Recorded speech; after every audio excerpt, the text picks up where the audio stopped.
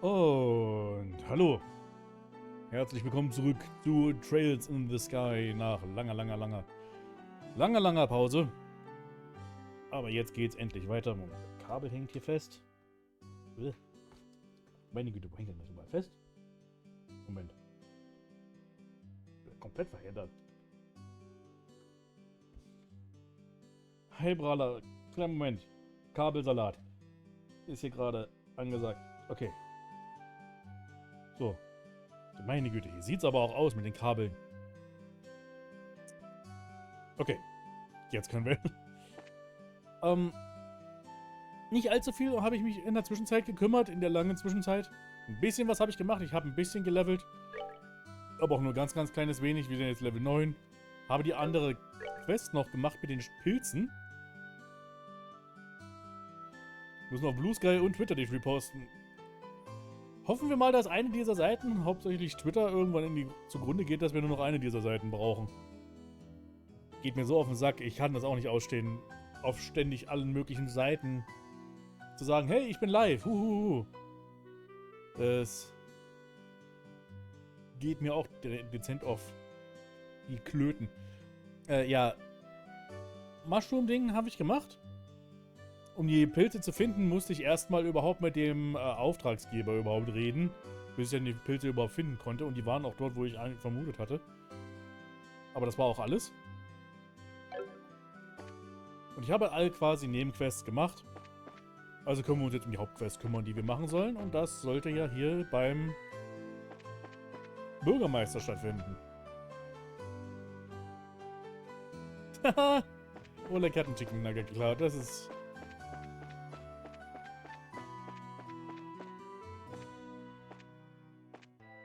Ja, typisch Katze. Do you think the mayor is even in today? Being as busy as he is, I'm sure there's a pretty good chance that he's out. Oh, bless my soul, even isn't Estelle and Joshua? Er ist da anscheinend. Hi, Mayor Klaus. Heißt Klaus. I hope we're not disturbing you, sir, but we've come on behalf of the Bracer Guild about a job you requested. Yes, I heard from the guild that the two of you would be coming. So, you're taking over your father's work while he's away, are you? Well, we're trying to, at least. I'm very sorry about my dad reneging on his promise like this. There's no need for apologies. Knowing your father, it's typical for him to be swamped with work like this. Anyway, with Lita and my wife out and about, I'd like to move this conversation somewhere else. In den Kampfring. Why don't we head upstairs to my study and go over the details? Und da haben wir uns schon teleportiert. In truth, I don't think you'll find this request particularly difficult. And it's for that reason I think that asking the guild to do this job may have been a bit presumptuous. Unfortunately, I'm unable to get away from my work and I had to break down and ask the guild for help. We were informed that this job involves the transport of a certain something. But what is it exactly that you would like us to carry and where? I would like you to pick up a septium crystal from the Malga mine and deliver it here. Heißt Klaus und hat einen weißen Buschelbart, natürlich. When you say septium, do you mean like sepith that we often come across? Accurately speaking, sepith is fragmented septium, which is too small to be used as precious stones. Therefore, this sepith is refined and processed into quartz, which can be installed into orbits. So that's a difference, huh? I think I've gotten a better grasp on things now. Das ist wieder so eine Sache, das sollte eigentlich für die Leute hier in dieser Welt zur Allgemeinbildung gehören, aber Estelle ist nicht die gebildeste. I've actually been able to obtain a certain kind of septium called Ismilas, okay, from the Malga mine since the olden days. However, since a large piece of this crystal was recently discovered, I've asked the mine chief to hold onto it until someone could pick it up. So you'd like us to pick up this crystal from the mine chief and bring it here? Is that correct? Precisely. What do you think? Is that something you think you can handle? The transport of a precious gem, huh? Estelle ist ein Schuldenprotagonist. Im Prinzip ist sie das wirklich, ja. It'll be a nice chance from fighting monsters. She'll keep us on our toes, too. Alright, we'll do it. Appreciate your willingness to help. Please take this with you. Yes, referral, okay. If you show that to one of the workers, they should let you into the mine. Good luck. Okay, ab in die Mine. Die Kiste können wir nicht öffnen. Hier ist ein Safe. Können wir den knacken? Okay. Wo geht's denn hier lang? Oh, schöner kleiner... Oh, schöner... Mensch, so schön müsste man wohnen, oder? Im großen Haus. Und man kann dann vom Bücherregal ein wenig sein Cardio trainieren, wie man hier sieht. Was sind die anderen Räume eigentlich? Okay, hier ist nichts. Huch, du trainierst auch ein bisschen. Wer bist du? Eileen, I heard from Lisa that the vegetables from the... haven't arrived. I wonder what's going on. Vegetables from there delicious fresh... Ja, okay. Die Farm hat noch ein paar kleine Probleme. Mit der Lieferung wegen den Viechern. Okay. Hier ist ein Dienstmädchen. Hallo. Dieter, okay. Ja, eine Brezelfarm. Oder Pörzel. Oder wie die hieß. So. Dann schauen wir mal. Wir müssen zur Mine. Also.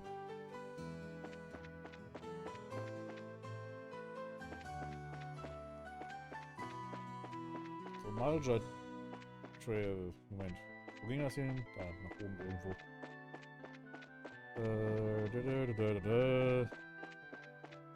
Multi Trail. Und jetzt haben wir gleich wieder Spaß mit... Oh, die lassen einen in Ruhe. Mit den Käfern wieder. Die Pflanze lässt uns in Ruhe. Die Viecher lassen uns alle in Ruhe. Was ist denn hier los?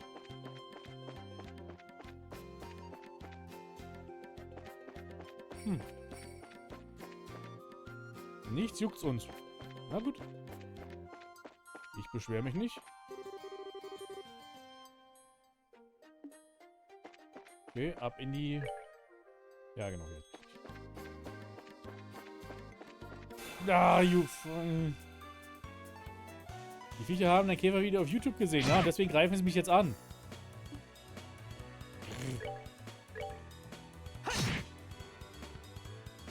Ach, übrigens.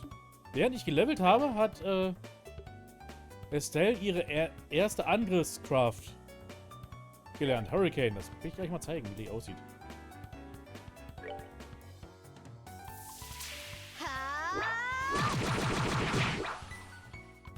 Sehr nützlich. Das greift mehrere Gegner gleichzeitig an im Areal. Also das könnte noch nützlich werden.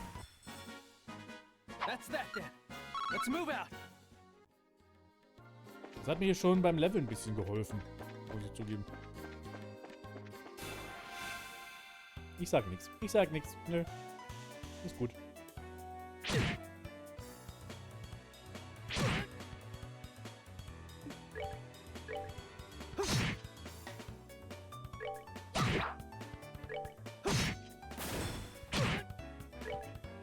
Ich bin noch ein bisschen in dem Turm, in dem Esmelas-Turm rumgelaufen.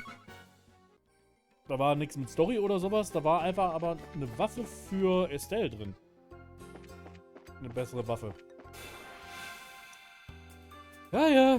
Ja. Ich weiß schon. Niemand muss irgendwas sagen. Alles... Aber ich glaube, es ist auch wirklich so, wenn man weit genug aufgelevelt ist, lassen die Gegner einen dann in Ruhe. Die laufen dann nicht einfach auf dich zu oder sowas. Die rennen dann teilweise sogar vor dir weg. War ja dann später in Cold Steel auch so.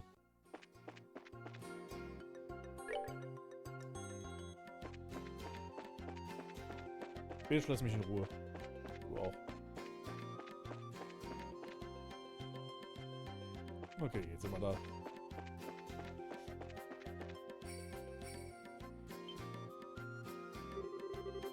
This is the entrance to the Allgemein. Im Allgemeinen. If you're not here on business, then I'll have to ask you to leave. Believe it or not, we are here on business. Monster, die vor einem hochgelevelten Charakter Angst hat, ist wirklich eine positive Entwicklung von Rollenspielen, definitiv. Ich meine, heutzutage ist es ja bisweilen auch so, dass man die auch wirklich einfach umgehen kann. Weil so diese rundenbasierten Spiele, teilweise ist es ja dann so, dass es keinen speziellen Kampfbildschirm mehr überhaupt gibt. Roland's mayor, Klaus, has asked that we come here and pick up a certain septium crystal. Well, alright then. If you've got a referral from the mayor, then that's a different story. I don't make your job any more difficult, but would you mind going inside and speak with the boss directly? I'm supposed to send watch out here. Sure, that's fine, but why the boss? We're actually here to see the mine chief. That mine chief you're talking about is actually our boss, Mr. Garten. Wie auch immer. He manages the mine and all of its workers.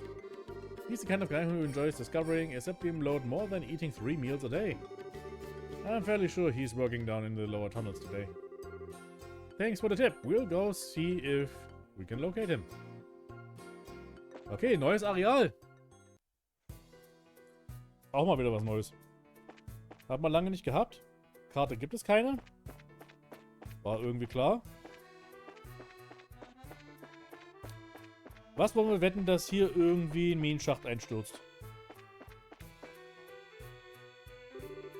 Check it out, it's a minecart. Do you think it's powered by organs too?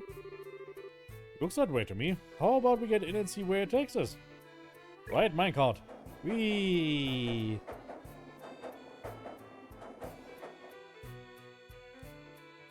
Das war Spaß. Hallo. Miner Miles. Great Adios. What are you kids doing down here? Are you friends with someone who works here in the mine? Not exactly. We come to see the mine chief at the request of the mayor. Oh, so you're here about the crystal, are you? Well, if you're looking for the boss, he should be in the tunnels below. If you use the elevator at the end of the tracks on the opposite side of the mine, you can get down here. The end of the tracks on the opposite side of the mine? When you were riding the minecart, you noticed a place along the way where the track diverges, right? If you follow that other line, you'll reach the elevator. In order to get there, you'll have to go back to where you came from and flip the lever to activate the mine switch. The track switch, okay.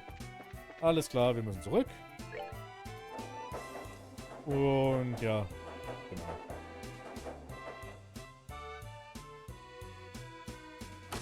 Blub und blub. Nix. Wo es komplex ist oder unbekannt ist, man kennt's.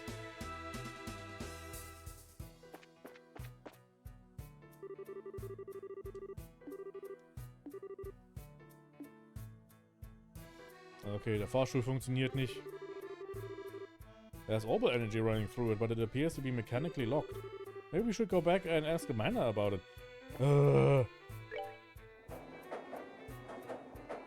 Was ist denn das jetzt hier? Das ist ein bisschen unnötig.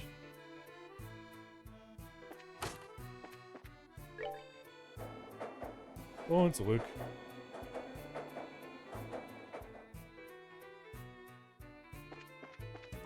Alle. Minenkarren sind aber auch ein echter Videospielklassiker. Gab es für Donkey Kong Country und in Final Fantasy VI, aber ich glaube heutzutage ist es noch recht rar geworden, ist es nicht? Das letzte Mal, wo ich es gesehen habe, war im Remake von Resident Evil 4. Also dieses Jahr war das letzte Mal, wo ich eine Minenkarrenfahrt gesehen habe. What's that you say? The elevator wouldn't work? Ah, I see what the problem is. You need the key to activate it. But since you don't have one of your own, I'll help you out by lending you mine. Much appreciated. Once our business here is finished, we'll make sure to return it. Keine Ahnung, was der Sinn jetzt dahinter ist, hier nochmal hin und zurück ständig zu fahren. Aber wir müssen es machen. Blub.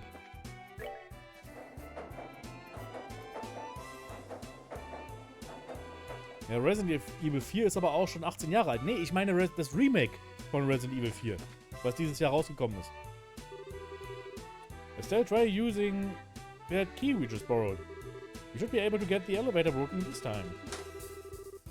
Looks like we can use the elevator now. How about we head down into the lower tunnels? Ja, deswegen sind wir hier.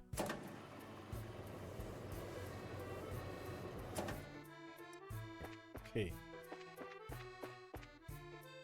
Oh je, jetzt ist die Frage, wohin müssen wir? Wo ist hier...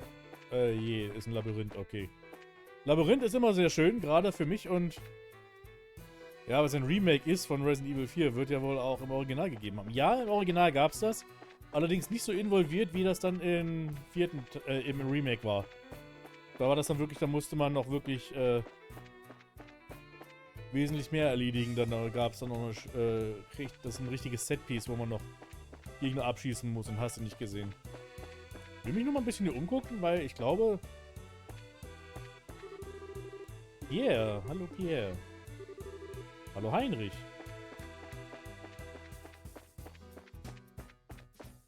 Weil ich habe das Gefühl, wenn jetzt hier irgendwas passiert, quasi kommen hier Gegner raus und ich will mich erstmal umsehen und potenzielle Items einsammeln, bevor hier Gegner kommen. Aber hier ist nichts. Aber dann bist du da wahrscheinlich der Chef, oder? Du hast so einen chefmäßigen Schnurrbart. Heaven and Earth, what are two kids like you doing down here in the mine? You're the mine chief, right? Boy, am I glad to see you. We've been searching all over this dank place for you. We're with the Bracer Guild, and we've come today on behalf of Mayor Klaus. I see. So you kids are bracers, are you? That's quite a feat for being so young. Teehee. It's not that big of a deal. By the way, you're supposed to have some sort of crystal for us, right? Alright, give me a second. This little baby is something you don't see every day. Which is why we've been keeping it as close to myself as possible. Okay. Wow. I've never seen a crystal this big before. That is impressive. There seems to be lights rolling around inside too. It's one of several types of septium. Specifically, it's an Esmeralda crystal, which is endowed with the power of wind. For a gem of this size, you're looking for a hefty price tag. I am talking about a small fortune here. Make absolutely sure that this gets to the mayor. Roger that. Septium crystal.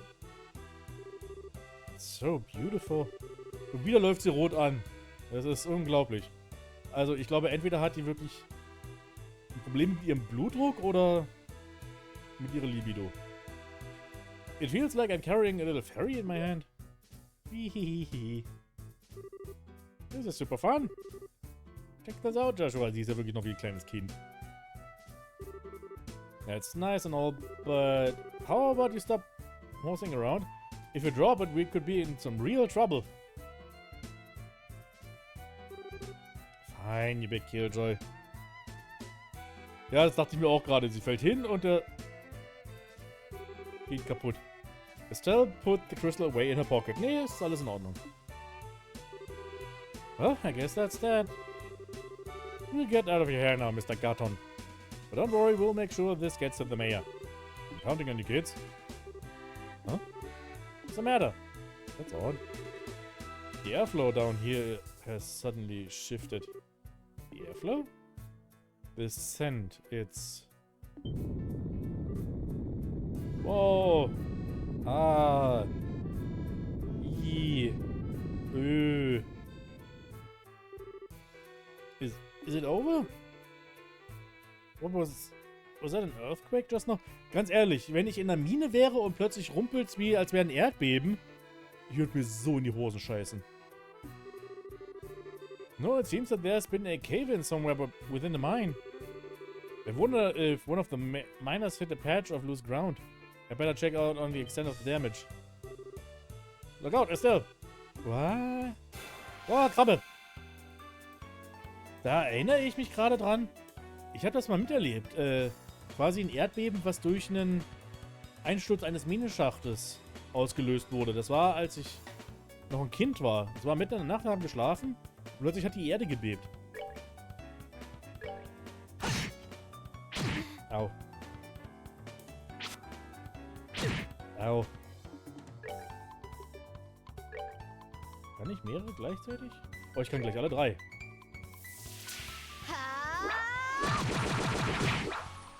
Plopp, plopp, plopp, plopp, plopp. Und du rennst mal schön weg, ja. Erinnere mich an ein Fantasy-Buch, das damit begann, dass zwei Nebencharaktere in der Mine von einer plötzlichen Explosion erwischt wurden. Mit der Mine und alle Arbeiter darin wurde deswegen geflutet. Ja, das ist ja auch das Ding, dass das auch gerne im echten Leben passiert. Nee, nicht an den... Ey! Das ist ein Miner. Der ist minderjährig. Der wird nicht angegriffen. Wo rennst du hin?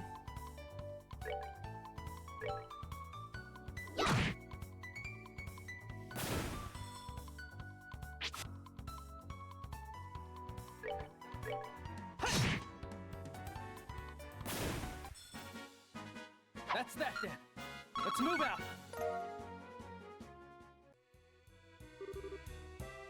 Well, why are there... Do you usually have problems with monsters like this? Ja, Krabben in der Mine. Wer weiß, vielleicht ist da auch irgendwie Wasser oder so. Echt, keine Ahnung. Irgendwie wird das schon Sinn machen hier in diesem Universum.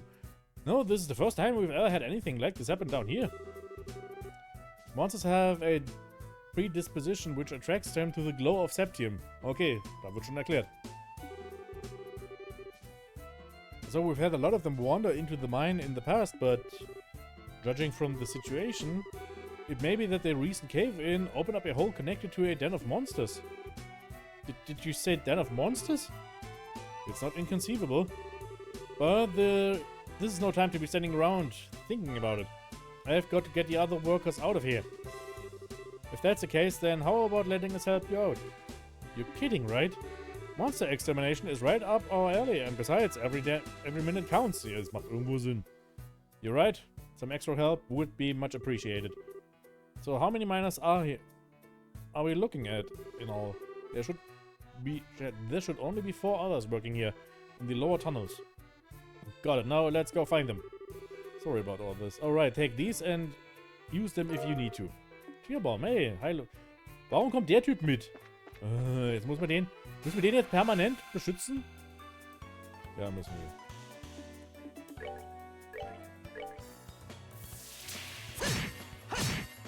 Plopp, plopp.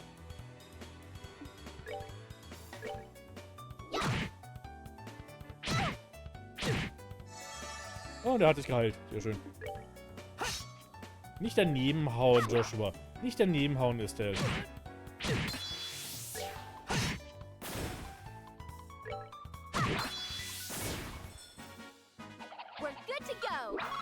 Ich bekomme so gut wie gar keine XP hier gerade.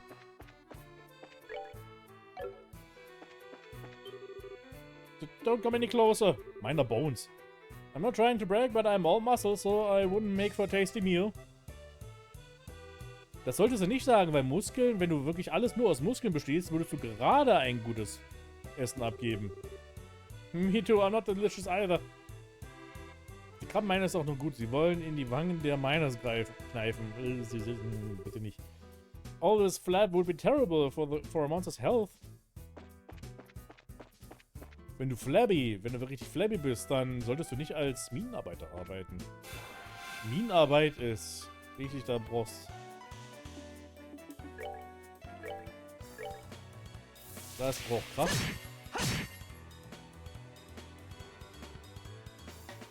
Das ist richtig Knochenarbeit.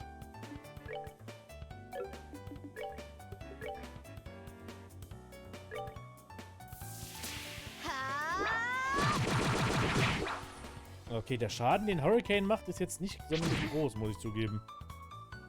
Es hilft aber zumindest, dass die Gegner hier bei mir jetzt dank meiner besseren Ausrüstung, bei uns zumindest, so ziemlich keinen Schaden machen. Okay. Du stirbst. Reicher. 121, 124. Ja, okay. Aua.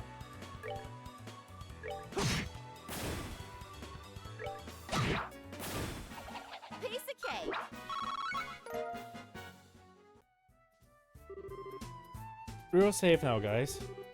Thank you for coming when you did. Oh man, for a minute there I thought I'd never be able to sit down for another meal again.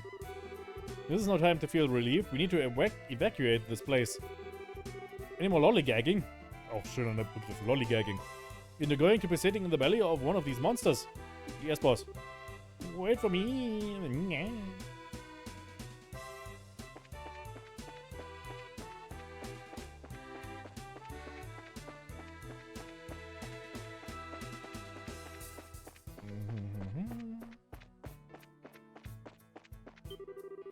Oh, hey, those who art in heaven, extend to us thy saving hand.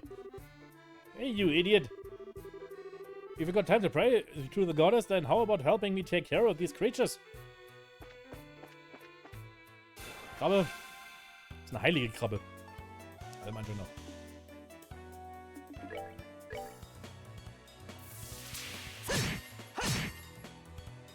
Geblüi. Das hat ja schon mal viel geholfen. Aua.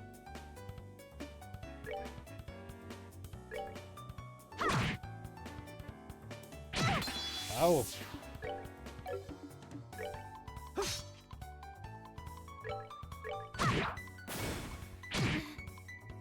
Ich mag es, wie es schon in Jits-Ideos gerufen wird. Man hatte also schon früh grundlegende Elemente des Worldbuildings festgelegt. Glücklich, ja? Das ist etwas, was ja auch wirklich vielen Leuten immer sehr positiv in dieser Spielreihe auffällt. Dass hier sich wirklich viel Mühe gemacht wird fürs Worldbuilding. Is everyone alright? We are now, thanks to you kids. This must also be the divine work of radios. What a religious nut. If this is really the work of the goddess, then we shouldn't have allowed us to get into this mess in the first place. It's because of unbelievers like you that unfortunate accidents like this happen. How about you try and say that again, buddy? Is this really the time or place for that kind of nonsense? Now get out of here. Schöne Religionsdebatte in der Mine. Right away, boss. You be careful too, boss. Okay, das waren doch die 4 Leute eigentlich schon, oder? Krabbe.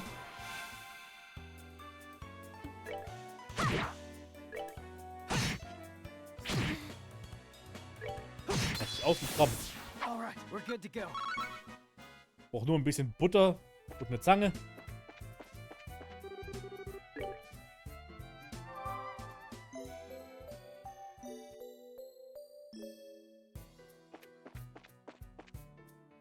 Noch eine Krabbe.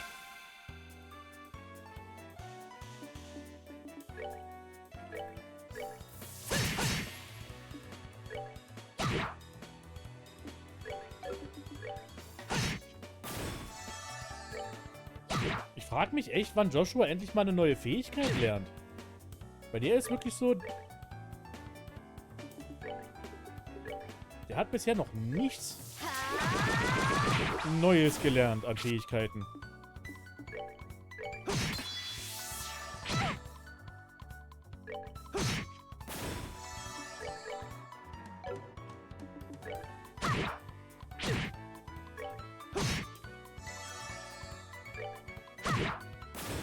Piece of cake. Okay. Ah, Miner in training. Things weren't supposed to go like this. I don't want to die. I haven't even had a girlfriend yet. Und ich bin schon über 40. Help!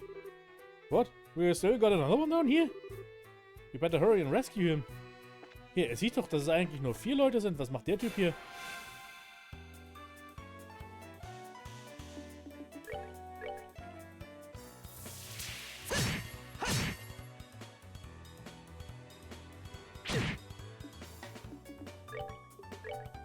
Kriege ich hier mehrere erwischt? Ja, kriege ich.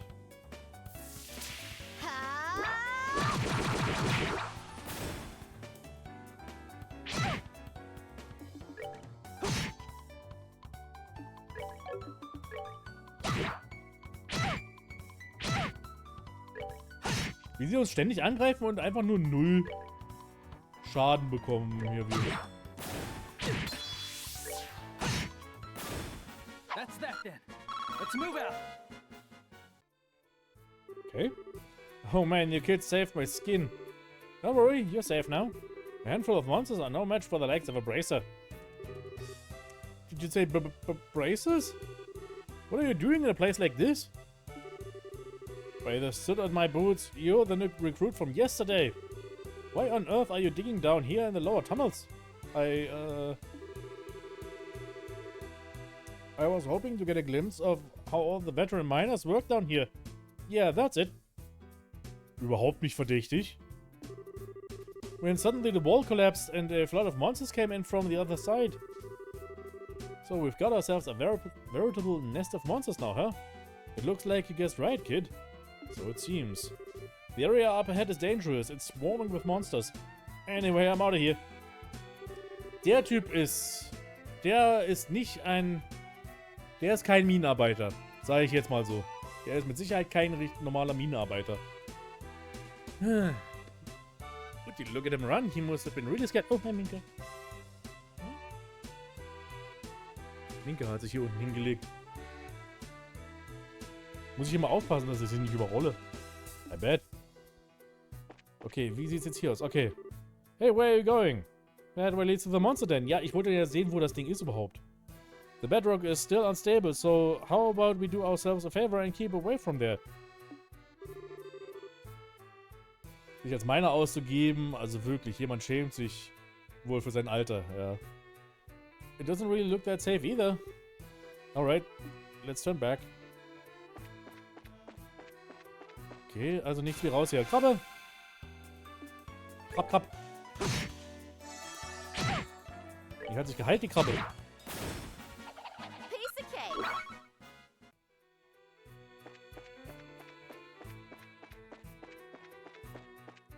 Okay, raus hier. Did you find everybody? Yeah, that should be everyone. Alright then, let's get out of here ourselves. Whee.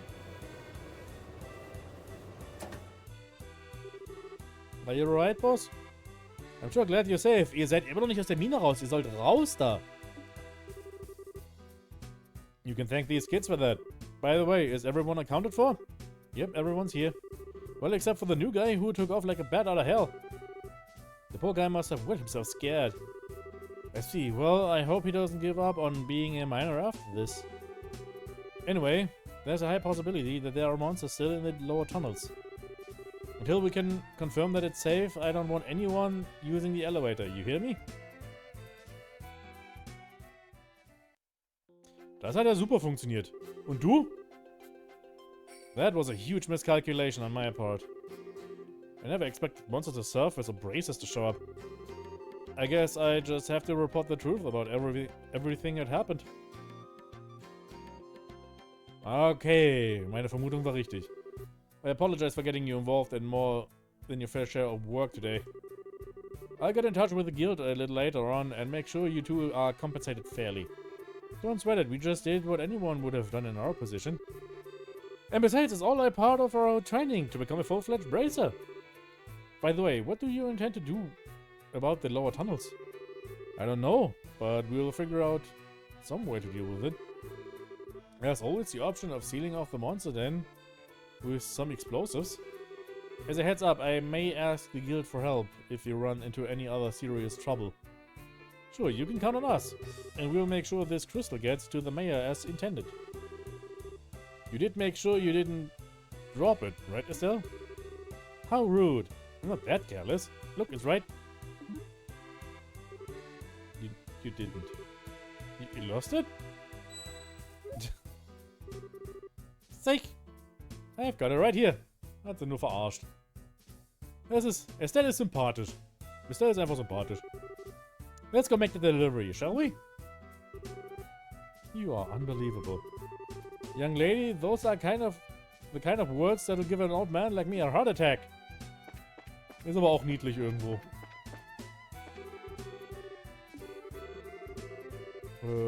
Okay.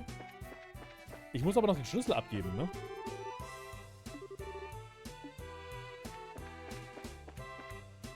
Das ist der Eingang. Since we won't be able to mine anything below for a while, it looks like we're stuck digging up what we can here. Okay. Aber wo ist der Typ, den ich den Schlüssel noch geben muss? Hui. Der war hier, ne? Der hier? I was so surprised when I felt a rumble from below. Oh, so the mine shield. Okay. Okay, wir müssen den Schlüssel nicht abgeben. Okay, auch gut.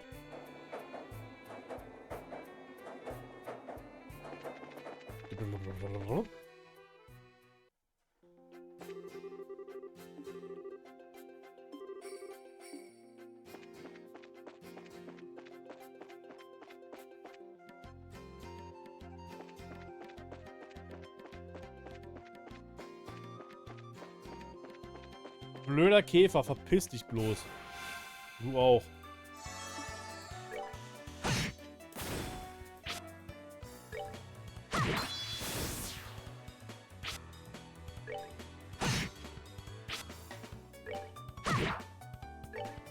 Ich werde bisweilen noch kaum abwarten, bis ich aus diesem Gebiet raus bin und nie wieder gegen Käfer kämpfen muss. Gegen Käfer kämpfen. Habe ich vorhin gesagt.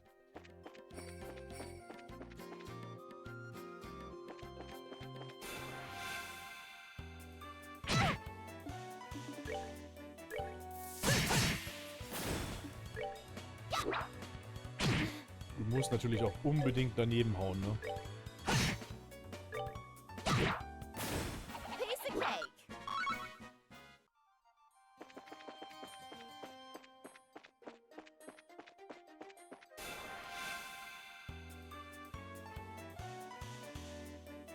Wird wahrscheinlich andersfarbige Käfer geben, mit Sicherheit, ja.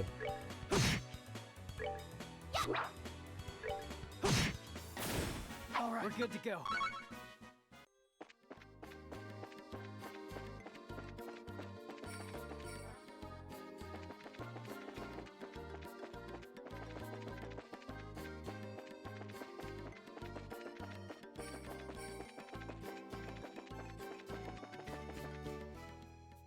Okay.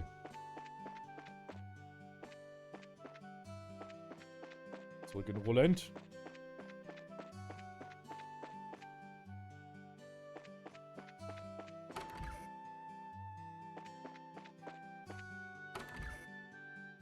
Nee, wo war das Büro? Hier? Ja. Oh, wer bist du denn? I see. I would never have imagined that the clock tower had such an anecdote to go with it. Totally blown away after hearing that. With war, it's easy to speak of tragedy, but I think what's important is the strength to overcome the pain and establish peace. Well, what do we have here? We've come to deliver the object you requested. Did we catch you in the middle of something? Oh, Estelle and Joshua. You're no trouble at all. In fact, you've come at a good time. Let me introduce you to my guest. This is Trisette. She's a student at the Royal Academy. The Janus Royal Academy. I've heard of it before. It's a boarding school for higher education in the Ruan region, right? Yep, that's right. It's a pleasure to meet you. My name is Trisette Haar. Deutsche Wörter in solchen Spielen sind immer was Schönes. I'm Estelle. It's nice to meet you, Trisette. You can call me Joshua. The two of them are actually bracers. I had asked them to do a personal job for me. Bracers? You mean the proud knights of freedom who love peace above all else and do not succumb to any power?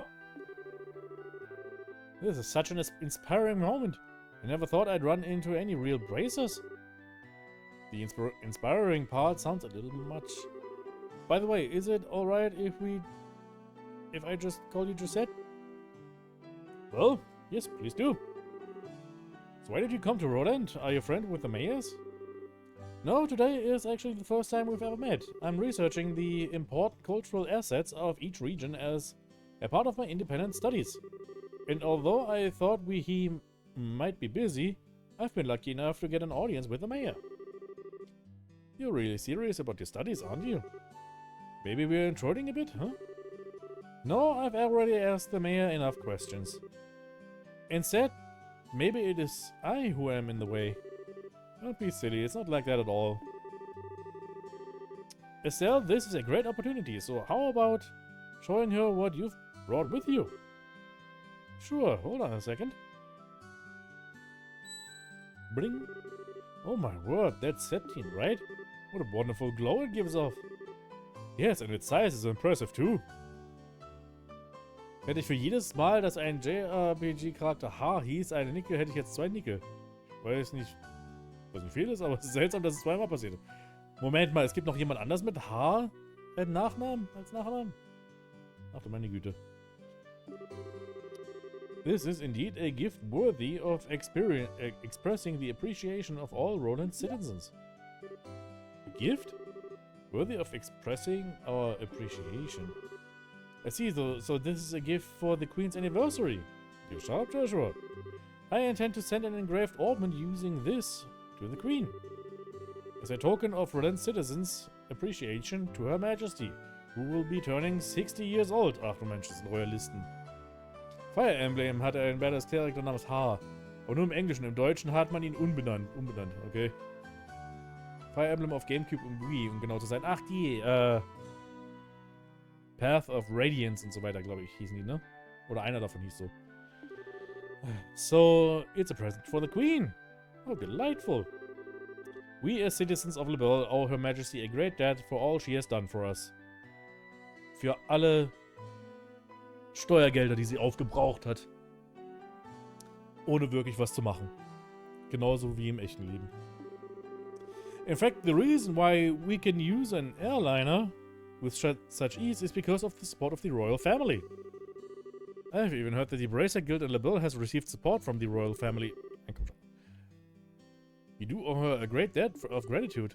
Oh, that's pretty amazing. And can you believe it, Joshua? We carried a present for the Queen with these very hands. And what's more, you ran around with it in those hands like a wild maniac. You weren't supposed to tell anyone. Ha ha. Ha ha ha. I wouldn't have imagined anything less from you, Estelle. You guys. Here you go, Mayor Klaus. It has been faithfully delivered.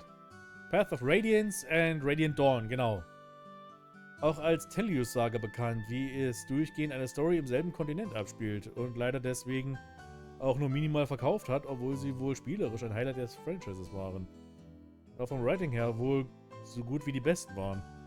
Ja, jetzt mittlerweile nicht mehr. Jetzt ist Fire Emblem, weiß ich nicht, Waifu-Game, quasi. Here you go. Yeah.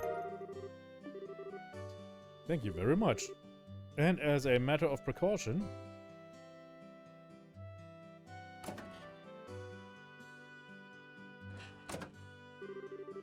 Okay, it'll be safe in there.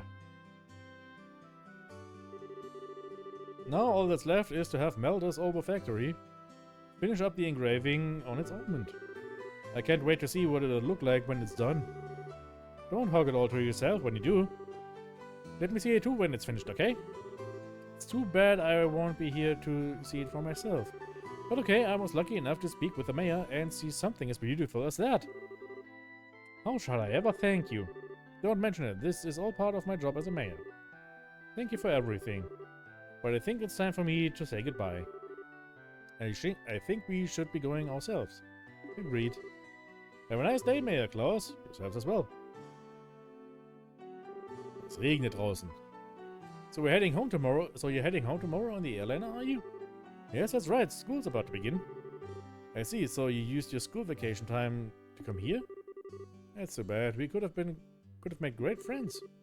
I hope we can meet again sometime. Ich habe das Gefühl, dass das der Fall sein wird, dass wir uns nochmal wieder treffen. Weil das ist ein NPC, der einen Namen hat und ein Porträt. Also wird die schon wichtig sein. There's nothing I would like more. Please have a wonderful day, Estelle. Joshua? What a nice girl. Looking like someone from a very rich family, she wasn't snooty at all. Yeah. Joshua?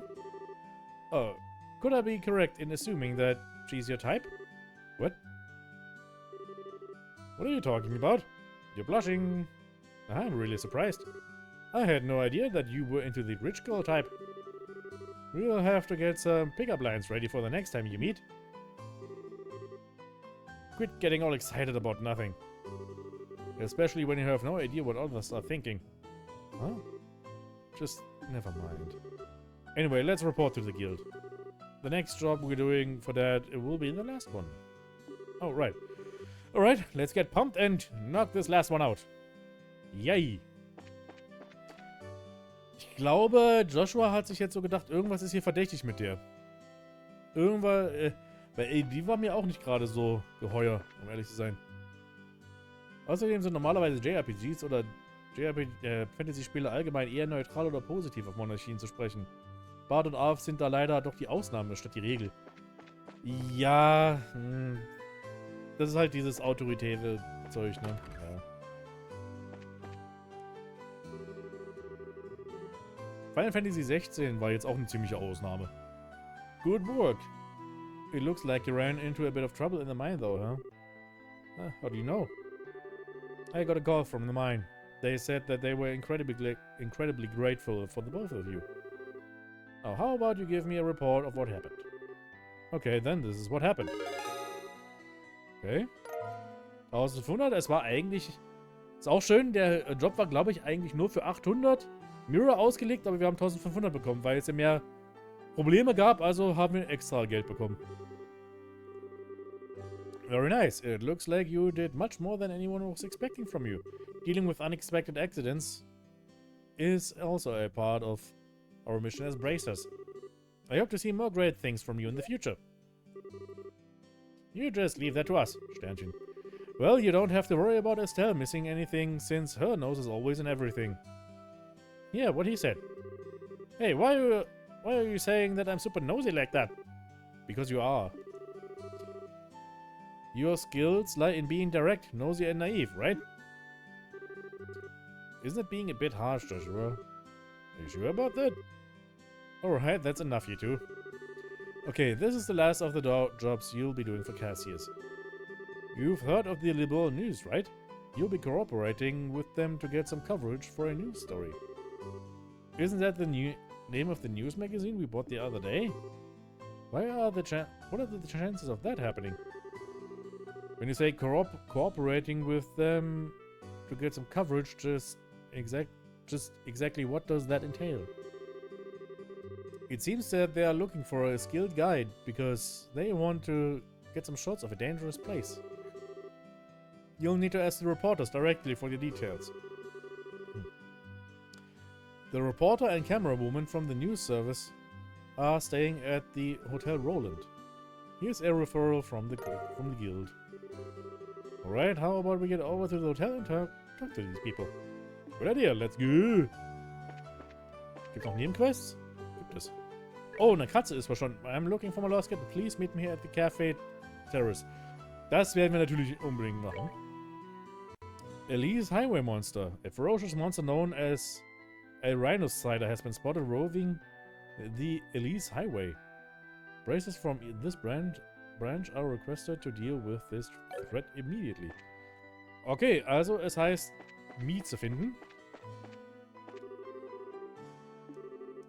Okay, du bist es nicht. Ja, nee, du bist es nicht.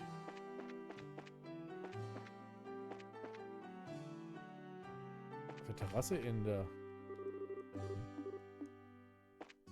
Nee, das ist die Bar, oder? Ist es... Dann ist es, glaube ich, nicht gemeint mit Kaffee. Oder?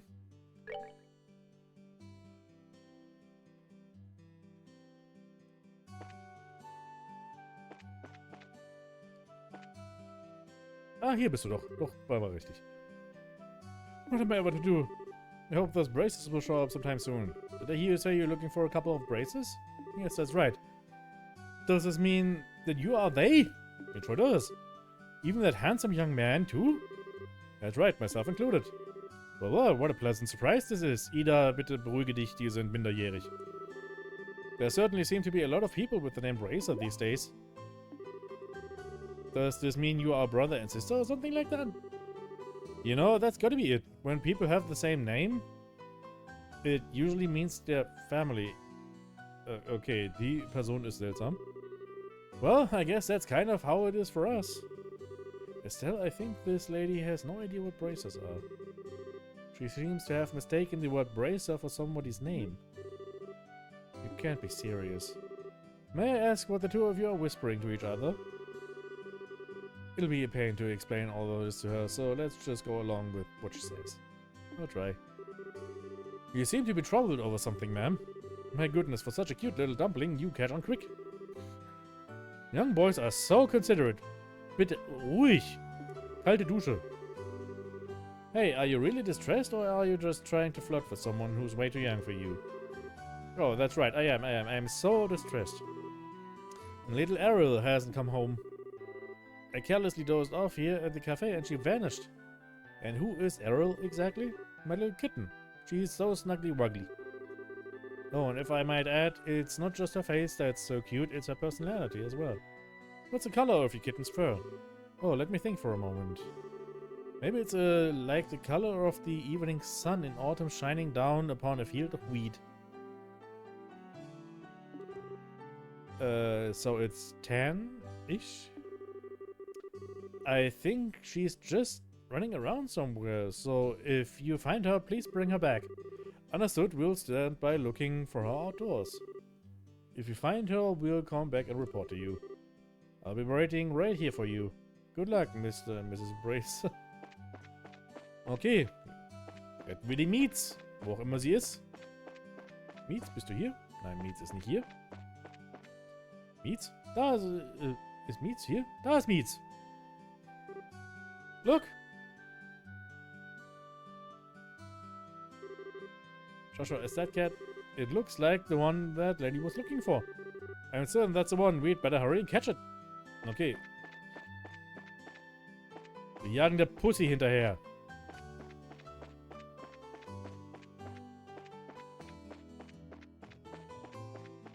Wo bist du? Nee, hier nicht.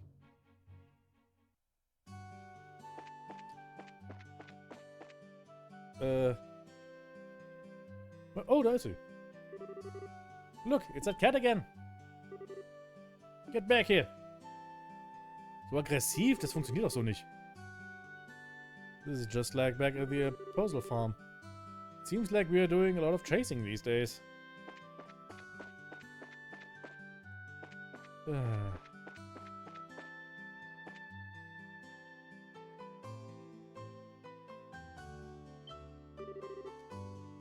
There's that cat again. Estelle, wait a minute. Maybe that kitten is trying to...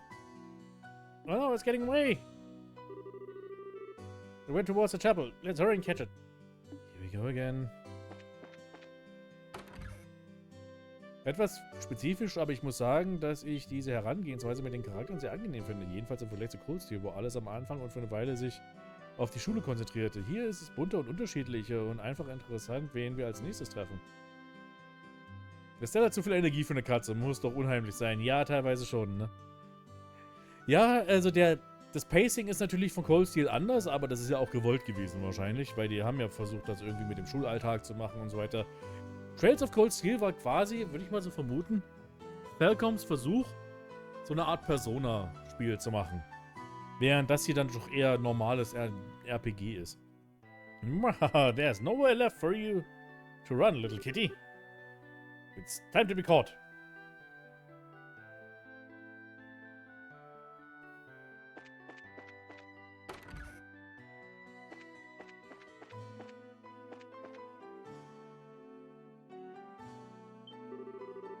Be a good kitty and surrender. Stay right there like that and... Estelle, don't corner her like that. Ja, das macht doch der Katze Angst. What do you intend to tell her owner if she takes a dive off the terrace? I know that, but it's not like there's any other way to catch her. Come here, Ariel. That's right, this way. I'm sorry the big bad Estelle. Big bad Estelle scared you like that. Jerk. Come on, let's go back and see your owner. Na siehst du, du musst einfach lieb sein zu einer Katze, dann mag sie dich auch. That's a good girl, Ariel. Alright, let's go, the owner's waiting for you.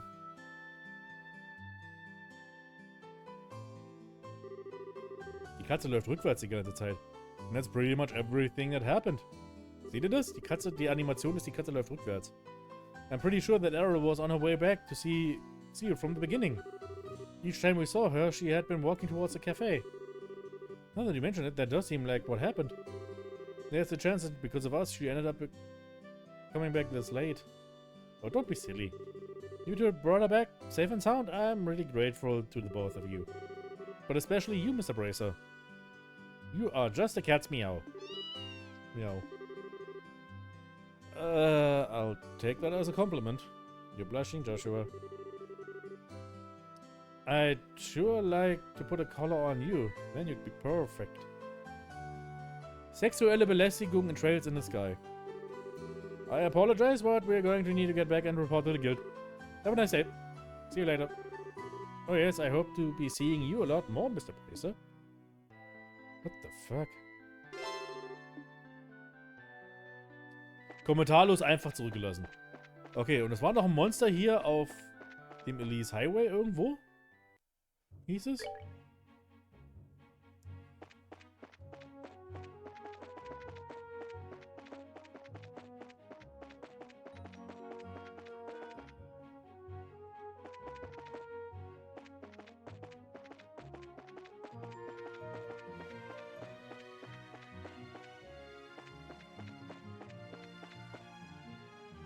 Ach, da bist du ja schon.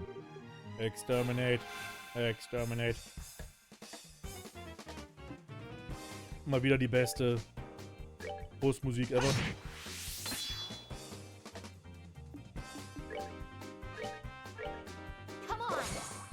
Come on. Au! Sie seien es nicht für ein Monster. Die Monster kennen wir ja auch schon. Die sind ja auch in Cold Steel dabei gewesen.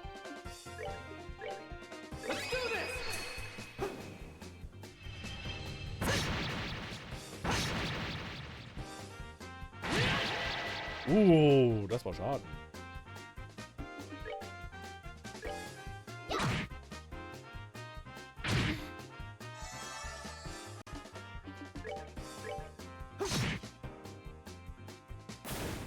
In Cold Steel waren die allerdings ein ganzes Stück größer. Let's move out.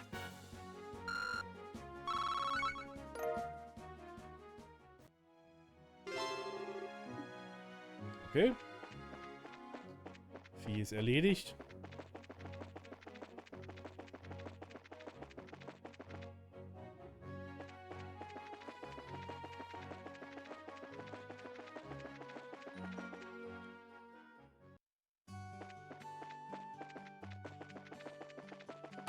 Ja, ganz gut, glaube ich jetzt nochmal. Wir haben ein bisschen Schaden genommen hier.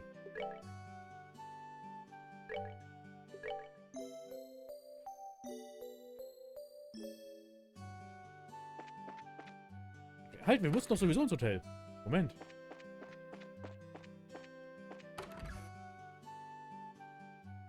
Ach, hier ist ja immer noch. Well, good afternoon, Estella and Joshua. Did you by any chance come for a visit? Would you like a spot of tea? In here. Seht ihr das? Next is the Bose region for us. Speaking of Bose, the Bose market is what I'm most looking forward to. I hear that there are a lot of rare items from the Empire displayed in the stores. I've been stashing money away in anticipation for this day. Preparation is a goal. Shopping, ja, okay. Ja, komm, du redest viel. We've scheduled to head to Bose on the next airliner. It looks like we've been on a number of incidents going in on Bose recently. Hieß es nicht, dass wir hierher müssen?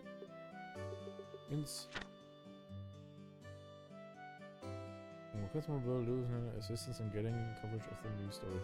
Our next one, reporter. Details available from the client at the Hotel Roland. Da bin ich doch aber. Wo sind die Reporter? Sind die hier? Nee.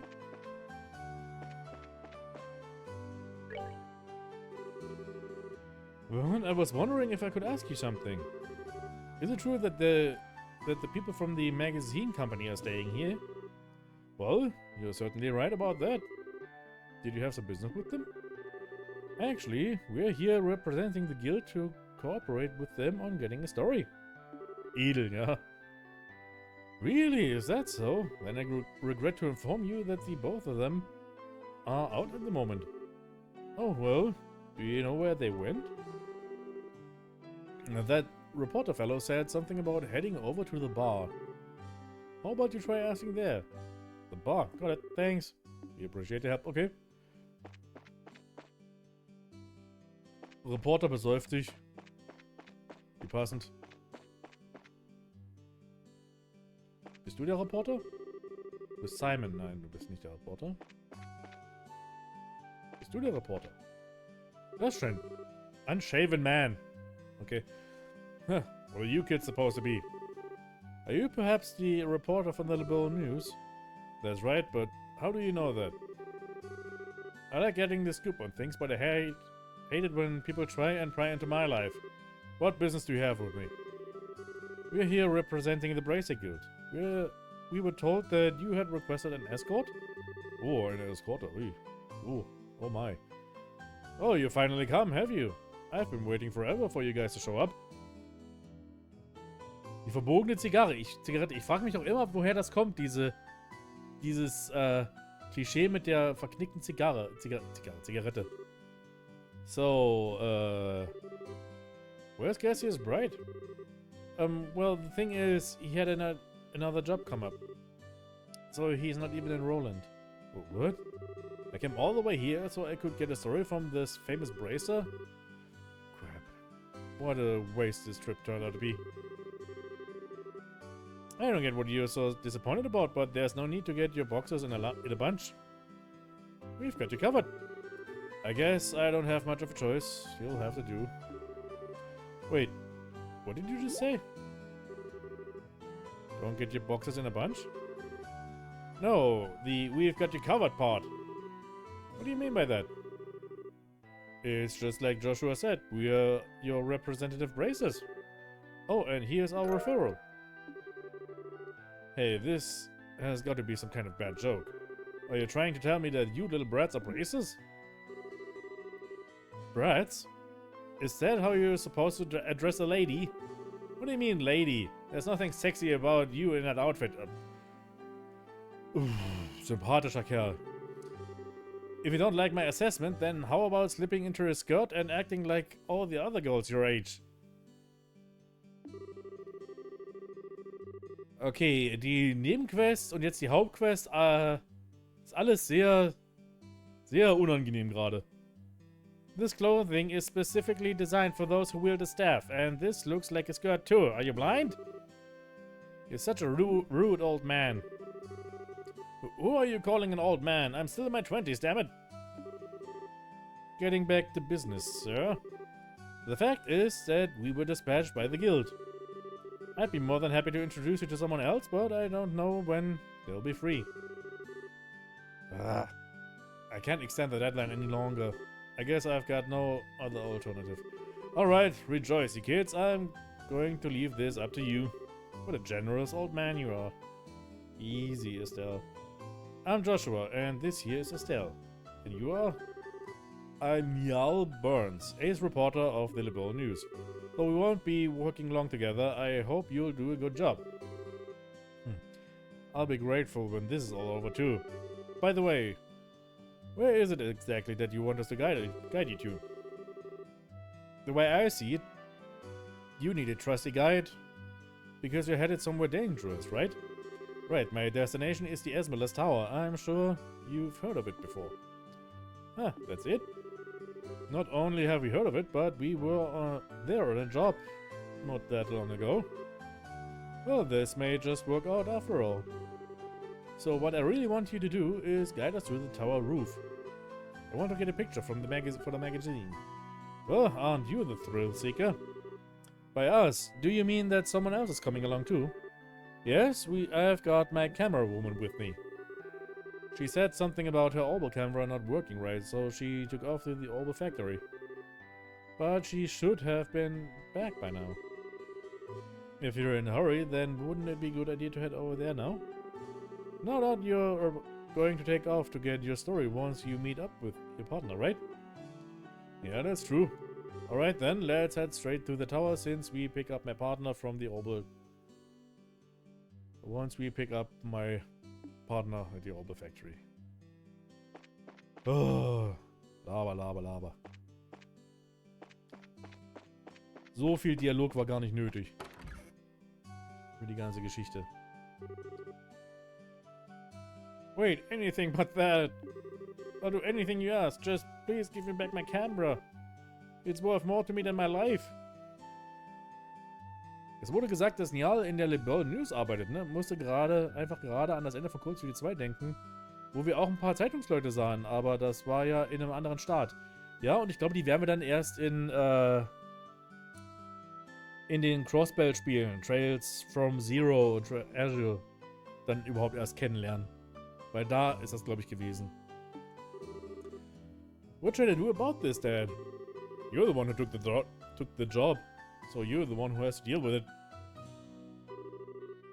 What's all that fuss about? Could this person be... That's her, alright. Hey, Dorothy, how long are you going to keep me waiting? You came just at the right time. Please help me out here. What did you do this time? You didn't waste all your money, so now you don't have enough for repairs, did you? That's amazing. How did you guess? Oh yeah. Oh yeah. Are you like a clairvoyant or something? When you do the same thing that many times, even an idiot would know what's going on. Do you know this person? I'm sorry to ask this, but can I get you to pay the repair costs? Fine, but I'll need you to write it off as a business expense. How much? Let's see. The decorative clock and the repairs together are 2,000 mira. Hold on. I can understand the repairs, but what's the deal with the decorative clock? Well, I was looking around the store while I was doing the repairs and I saw a pretty clock, and when I picked it up, it broke. But I'm glad we can write it off as a business expense. How wonderful is that? That kind of amount is not going to be covered. Crap, it looks like I'm going to have to pay out of my own pocket and get my money back later. Here's your 2,000 mira. And this is your receipt. This is an unbelievably awkward combination if I've ever seen one. No doubt about that. But the fact that he'll pay out for his pocket for someone means he's probably pretty nice to work under. Sorry to keep you waiting, kids. Had to take care of a little trouble. Who are these kids, meow? They are the Bracers, who will be acting as our escorts and guides. They'll be taking the place of Cassius Bright, with whom we'd originally made arrangements. These young kids are...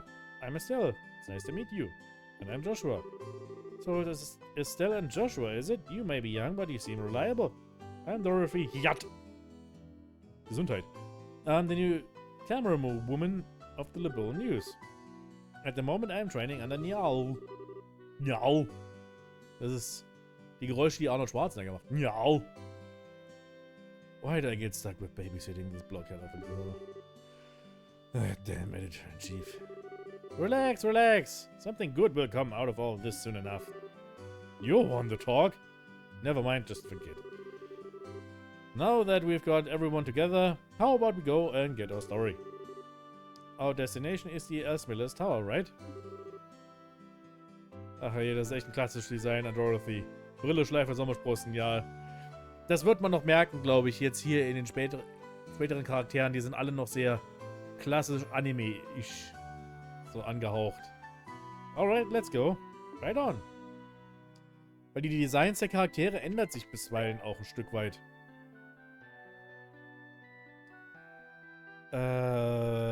Mulder Trail müssen wir, glaube ich, machen, ne? Ich glaube, die Änderung der Charakter, Artwork und sowas hat angefangen mit den Crossbell-Spielen. Mit Trails from Zero, wo die Charaktere dann doch ein ganzes Stück anders aussahen dann. Ich glaube, war ein anderer Charakterdesigner oder sowas dabei, der dann dran gearbeitet hat. Ja, okay, ich bin richtig. More like, wir werden mit den verschiedenen Trails-Spielen wohl Übergang von Charakterdesigns über die Karten mitbekommen. Ja, so ein bisschen. Aber es ist nicht unbedingt ein fließender Übergang, glaube ich. Es ist wirklich, glaube ich, sobald wir die Trails in the Sky Spiele durchhaben und dann Trails from Zero anfängt, sehen die Charakterdesigns wirklich mit einem Mal ganz anders aus. Dann sind die viel eher so, wie wir es aus Cold Steel kennen. Etwas moderner einfach. Oh, this tower is really tall. Es ist ein Turm, die sind dafür da, hoch zu sein. I wonder how many floors it has. The last time we were here, we only made it as far as the 2nd floor. But judging from the scale, I'd say it probably has about 5 or 6. There should be 5, at least that's what it said on the book at home. It was investigated some time ago, but it looks like it was abandoned after that. That reminds me. It seems like there are a number of other towers like this in Übel. That's correct. There are towers similar to this one in the Bose, Ruan and Zeiss regions. They all seem to have been built around the time that the Übel kingdom was founded. Ob das relevant wird? Is that so? I think I'm starting to feel the history already. My job this time is to uncover the truth about them. Dorothy, get me a few long angle shots of this place. Sure.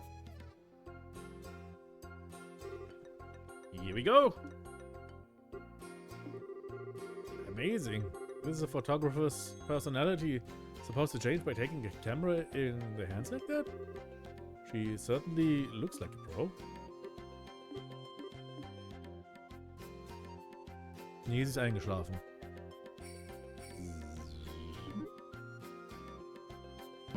Bonk. Ow! That really hurts. No! This happens every time you try to take a picture like that. Quit trying to act professional and just get me a shot using your usual style. Vor allem, sie ist eingepennt, während sie eine Kamera hochgehalten hat. I guess I shouldn't try to tone down my style just to look good. Well, I guess I'll have to do it in my own way. Oh, looking good, looking good. Now that's what I call a sexy and cute. Es war doch klar, dass das passiert. Es war doch so klar. Here you go, say cheese. I don't get it. Why is she doing that when she's not taking photos of a person? Somehow it seems natural for her. She says that she can see the expression of the scenery, whatever that's supposed to mean. And believe it or not, she takes some pretty breathtaking pictures. Acting all ridiculous like that. Ich meine, wenn es funktioniert, dann funktioniert es. Wenn sie auf diese Art und Weise gute Fotos macht, dann soll sie es machen. I guess it could be considered a type of genius. The kind that's borderline insane, though. Wow, people are sure never what they seem to be. Foreshadowing? Okay, I'm all done here. Alright then, let's get inside. We are headed for the roof. I am counting on you two greenhorns. You just leave it to us. We won't let any monsters lay a single paw on you. Please make sure to keep close.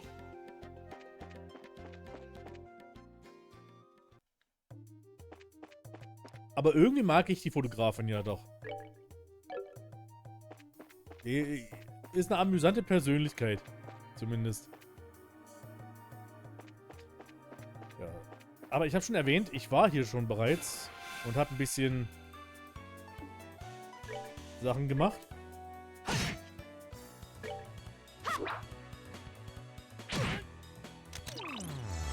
Ja, und sie kann im Kampf sogar fotografieren. Cool.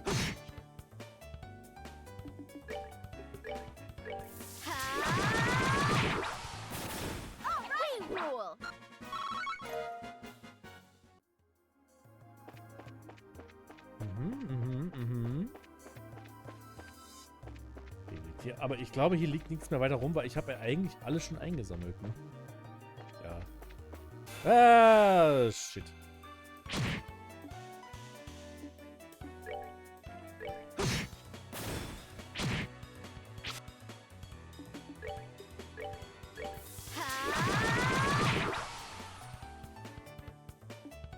Ja, wäre gut, wenn ihr abhaut.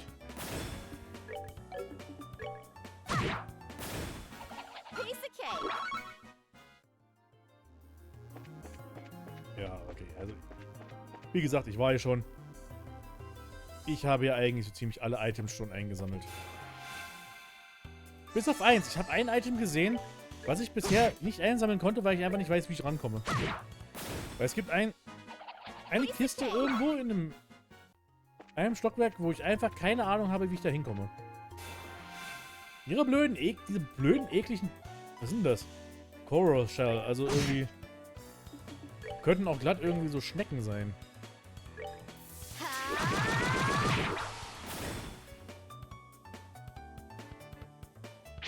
Au. Und jetzt blind. Ist übel nützlich mit der Kamera. Dass gerade sie der nützliche Charakter jetzt hier auf einmal ist. Wollte den Turm als klassischen Dungeon preisen, aber ich bin einfach nur nostalgisch, weil Trails in the Sky ja auch ein klassisches JRPG ist. Es ist auch wirklich mal, ehrlich gesagt, ein bisschen erfrischend, was Klassisches zu spielen. Nach der ganzen actiongeladenen Set-Piece-Orgie, die Final Fantasy 16 war, ist das hier angenehm zurückhaltend. Weil ich würde wirklich sagen, Zurückhaltung ist jetzt nicht unbedingt das, was... Hey, ein Pom! Guck mal. Die kennen wir ja noch. Die typischen Trails. Schafgegner.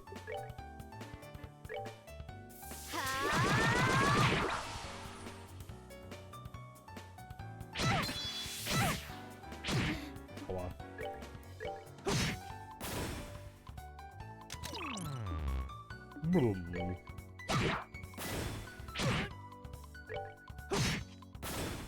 That's that then. Let's move out.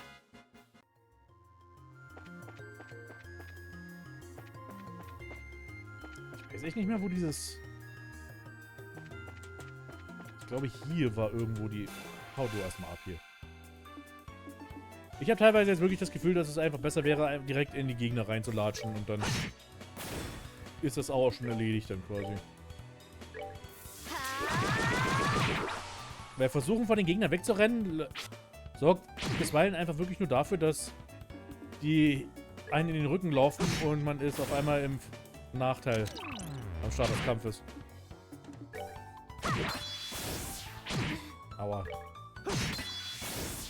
We're good to go.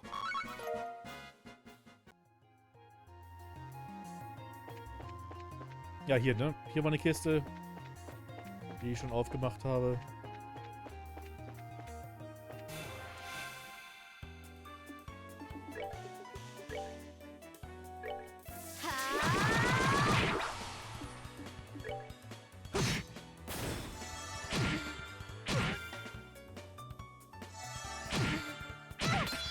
Ja, haben sie ja fast wieder vollständig geheilt.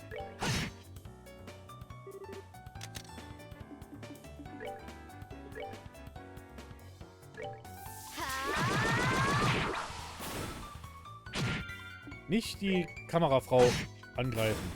All right, we're good to go.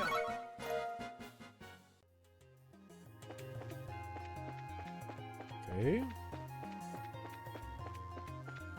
Hier ging es auch nochmal nach oben. Oder hier war es, glaube ich. Genau, hier war eine Kiste, wo ich wirklich einfach ums Verrecken nicht weiß, wie ich reinkomme.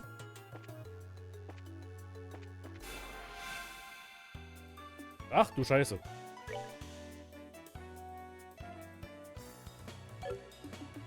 Okay, hier heißt es, glaube ich, doch ein bisschen...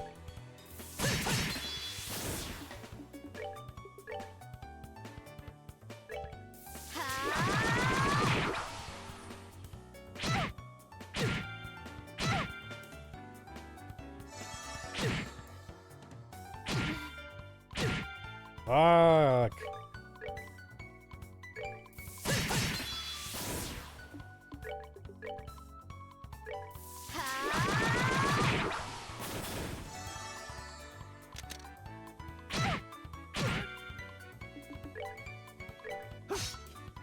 Also wir werden hier gerade ein bisschen wirklich überwältigt von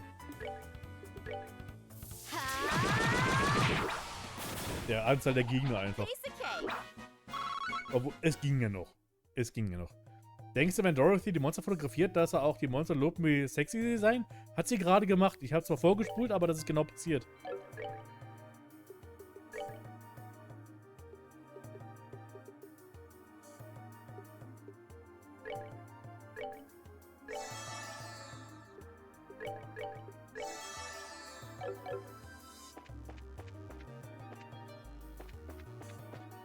Da ist die Kiste. Nee.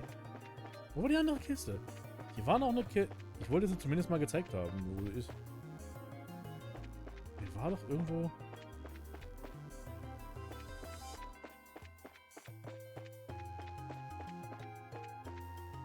Oder war sie doch auf einem anderen Stockwerk? Ich weiß es echt nicht mehr. Hier links nach unten.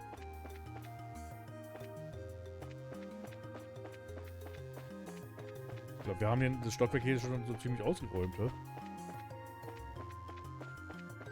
Hier links nach oben, genau. Geht's hier nirgendwo sonst hin? Okay, na gut, dann gehen wir nach oben. Jetzt sind wir hier schon durch, glaube ich. Ach nee, hier geht's nach unten. Ah, hier war noch eine andere Kiste, genau. Dann müssen wir hier lang. Dass hier aber auch einfach ein Baum wächst auf der...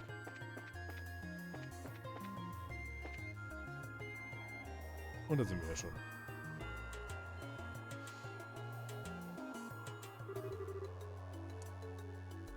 Wow, it's bright out here. It looks like we finally made it to the rooftop. Would you look at that beautiful scenery? Now this is something else. It looks like we'll be able to get a better shot than I had originally anticipated. And that's the thing I was telling you about earlier.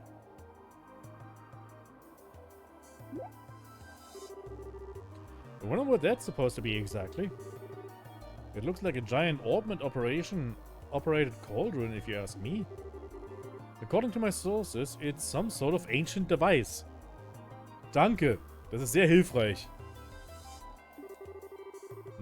Although nobody seems to know what exactly it's used for. Hey, Joshua, did you know something like this was up here? Joshua? It's no use hiding. I think it would be wise to come out there where we can see you. Huh? Please don't hurt me. Lol, diese selbe Stelle gab es auch in Pillars of Eternity auf der Spitze eines alten mysteriösen Turms. Mysteriöse Türme sind gut für so uralte Geräte, von denen keiner weiß, wie sie funktionieren. I'll come out already. I'm coming out right now. Wer bist du denn? Who is this guy? So somebody arrived before we did, huh? What a surprise that was. Nice find, Joshua. And you are? I apologize. Please forgive me. I'll give you every last mirror I have. Please spare my life. Look here, buddy. Please don't mistake us for robbers or something weird. You do recognize this emblem, don't you? Yeah. Wait, isn't that the Bracers Guild? So you're trying to tell me that you're Bracers? In the flesh. I'm Estelle and this is Joshua. And we're here as reporters from the Liberal News. We're having these two provide our escort so we can get coverage on the tower. I'm relieved to hear that. Please just don't ever scare me like that again. The fact that you came up here like that made me suspicious of you all. Look who's talking. You seem like quite the suspicious fellow yourself. Do you mind telling us who you are exactly? I apologize for my belated introductions. My name is Alba, and I'm an archaeologist. I came to investigate the tower in order to further my research of ancient civilizations. Typ kletterte den Turm ganz alleine und tut nur ängstlich? Ja. Irgendwas ist auch wirklich sehr verdächtig bei ihm, ne? All alone? I'm surprised you made it here in one piece. Somewhat, but actually I've grown accustomed to investigating ruins like these. You see, I've got a lot of confidence in my ability to flee from monsters if I need be. Ah, okay. Macht Sinn, natürlich, ja, genau. Although this time I found myself in a bit of a pickle. You are one crazy scholar if you ask me. However, being an archaeologist would mean that you're familiar with the tower's origins, right? Well, more than the average person, anyway. But since I have only just begun my investigation, there are still a lot of things I don't know myself. That's fine, but is there anything interesting you could tell us about this place? It'll be used for an article. Let's see. Has everyone heard of the Septerions before? Das wird jetzt extrem wichtig, glaube ich, wenn das jetzt erklärt wird. Weil das weiß ich schon. Das ist etwas, wenn man die Reihe kennt, Das ist unglaublich wichtig, was Septarions sind. I think Father Divine maybe said something about that before. You mean the 7 treasures endowed with power and bestowed upon the ancients by Adios, right? That's exactly what I'm referring to. It seems these ancients ruled the earth, seas, and skies using the powers of these treasures. It also has been written that they are even able to unlock the secrets of time and life. Time life. Lime Life. Approximately 1,200 years ago, when this ancient civilization was destroyed by a mysterious calamity, these Septarions were also lost. That is the legend also recorded in the scriptures of the Septian Church. But what does that have to do with the tower? A part of the legend states that one of these Septarions slumbers somewhere within Übel. Its name, the Areola. Warum macht er die Augen auf? Das ist unheimlich. Achtet mal auf sein Charakterporträt. Wie er die Augen... der ist mir unheimlich, der Typ. The Aureole? The word certainly has a strange ring to it. If the legend is really true, I figured I might be able to find some clues here at the tower, since it's one of the oldest ruins in all of Übel. So I came out to investigate. Oh, what an inspiring story! It is, isn't it? You can feel my passion for things of antiquity, right?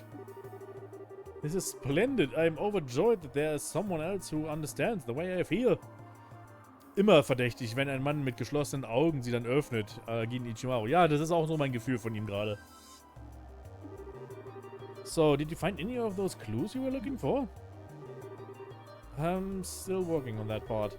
But if I can figure out how this device works, I might be onto something. I think it's an interesting story, but as it stands, it's a speculative one. From what we've told me, I'm sorry to say it wouldn't fly as an article. I see, that's extremely disappointing to hear. I'm surprised myself. Contrary to my expectations, you are serious about the articles you write. That's because I can't write articles based on uncertain news sources. We may run the occasional gossip column, but it's the policy of Liberal News to verify our information. That aside, let's get what we came here for, shall we? Dorothy, I want you to get several panorama shots of the Roland region. Everything else I'll leave up to your aesthetic touch. Now get out of here and get me some good pictures. Understood. Your apprentice, Dorothy Hirt, is ready for action.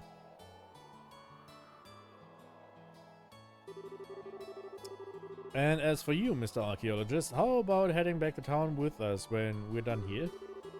These two kids may look like a couple of brats, but they do a pretty fine job as escorts. Something about the way you said that makes me feel like it wasn't a compliment. If it's alright with you to have me along, then that's far more than I could ask for. Then, I guess it's decided. So how about we take a break until Dorothy finishes getting her shots? Okay.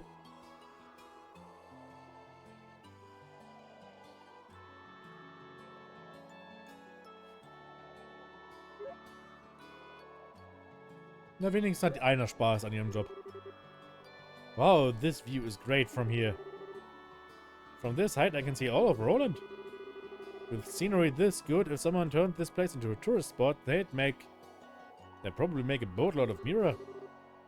Yeah, you're probably right about that. What's wrong? You look a little pale. I can't hide anything from you, can I? After we stepped onto the roof, I just started feeling a little woozy. Are you going to be okay? Yeah, I think I'll be alright once I get a bit of fresh air. Wo willst du noch bessere frische Luft bekommen als gerade hier? Ihr seid oben auf dem Dach eines Turms. Why don't you make the best of this opportunity and have a look around yourself? Schöne Aussicht, aber ja, man sieht es jetzt natürlich nicht richtig wegen der Grafik und so, aber Das wäre eine super Aussicht, auf jeden Fall. Broadening one's knowledge during a time like this is all part of being a bracer. If you come across something of interest, then you can tell me about it later. Alright? Ich muss mal gerade was gucken. Ich habe gerade festgestellt, schon die ganze Zeit, dass ich jetzt hier in der rechten Seite etwas... Ah, schon besser. Schlecht beleuchtet war. If you come across anything of interest, then you can tell me about it later, alright? Sometimes you can be such a smooth talker, you know that? Alright, I'll have a look around. But if you start feeling any worse, you let me know, okay? Sure. Ach, die beiden kümmern sich doch ganz lieb umeinander. Oh, hi there, Estelle, was it? Is your partner feeling alright? Yeah, he just said he wants to get a bit of fresh air. I see, that's certainly a nice breeze up here, isn't there? I wanted to say, however, that I am impressed that the both of you are bracers at such a young age. If I remember correctly, one must be at least 16 years of age to qualify to become a bracer, right? You sure know your stuff. And that's right, I'm exactly 16 myself. How nice it is to be young. There are limitless possibilities at that age. If I were about 10 years younger, I'd solve the mystery of all these ancient ruins across the entire continent with these very hands. So melodramatisch die doch aber auch alle sind. Aber ich mag es, wie grün und waldig das ist. Hatte sowas doch schon mal manchmal auf Zugfahrten durch Deutschland gesehen. Das Einzige, was man auf Zugfahrten durch Deutschland machen kann, ist ja auch wirklich einfach aus dem Fenster gucken und die Landschaft anschauen. The entire continent, huh? That's pretty tall order. Which means that you're not from Liberal, right? No, I was born in the north. But just for the record, I'm not from Erebonia. Moment, das heißt, dass er von in den nördlichen Bereichen ist dort... Oh je, das ist unschön. Da sind unschöne Dinge passiert in den Norden von Erebonia. You don't have to worry about that. Although I hate war with a passion, that hatred isn't directed at the people of the Empire. You lost someone dear to you? Yeah, my mother. I'm sorry, I didn't mean to bring up any painful memories. Eigentlich eine Frage, ne? Wo ist eigentlich Estelles Mutter? Wo ist sie geblieben? Aber jetzt wissen wir es. It's okay, it happened more than 10 years ago. And since then, there's been a new addition to the family. Oh, so you mean the boy over there? Yeah, he's like a little brother. Although he's probably trying to act more like an older brother. Aha. Mach die Augen zu, du bist creepy. I wonder why I'm telling you all of this. Usually this isn't the kind of thing that a person tells others. It's perfectly fine. Aren't good relations such a wonderful thing? Okay, was hast du zu erzählen? Oh man, the taste of a cigarette is wonderful. At first I wasn't in the mood to come to do a story in a rural place like Roland, but sometimes these types of places aren't so bad. If you want to be rude like that, then maybe you shouldn't have come at all. No can do. This was a direct order from the editor-in-chief to teach that blockhead girl a thing or two. Otherwise, I'd be all over the kingdom searching for the latest scoop right now. When you say scoop, don't you just mean gossip for your next article? Not that I have anything against gossip, but reportage is predominantly greater. And in that sense, the place that has my interest peaked is Bose. Ich weiß nicht, wie es ausgesprochen wird. Bose oder Bose? Keine Ahnung. The Bose region, did something happen there? A number of large burglaries have taken place one after another. The identity of the criminal is unknown, but it seems as though the group has got a pair of wings. Böse. Ja, das wäre auch eine Idee. Wings. Oh, I see. An airship, right? What are they? Sky bandits or something? That seems like the most logical conclusion. But there's also a possibility that this could be an imitative deception by the Erebonian Empire. What? That's impossible. You're supposed to have a peace treaty with them. Sure, but the Empire incurred some heavy losses during the war 10 years ago. They can't do much now that every other nation on the continent has their eye on them, but it could be a way to get back at us. That said, nobody really knows for sure. Which is why our job as reporters is to bring these things to light. Wo ist die Fotografe? Da ist die Fotografe. Oh, Estelle, this place is wonderful, isn't it? I'm even starting to wonder if the number of photo quads is going to be enough. The scenery sure is great, like you say. By the way, what's a photo quartz? It's an ultra-thin crystal circuit fabricated from Septium. Jetzt wird uns auch noch erklärt, wie Fotografie hier in dieser Welt funktioniert. It's set up so that you can take a photograph by burning it with light. That's just what I expect from a camera woman. Someone who knows the tools of the trade. Tihi. Die Tools of the Trade von Estelle sind einfach nur Stock. That reminds me, what's the deal with Joshua? Well, he says he is getting some fresh air. A raven-haired young man standing silently in the flowing breeze. I think I could take a really good picture of that with that kind of setting. Do you think he'd let me snap a shot of him if I asked? He doesn't seem to be a fan of that kind of stuff. I think he'd probably turn me down. Oh, what a waste. He's probably just shy, right? Okay, Joshua, was hast du zu sagen? Are you still feeling sick, Joshua? Oh, I'm much better. I should be good to head back whenever everyone's ready. I'm relieved to hear that. What brought this all anyway? I thought it was the lack of oxygen in the tower because the rest of us are alright. Maybe it was a sudden fear of heights? Ich meine, das könnte ja natürlich sein, dass er Höhenangst hat. Deswegen lehnt er sich auch, hatte die ganze Zeit hier an der Reling hier am Geländer gesessen und nach unten geguckt. Definitiv. Detailgenaue Erklärung, wie Kameras funktionieren. Was ist das? Nie ein Fleming-Buch? Finder von James Bond, berüchtigt für langwierige Beschreibungen von technischen Details. Inklusive von Kameras. Nicht nur das, wenn man die früheren Bücher, was ich gehört habe, von James Bond so liest, war er nicht nur dafür berüchtigt, sondern auch für seinen Rassismus und Sexismus. I don't think so. Estelle, Joshua! Are you finished taking pictures? You bet I am. And I got a lot of the good ones too. Then it looks like we're done here. How about we get back to town? Alright, greenhorns, lead the way. I'm counting on you, children. Oh, wir wollen gleich raus. Okay. Thank you so much for escorting me back here. It was the first time I've ever been able to make it back from some ruins without being chased or bitten, or I don't know how to begin to express my appreciation. You don't need to thank us. It's our duty as bracers. I think you'd be better off hiring some bracers to begin with next time you go off to investigate some ruins. My head says yes, but my wallet says no. I'll try to save up a bit though. Well, have a wonderful day, and I hope we can all meet again. Was für ein komischer Typ. I think it's about time we said goodbye as well. I was a bit nervous at first, but you kids did a fine job. Let me just say thank you to the both of you. That's what I like to call raw skill. Now don't get all cocky on me. The braces I know would make you two look like little fledglings, not ready to leave the nest. You're going to need to work harder. I'll try to remember that.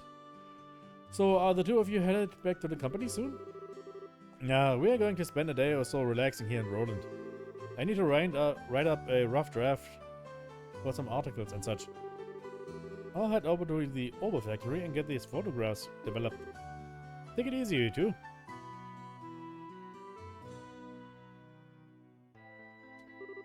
Fotos entwickeln, das macht heute auch keiner mehr. I guess this is the last of the jobs we got from Dad. They were much tougher than I thought they'd be. Naja, also ich meine, die waren absolut machbar für Leute, die gerade mal Bracer sind, die gerade noch trainieren, Bracer zu werden. Also, dass das ein hochrangiger Bracer wie ihr Vater das macht, ist ein bisschen verwunderlich. I agree with you there. I feel like I have a greater awareness now about what it means to be a Bracer. It's not just about fighting for justice.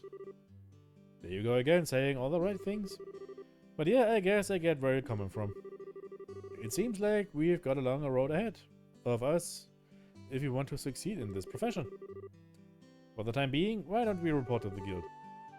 That sounds like a good idea. Oh, but before we go, how are you doing? Still not feeling well? Thanks for asking.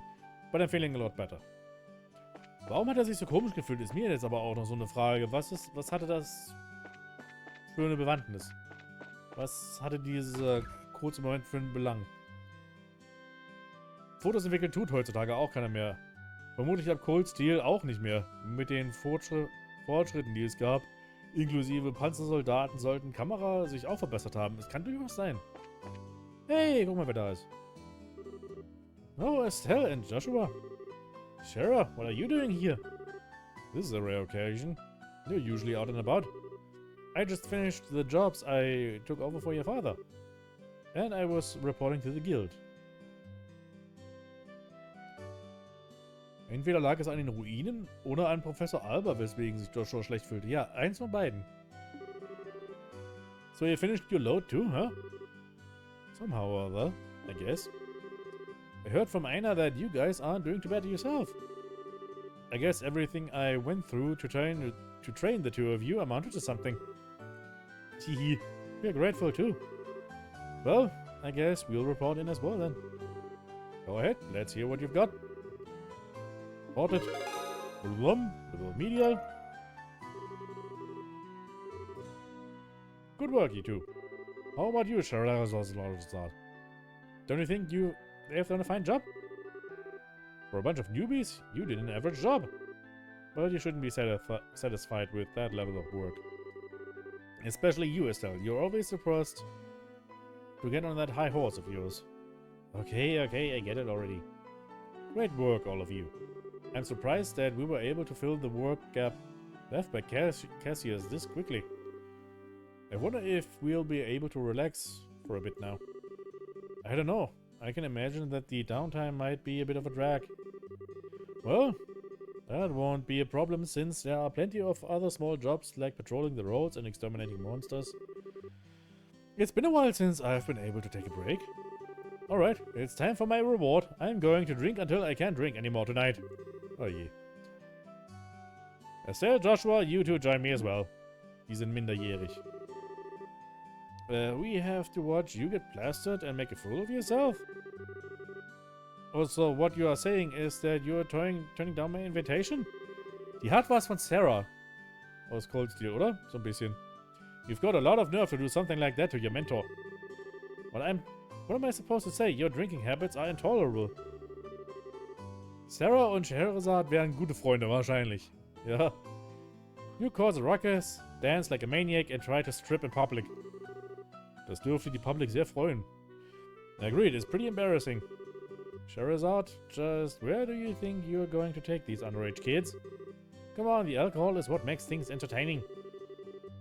But if you're so against coming along with me, then I don't need you, Estelle. Really? Yep. Instead, I'll just have to have Joshua make up for your absence.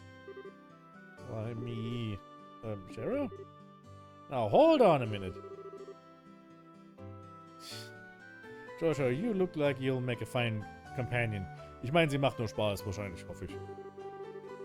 Whether we are talking booze or something else behind closed doors, I'll help break you in. Break me in? Alright, you big pervert, Joshua. Why are you drooling like that? It's not what you think. We've got a major problem. What? Wer bist du denn? Mayor Klaus? Ach so, das ist Klaus. It's there, Joshua and Scheherazade. I'm glad to see you.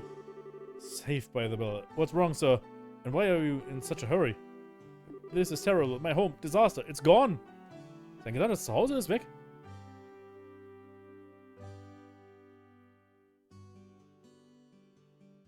Kann kein Zufall sein. Ich glaube auch nicht, dass Sarah und Shara... Ist derselbe Charaktertyp so, ja. What? Alright, calm down, Mayor Klaus. Take a deep breath and let it out.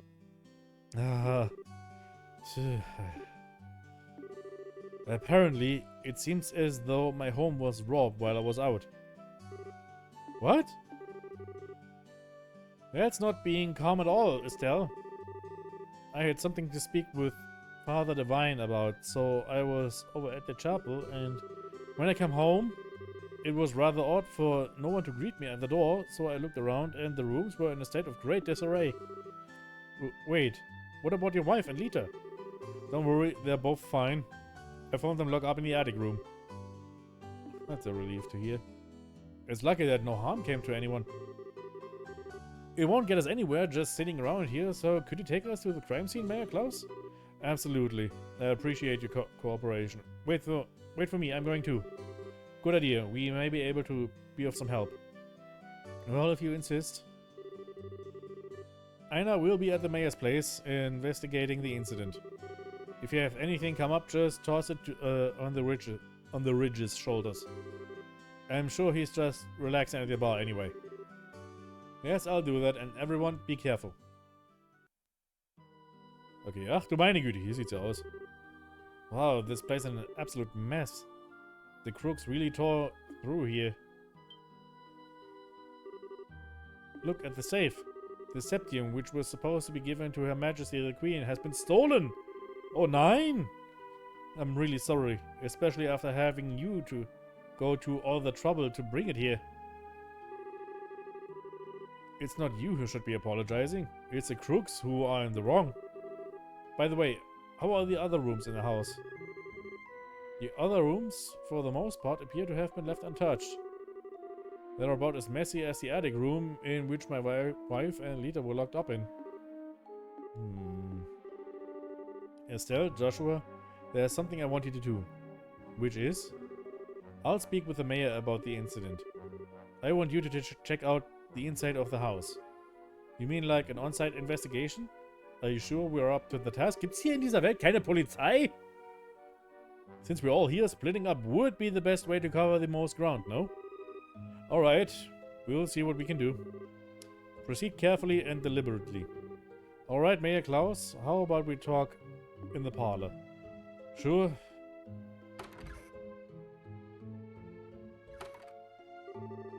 An on-site investigation. I'm starting to get butterflies in my stomach. How about we start from this room? Let's not forget to ask the witnesses' statements from the other residents. Sounds like a plan. Ich meine, das erste, was wirklich schon mal übel auffällig ist, ist der Safe, ne? The gift that we deliver to the mayor for the queen is... Those crooks are not gonna get away with this. It doesn't look like they jimmied the door jimmied the door either. Tolle Musik auch wieder. They must have decrypted the combination and opened it, or could they really have cracked the combination? It's not impossible, but I imagine that it'd be difficult for someone besides a skilled pro. My best guess is that they figured out the combination using a much simpler means. What do you mean by simpler means? Well, let's see. They could have, for example, dusted the buttons with a special powder. A powder like that would have absorptive properties, and due to its fineness, it would be invisible to the naked eye. However, if a blue light were placed over it, it would glow. Alright, and... Now let's imagine for a minute that the mayor entered the combination with the powder present. The powder and the buttons would stick on his fingers and come off. This would be one way to know which buttons were pressed. Now wait a minute. Wouldn't they still not know the order in which the buttons were pressed? That's not exactly the case. As the powder collected on the fingers increased, the amount taken from the buttons would decrease. In other words, the crooks would press the buttons in order starting from the least luminescent. It might be a little more difficult if there were duplicate numbers, but the crooks should be able to make a pretty good guess as to what they are. That makes sense. Joshua, are you a genius or something? That's just basic knowledge. Anyway, let's check out the buttons.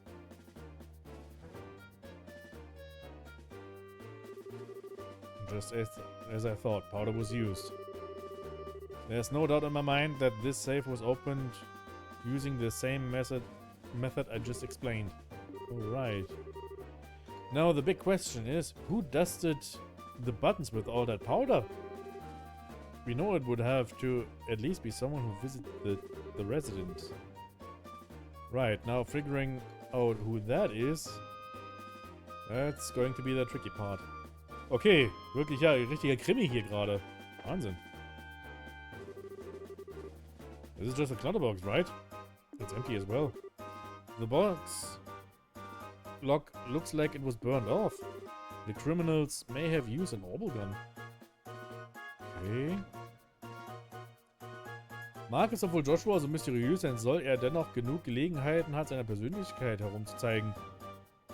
Nicht gezwungen, alle Anzeichen für einen Charakter unterdrücken, um ihn mysteriös zu halten.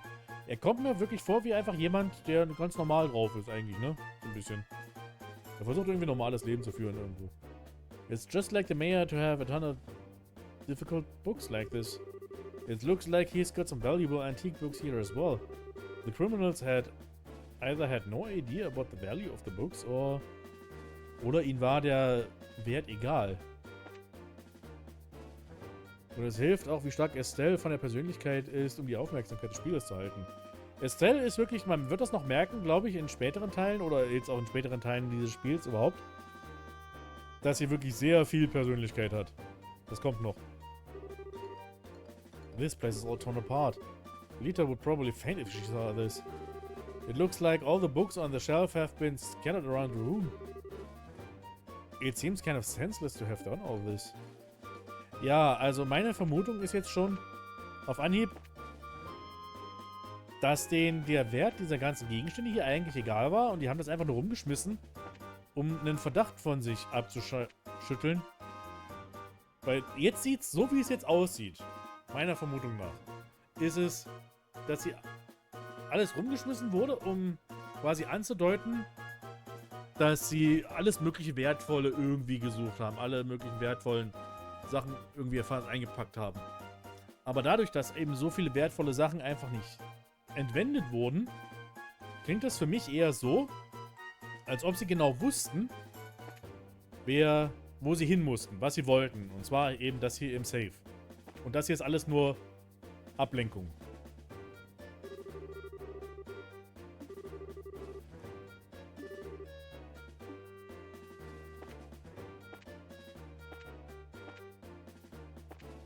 Ein roter Hering quasi. Was ist hier los? There are several documents inside the drawer. They don't appear to have been disturbed. They seem to be documents regarding Roland's city's government. The fact that these are as they are suggests that there was no political aim involved.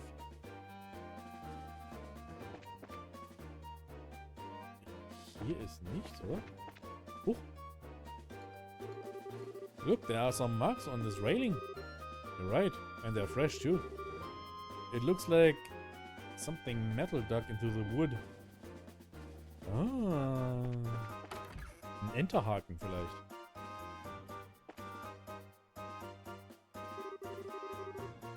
The pot's been tipped over, but there's nothing inside. It looks like it only tipped over after being hit by something with force. Okay. Mir schon? Noch irgendwas.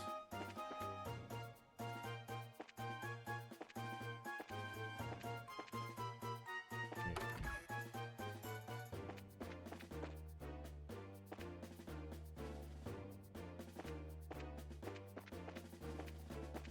Oh. Huh? What's this? Found service leaf. Don't you think it's a bit strange for a leaf to be in a place like this? On top of that, it's not a type that grows around here. You're sharp, Estelle. Meine Güte, Estelle ist auf einmal schlau. This is the place where the residents were locked up. It was probably dropped by one of the... Miau? Miau? Miau macht hier die Minka. Hallo Miau. It was probably dropped by one of the criminals as they were locking everyone up. So, it's a key piece of material evidence, right? Okay, also die kamen von außen, haben sich über die Reling, über das Geländer... Minka hat wohl das Rätsel gelöst anscheinend, sonst würde sie nicht so miauen hier. Hallo, was hast du denn zu sagen? I had such a scare. I was cleaning up the attic when suddenly a bunch of masked men came barging in.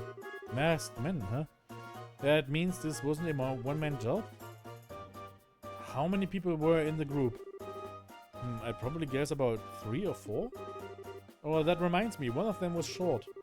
It might have even been a girl. Okay. The thought quickens. Are you alright, man? Yes, I'm fine. The intruders weren't violent towards us. Is there anything you noticed in particular about the intruders? They were wearing masks, so I wouldn't be able to tell you about any specific features. That reminds me, I'm certain the front door was locked. I locked the door just to be safe, since my husband had gone to the chapel and there were just the two of us here. I wonder how in the world they got in. Ja, okay, ich glaube, wir wissen wie, ne? Also, meine Vermutung ist, die sind von hier hoch.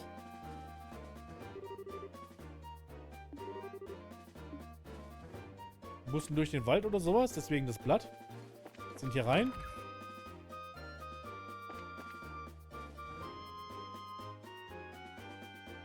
Ja, ich glaube, das waren nicht die Masken, die sie gemeint haben. Also die sind hier hoch oder sind hier raus zumindest. Haben eben die Bewohner hier geknebelt und gefesselt und dann den Dachboden. Und sind dann hier, haben alles zerrümpelt. Haben hier das Septium rausgeholt und haben sich dann wieder verpisst. Das ist meine Vermutung. Are you really done investigating? It seems a little too quick for me. To me. How about looking around a little more carefully? I'm sure there's something you've missed. Okay.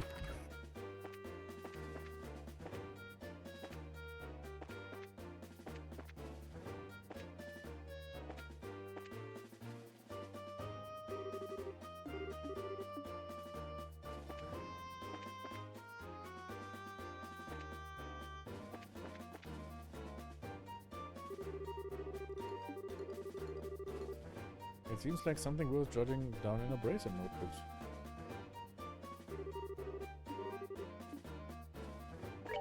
Ja, habe ich doch.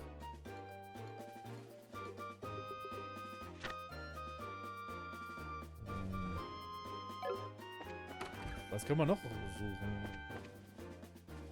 Ist hier noch irgendetwas?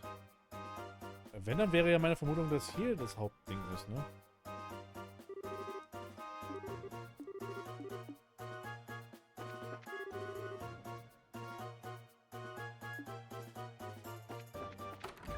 Nochmal im Dachboden gucken.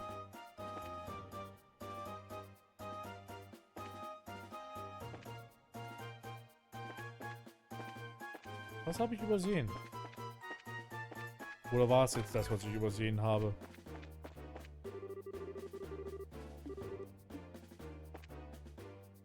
Hier irgendwas?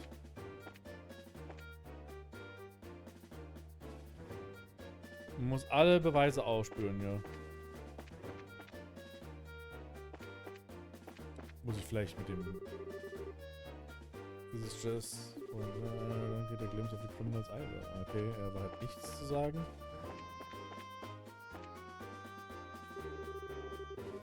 They said the door was locked at the time of the burglary, right? Doesn't look like the lock's been broken either. Ja, wir sind halt so gut. Wir sind so schlau. Which means they got in another way. Ja, wir wissen, wie sie reingekommen sind. Hier. Ah! Türen.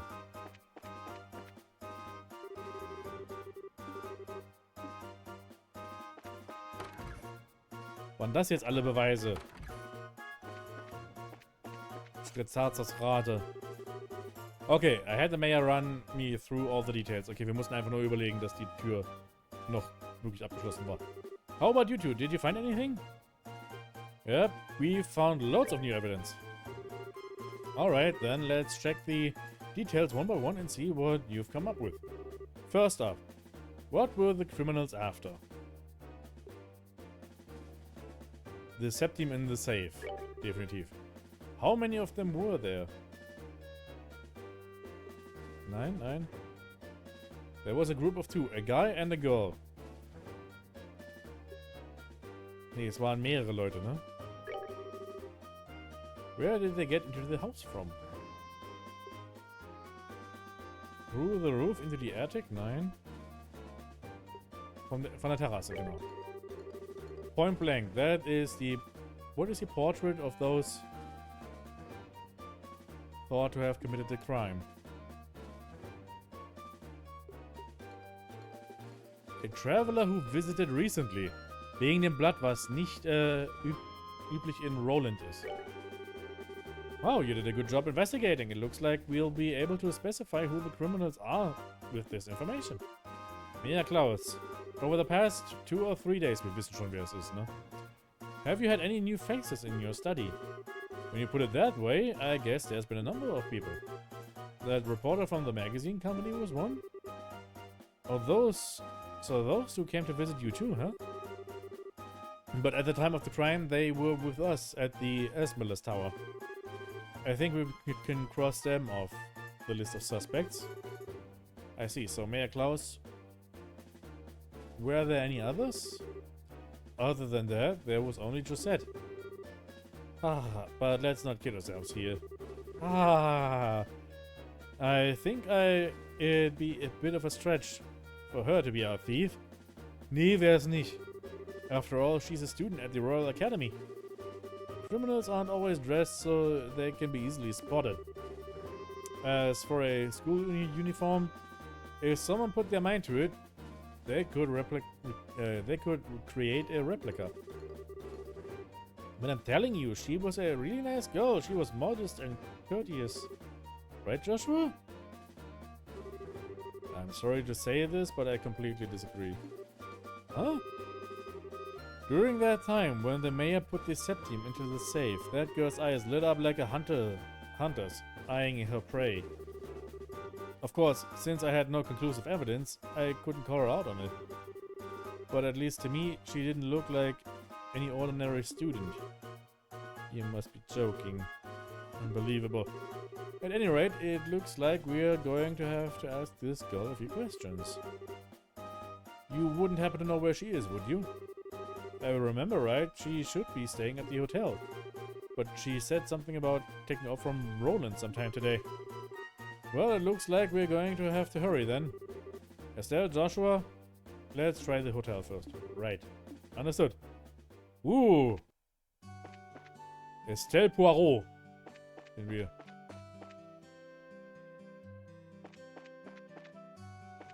So. Hey, wir haben auch übrigens... Guck mal, wenn wir hier eine Truppe haben. Wir haben Scheherazade, sie ist Level 12. Wenn wir Level 9 sind.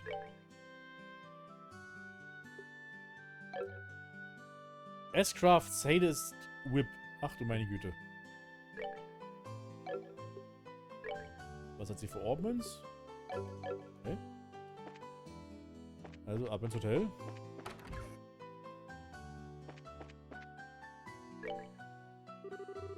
Say, Joshua and even Scheherazade. Something the matter?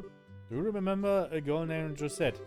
She's a student from the Royal Academy who should be staying here. Of course I remember her, but... She checked out just a moment ago. Shoot, we're a minute too late.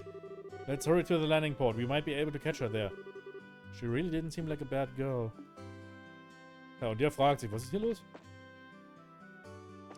Ich glaube aber auch ehrlich gesagt nicht, dass sie jetzt einfach so mit dem normalen Airship hier raushaut, oder? Das wäre sehr ungewöhnlich.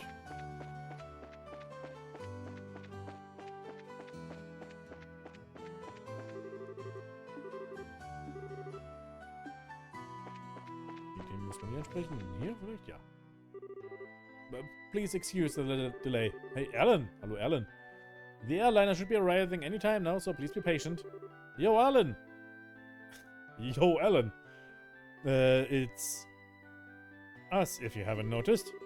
Oh, it's you guys. Oh, Scheherazade and Scheherazade too. Thank you, Aeus, for this feast of the eyes. Ooh.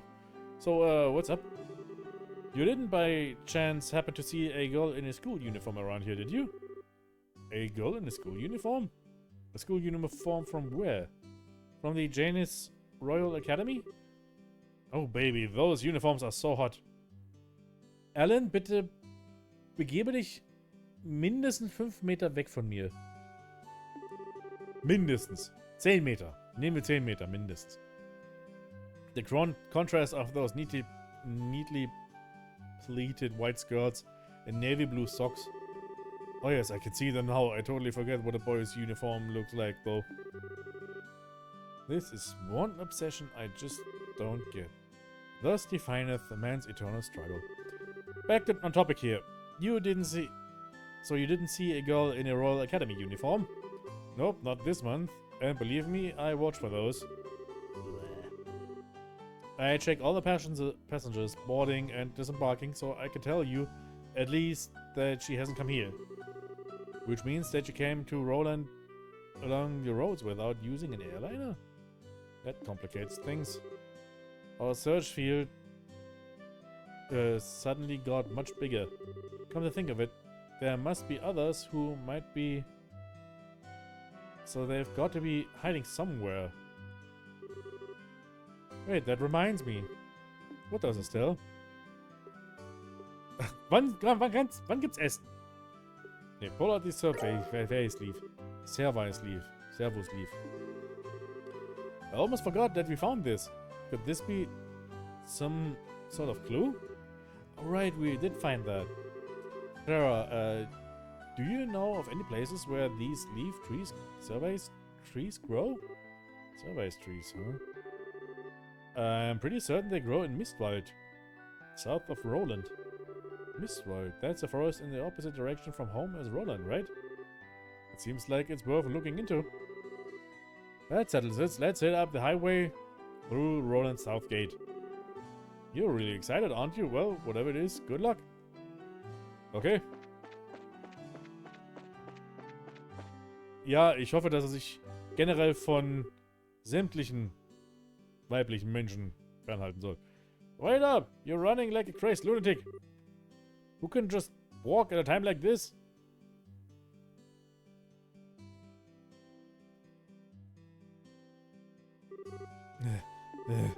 Maybe I should think about cutting back on those blasted cigarettes. Ja, solltest du. What are you two up to? You kids again, huh? Actually, we've got to get to Bose ASAP. But the airliner is not even here yet. I know, that's why we're heading there on foot. It'll take some time, but it's not a distance that we can cover by ourselves. Well, don't wear yourselves out too badly. By the way, are you after a scoop or something? Yeah, and the mother of all scoops too. No time to talk. We've got to make it there today. Whoosh. I wonder if Njal's going to be alright. See you later, Estelle. Joshua. Well, aren't they a lively pair of friends of yours?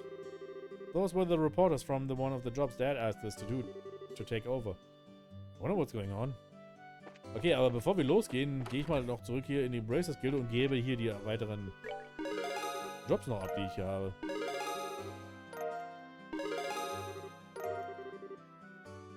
Hey, Mensch, wir sind rangestiegen. You finish any other jobs, please? Na, okay. Gibt es noch weitere Jobs? Hey. Sehr gut, wir kommen gut voran hier, ne? Es geht wesentlich flüssiger als die Cold Steel Spiele, muss ich mal jetzt so gleich auf Anhieb sagen.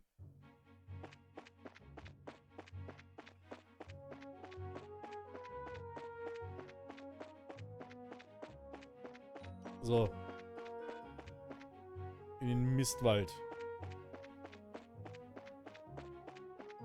In den Kompostwald.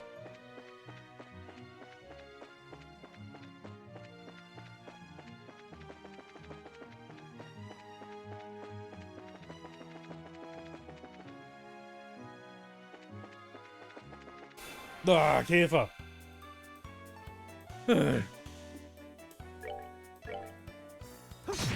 Plopp. Jetzt bin ich mal gespannt, wie viel Schaden jetzt eigentlich schwerer macht. Wupp. Okay. Es ist echt hilfreich, dass Monster allgemein einen meiden, wenn man stark genug ist. Käfer ausgenommen, ja. Ach, die Käfer.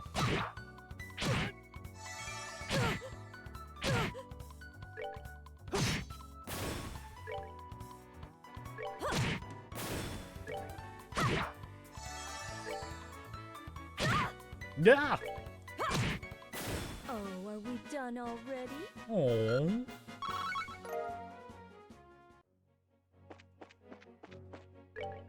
Nee, halt, falscher. Hier. Okay, ja.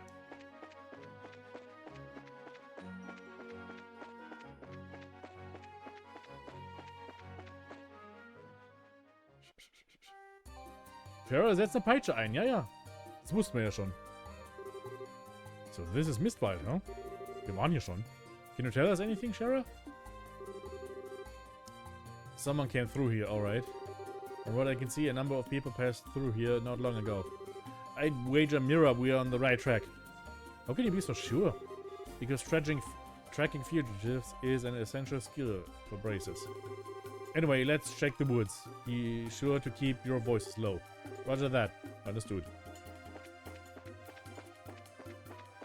Ah, shit. Genau reingelatscht. Ah, die Mistviecher. Ich habe allerdings, muss ich dazu sagen, extra mal jetzt ein paar Accessoires gekauft, mit denen ich Gift blockiere. Bin mal gespannt, was die Fähigkeit jetzt macht. Okay, war in Ordnung. Und zumindest Estelle und Joshua sind immun gegen Gift. Shara eher weniger.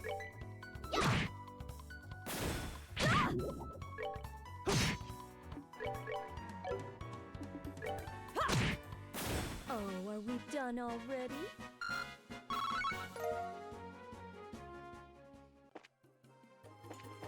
Okay, sie ist aber... nicht das... Ah, Mann, oh. Ich wollte euch gerade jetzt vermeiden, weil ihr seid... Ja, genau, deswegen.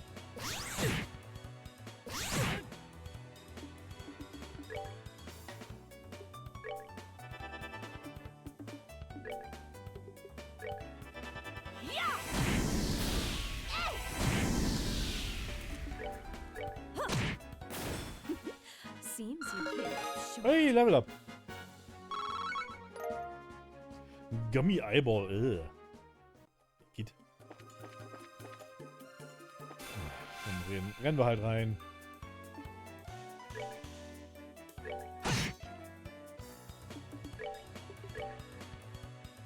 Es wäre schön, wenn Joshua endlich mal eine neue Fähigkeit lernt. Es ist wirklich nicht zum Aushalten. Wow. Die Gegner haben jetzt wirklich einfach keinerlei Schaden gemacht. Die waren einfach... Die kamen einfach nicht dazu. Savory Pignon. Okay. Ja, was bist du denn?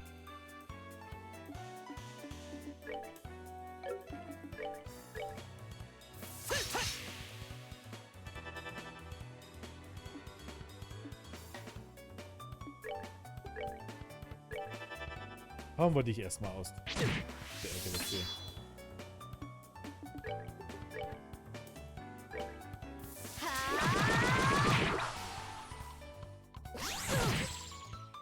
Alter, dieser fliegende Virus ist das Schlimmste.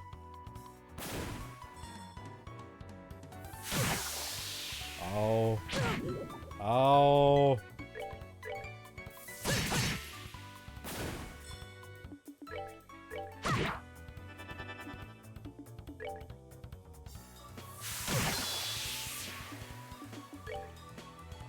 Es ist unglaublich. Ach, und dann müsst ihr auch noch explodieren. Okay, danke. Danke dafür. Das ist... Seems you came up short. Alter Verwalter.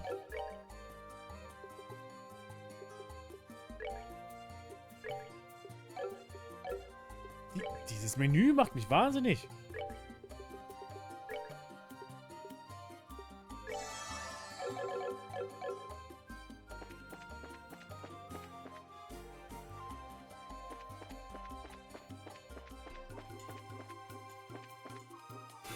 Okay, du bist ein großer, ne? So, mehrere große. Oh, die halten was aus.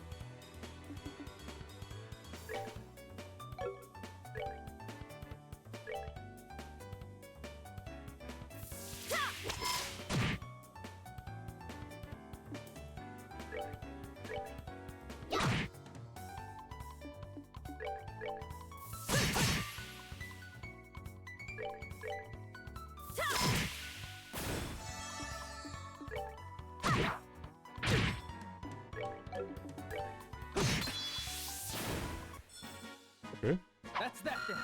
Also 14 XP, wow. Ich habe gerade echt so das Gefühl, dass... Nee, fuck you. Was ist das denn? Berglo. Habe ich gar nicht gebraucht, aber ich habe es einfach mal mitgenommen. Nein.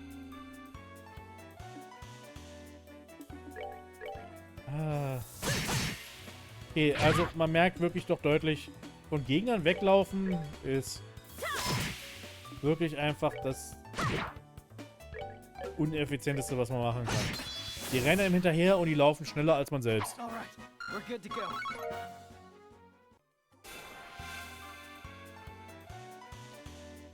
Oh, wunderbar.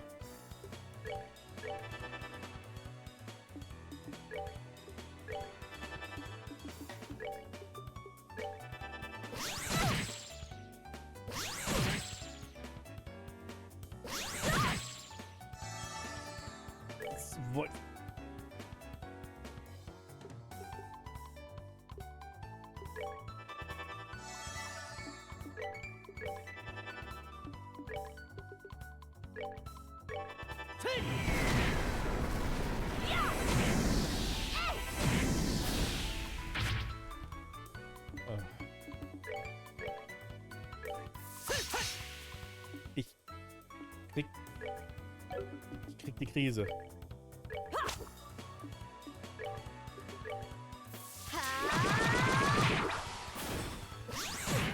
Okay, also wenigstens...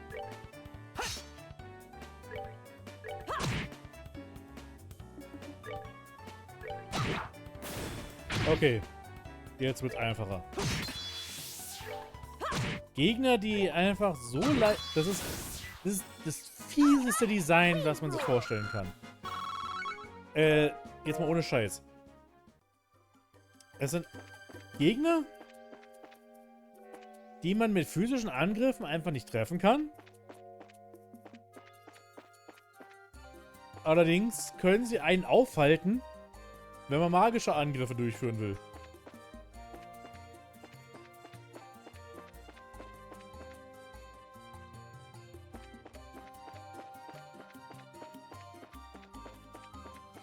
Okay, hier sind wir falsch.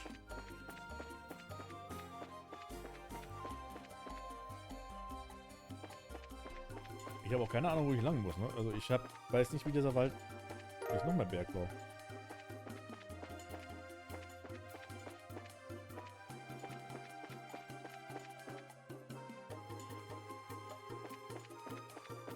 Bin ich jetzt hier richtig? Bin ich jetzt hier falsch? Ich bin hier richtig. Okay, gut. Du meine Güte. That was too easy. And to think that something as exquisite as this fell into my hands with almost no effort. Wait till Don and Kyle hear about this. Verdammt nochmal, Kyle. Surprised me, that's for sure. Lonnie. The way you pulled off that act wearing that school uniform was simply astounding. Just what did you expect from the mademoiselle of an ex-aristocratic family? Yeah, but what's in the past is in the past. But it certainly doesn't hurt that in this outfit I can deceive almost anyone. That gullible mayor and that dim-witted bracer girl. Idiots, the whole lot of them. Bah! What was that? Calm down, let's see what else they have to say. Fine, but I'm not happy about this. Yes, but that girl seemed pretty tough. I mean, she took care of all the monsters that appeared in the mine. The mine? Oh, so you're the one who screwed up their job. Der Typ! Der war der in der Mine. If you had just done it like you were supposed to, I wouldn't have had to put on a monkey show to get this thing. My apologies. Lial. Forget about it. All's well that ends well. At any rate, those two kids being bracers was an absolute joke. Especially that brainless bimbo. She honestly believed that we could be friends. What a freaking moron. I had to try so hard just to keep me from laughing. Oh, that is blah, blah, blah, blah, blah. What's so funny? It's you guys. Yep, it's a brainless bimbo and her absolute joke of a bracer partner. And this probably won't come as a surprise, but we're going to beat you up now. What bracers? How did they find... You did a fine job stealing that septium from the mayor's residence, but... It looks like you were a little careless in the end. In accordance with the law of the Bracer Guild, you are hereby under arrest and charged with breaking and entering, vandalism and burglary. It would be in your best interest not to resist, but I'm sure Estelle is hoping you will. This doesn't look good. What are we going to do, Josette? How about quaking in your boots, for starters? These braces are nothing more than a ragtag group of kids. I think it's time we showed them the real strength of the Capua family. Capua family, das klingt ja schon mal gar nicht nach Mafia. Who are you calling us kids, you brat? I've had it up to here and I'm going to do something about it right now. That's my line. Wupp. Ui, das war aber schnell die Klamotten gewechselt. Alright, boys, get 'em. Bosskampf? Quasi? Irgendwie schon.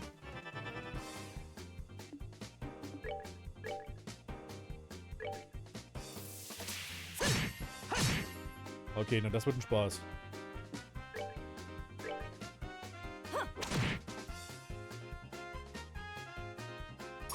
Au.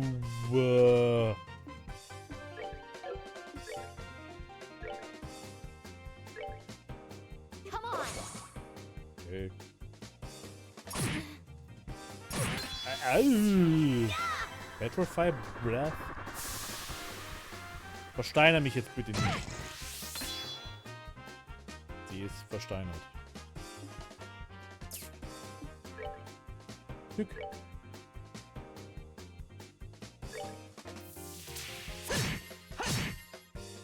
War der falsche?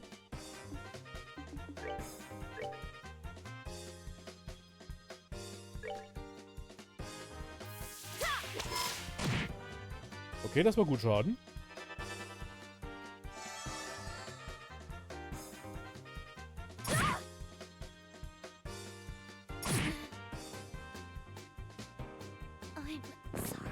Oh, sie ist tot.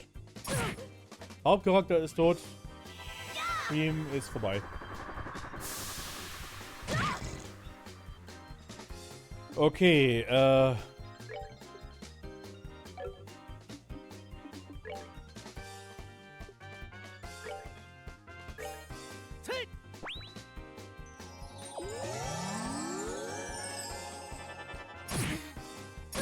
It can't be.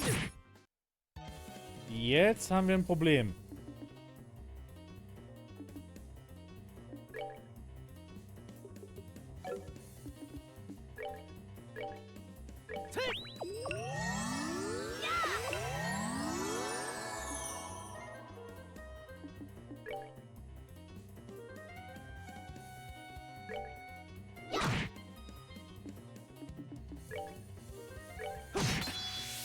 Okay, einer ist tot.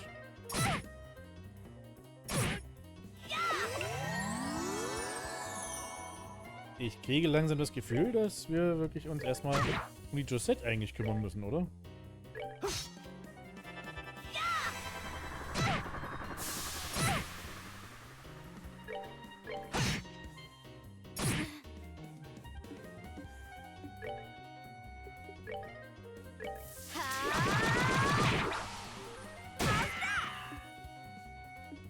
Okay, jetzt so langsam. Bumm.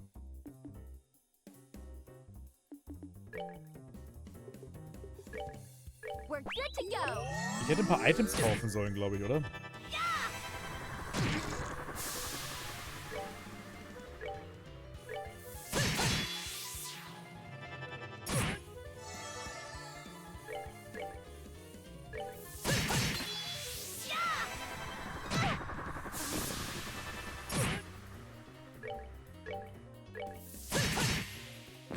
Okay, ich habe ein Problem.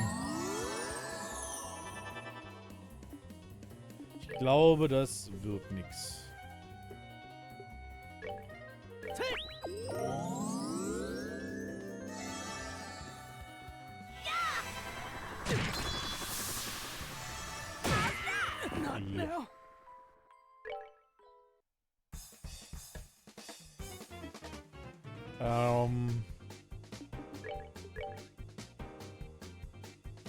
Ich glaube tatsächlich, dass wir erstmal auf die Josette hauen sollten, oder?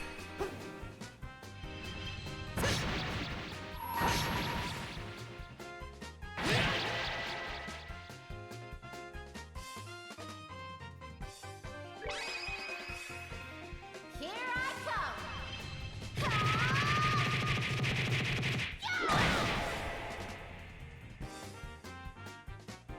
Take that. Okay.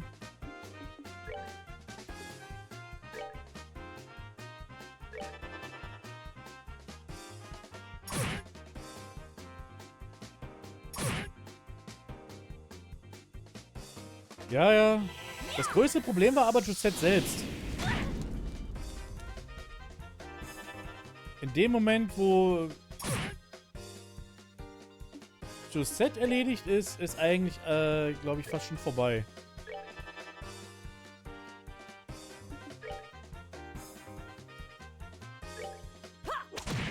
Weil die ist das größte Problem gerade. Einfach weil sie ständig die Magie gewirkt hat, die... Moment, komme ich an sie ran?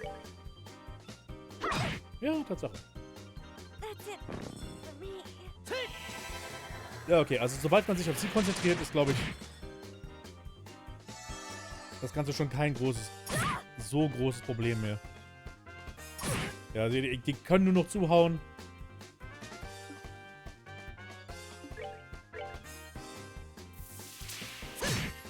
Ja, seht ihr, das sieht doch gut aus.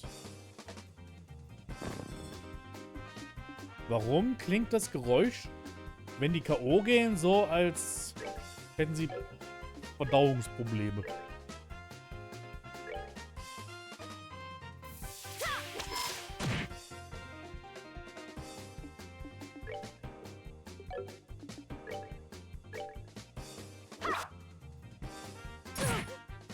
Ja, seht ihr, die machen nur noch oblichen Schaden.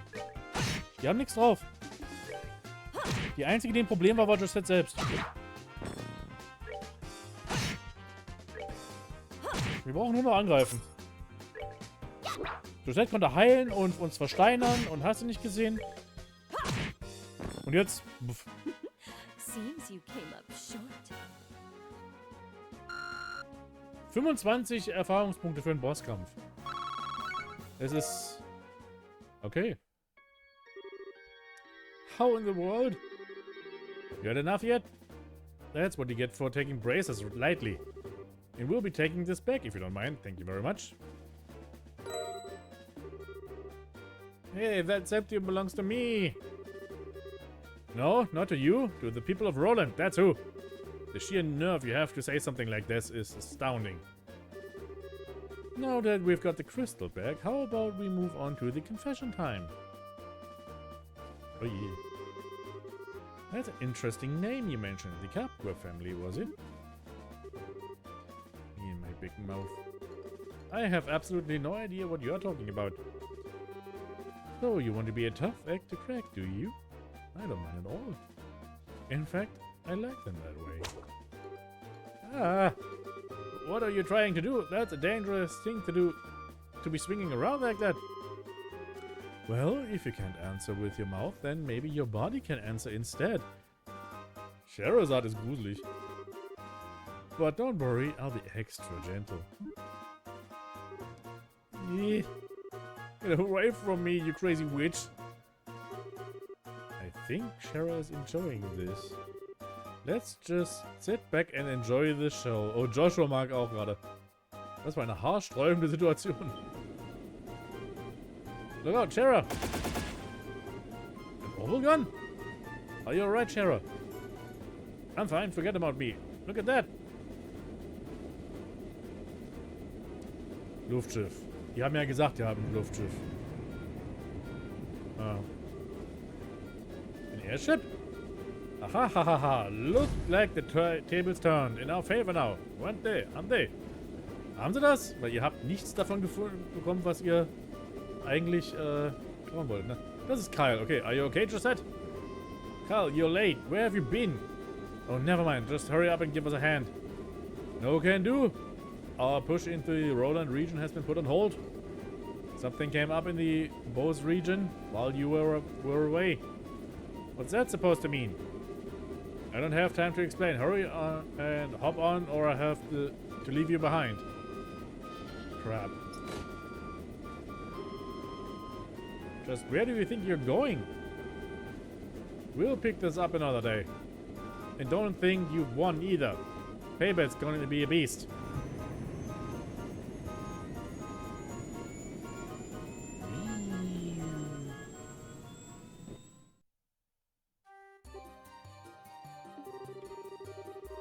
I sure wasn't expecting anything like that to come off the woodwork. It looks like they caught us all off guard. This isn't a laughing matter. Right now I'm so frustrated I don't even know what to think. Well, on the bright side, she did get the septium crystal back. Switching gears, that group sure looked to me like a bunch of sky bandits. Die kamen um Haaresbreite. Yeah. Yes, they certainly seem of that variety. It also sounds like they've made the Bose region their base of operations as well. I certainly wouldn't have expected a group like that to travel all the way to a rural place like Roland. I couldn't care less if they are sky bandits or brigands. The next time I see that scruffy lying jerk of a tomboy, I'm going to thwack bam kapow her. What's thwack bam kapow supposed to mean? Thus, the septium crystal stolen from the mayor's residence was safely recovered. After returning it to the mayor, Estelle and the others returned to the guild to report the details of the incident. Danke, dass ihr uns aus dem Wald raus teleportiert habt und nicht, dass wir noch rausrennen mussten. Vielen Dank dafür. It looks like you've had a rough day. Who would have thought that sky bandits would appear? I don't blame you for letting them escape. No, this time it was my fault. I should have been more careful. I'm really far from being the same league as Cassius. It's not your fault, Shara.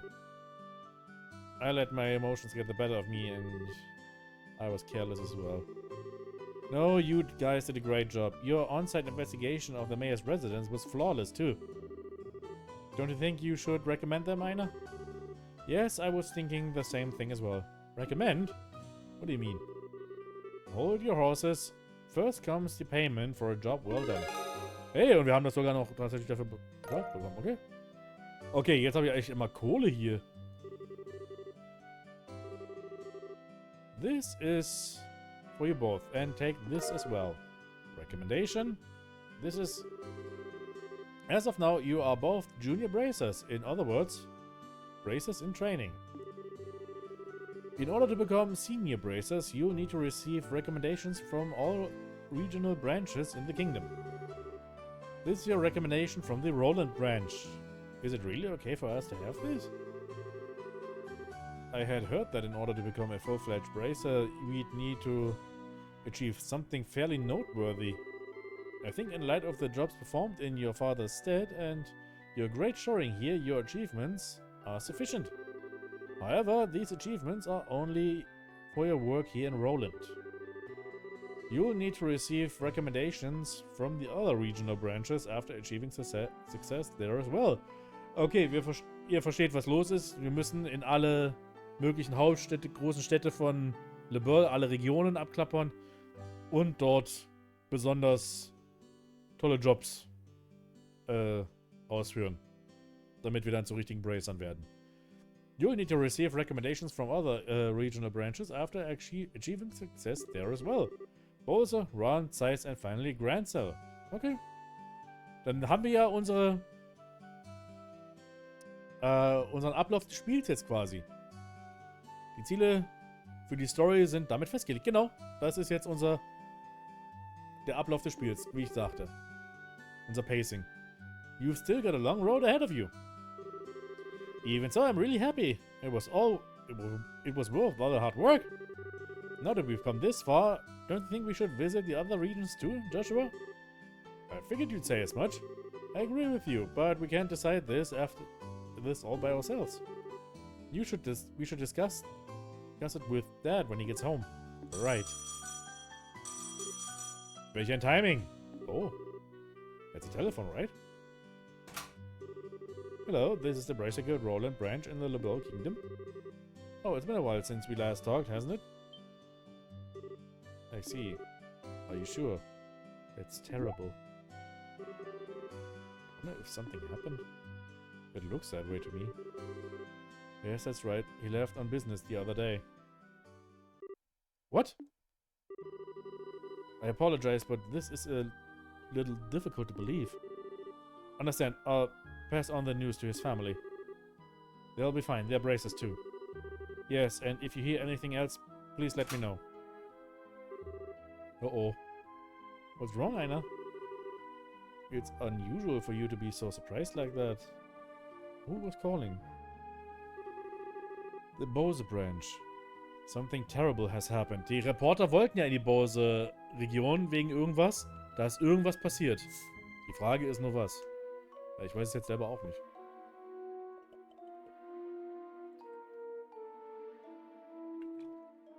Ah, so viel reden. Ja. Ich habe mal überlegt, ob ich mir irgendwie so einen Dämpfer besorge, damit ich mal Stimmbänder so ein bisschen dämpfen kann und hydrieren kann. The airliner Linde has disappeared over the Bose region. What? How is that possible? I don't know any of the details, but the royal family is currently conducting a wide-scale search. Due to this event, all other flights have been postponed. Well, that explains the backup at the landing port. And... Aina? Estelle, Joshua, please brace yourself. Ich meine, die sind Bracer. Your father, Cassius, was aboard the airliner which went missing. Well, impossible. There's gotta be some kind of mistake. It seems his name was on the passengers list. The Burl Bracer Guild, Roland Branch, Senior Bracer. Cassius Bright, 45. Und damit ist der Prolog fertig. Oh, ich habe ein Achievement bekommen.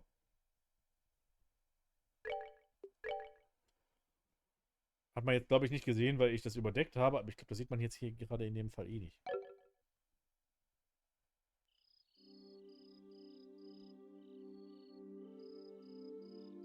Das Achievement hier ist Why is my present a boy?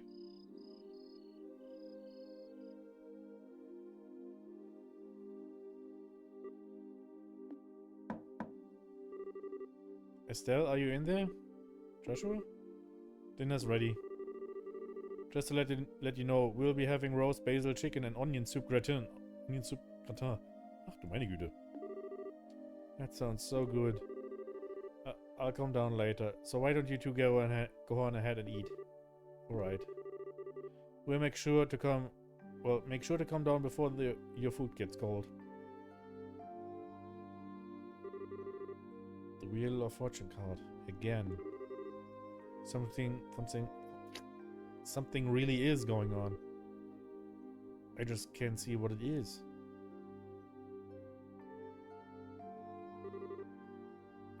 Where's Estelle? She said to go on ahead and eat without her. She didn't seem to have an appetite. I see. She took the news a lot better than I thought she would. It's not surprising that she doesn't want to come out of her room. Seeing as how close she is with her father. I agree.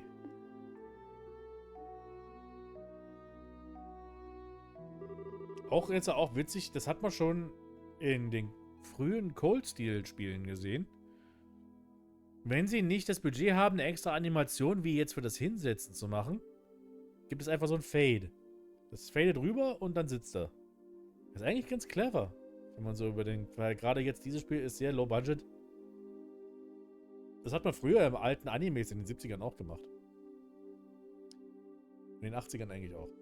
So what do you think all about this, Shara? Is it an accident or an incident? To be honest, I couldn't say either way.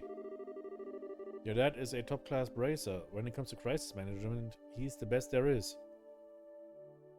Gratuliere, Estelle, du hast nun dein eigenes Haus geerbt. Ich glaube, sie hätte lieber ihren Vater weiterhin da. Aber ich bezweifle mal, dass jetzt der Vater, dass ihm irgendwas richtig zugestoßen ist. Whichever it is, if your father happens to be there, it'll be resolved. But the fact is, an airliner along with your father has gone missing. In other words, what you're trying to say is that things that shouldn't have happened, happened, right? Don't lose heart on me now. You need to be a stout wall of support to bear Estelle up. I'll get to work tomorrow and see what I can find out. Man, it sure smells good down here. I can't stand it any longer. What? Estelle, are you okay? I'm so hungry, I thought I was gonna pass out. But this looks so good. Bon appetit! Aren't you two having any? This is great, the basil flour really comes out when you roast it. You sure know how to cook, Joshua. Well, thanks. Come on, Shara. Don't you just sit there too? Do you want to drink some of my dad's brandy? From his secret stash? I'm pretty sure there's a bottle of Steinrose. That's about 20 years old in there. Did you say Steinrose? And 20 years old too? Shara, what do you think you're doing? Sorry, Estelle, I'm going to have to pass this time. By the way, what were you doing in your room? You didn't come down after Joshua called you for supper? Huh? Oh, right. I was just looking for some extra underwear. I was having a bit of trouble finding one of my favorites because it was stuffed in the back of one of my drawers. Underwear? Oh, and a set of gear for traveling. I mean, who knows how long we'll be gone, so I figure as long as we are prepared, we'll have nothing to worry about. Die haben alle gedacht, die ist traurig in ihrem Zimmer eingesperrt, hat sich eingeschlossen. Nee, hat sie nicht. So what you're saying is, you intend to head to Bose to find your father? Well, duh. That's a no-brainer. Well, I can't imagine anything bad happened to him, despite his horrible luck. Waiting around just doesn't suit me, so I'm gonna go check things out for myself. You really are something else. Whether it's your positive attitude, your thick skin, I can't say, but... Well, you're so rude, Joshua. But you are coming along too, right? Of course. Oh, it looks like all airliner flights have been cancelled until the army finishes their search. It seems like the only way to Bose is on foot. Walk to Bose, huh? I wonder how long that's gonna take. For a bracer on foot, if they hurry, they can make it there in about half a day. Ist ja gar nicht weit weg. But if that's the route you're taking, that makes things easy. I think I'd tag along as well. Oh, hey, wir haben sie mit bei uns. Sehr schön. Really? You'll come with us?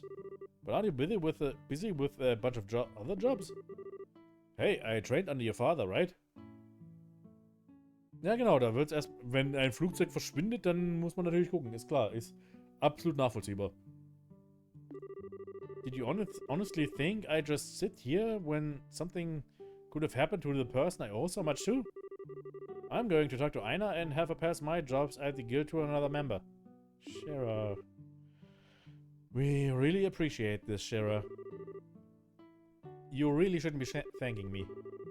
I just can't leave a job as big as this up to a bunch of newbies. I hate to say it, but you're probably right. Oh well, since Shara is along for the ride now, I do feel a bit more confident. We appreciate you coming with us. Myself as well. Anyway, let's make sure to drop by the guild tomorrow morning before we leave. I'll need to explain the situation to Aina.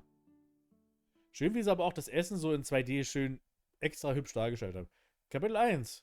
Disappearance of the Linde. Okay. I understand the situation now. To be frank though, hello Frank, with Sherazade taking off after Cassius, I'm going to be really short-handed. But since this involves him directly, please don't worry about anything. I really appreciate this, Aina. Make good use of Ridge while we're gone. Ah, okay, Ridge ist einfach ein anderer Bracer, der hier noch wohnt, quasi. He should be able to deal with at least three times his normal workload. I think that's a bit harsh. Die Lindenstraße. Gibt es eigentlich die Serie noch? Wird die noch gedreht? Und ausgestrahlt? Ich meine, es ist eine Serie aus dem Öffentlich-Rechtlichen. Da hält nichts davon ab, die einfach weiterzusenden.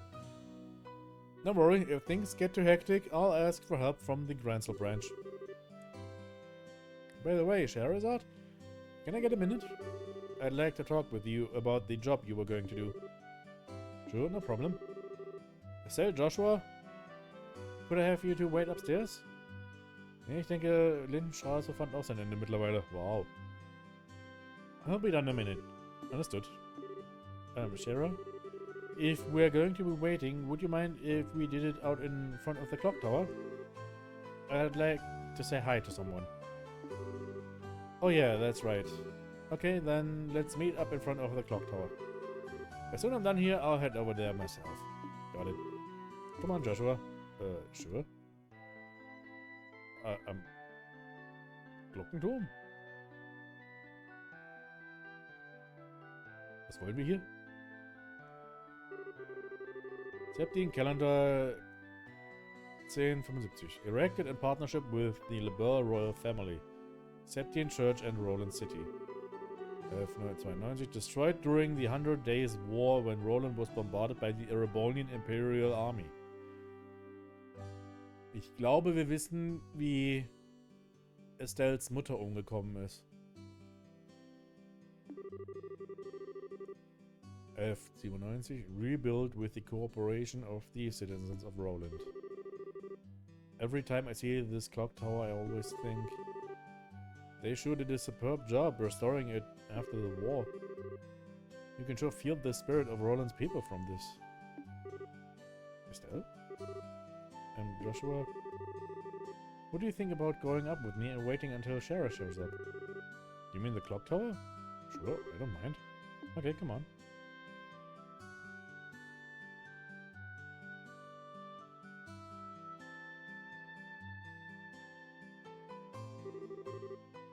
The morning air is so refreshing.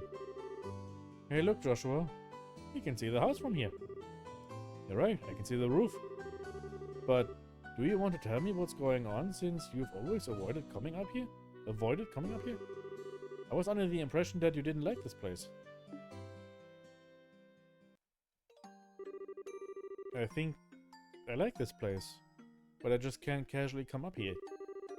Because this is the place where my mom died. What? Da sie das nie erzählt hat?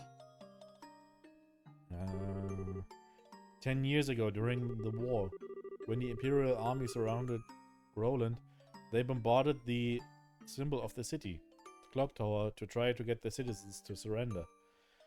Ist eigentlich krass, dass jetzt, wenn man mal so bedenkt, wir haben angefangen mit den Cold-Steel-Spielen, wo natürlich fast alle Hauptcharaktere, die wir gespielt haben in den Cold-Steel-Spielen, aus dem erebonischen Imperium sind. Und jetzt sehen wir mal so richtig, wie Erebonia die Bösen wahrscheinlich doch zu sein scheinen, ne?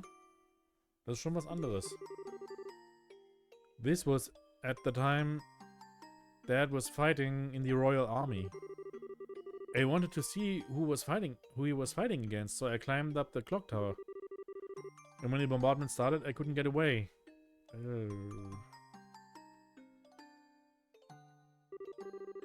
When I came to, I hardly even had a scratch on me. My mother had saved me. I was wrapped tightly in her arms, shielded from the rubble.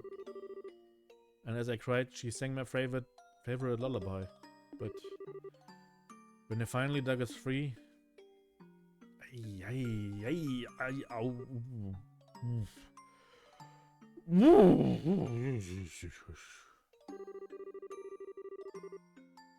After the war ended and this place had been rebuilt, I avoided coming here for the most part. It's not because I have painful memories of this place, though. It's just, when I come here, a part of me wants so much to draw on her strength. Ja, das tat gerade... Das tat weh, das ging in die Magengrube. Plus, I felt that I can't be strong like her, if I'm always trying to rely on her. Still. But today is okay, right? Relying on her just this once. Asking her to bring Dad home safely. Da frage ich mich natürlich, wie es dann Cassius ging mit dem Ganzen. Jetzt haben wir natürlich schon, jetzt wissen wir schon, wie es Estelle dabei geht, aber wie geht... Asking her to protect him? Of course it is. And don't worry, Dad's safe for sure. Your mother is protecting him, so there's no doubt in my mind that he's safe. Hier merkt man aber auch so ein bisschen doch stärker, dass Joshua doch eine etwas mehr so Distanz in der Familie hat, vom Rest der Familie, ne? And if he happens to be in a bit of a trouble, then you can come to his rescue. Ich merke gerade, dass Estelle ist ein weiterer Charakter mit einer toten Mutter.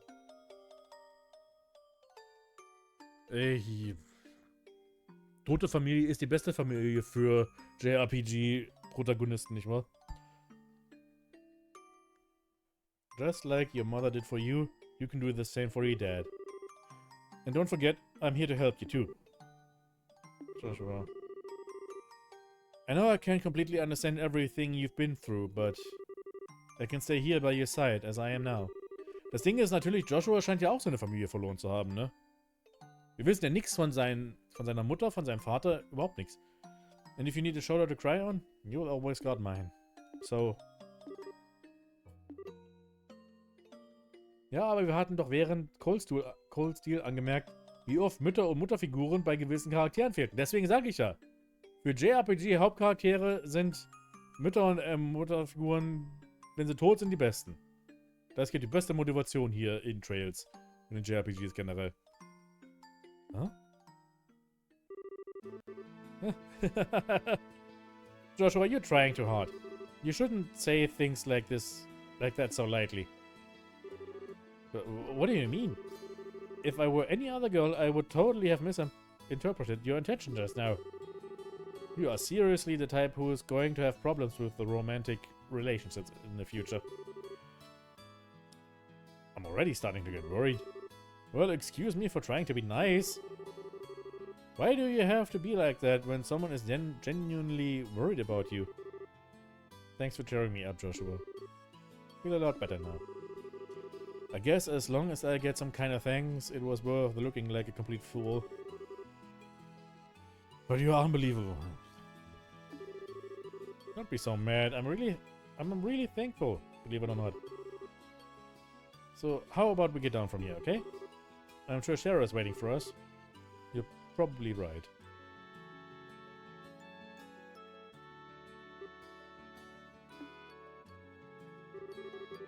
Mom, I finally realized why I wanted to become a bracer. It's so I could become strong and protect others just like you. So please watch and see. I won't fail to bring Dad home safe again. Meine Güte. Müsst ihr das immer so machen mit traurigen Sachen, mit gestorbenen Müttern? Das...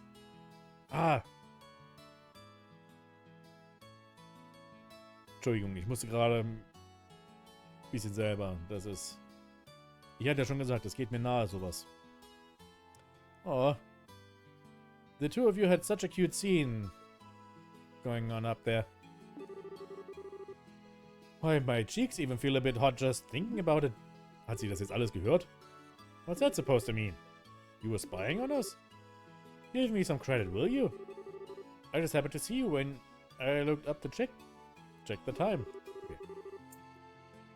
I sure wish I had an orbital camera to get a shot of that view. Come on. What are you trying to say, Shara? That's called family bonding, plain and simple.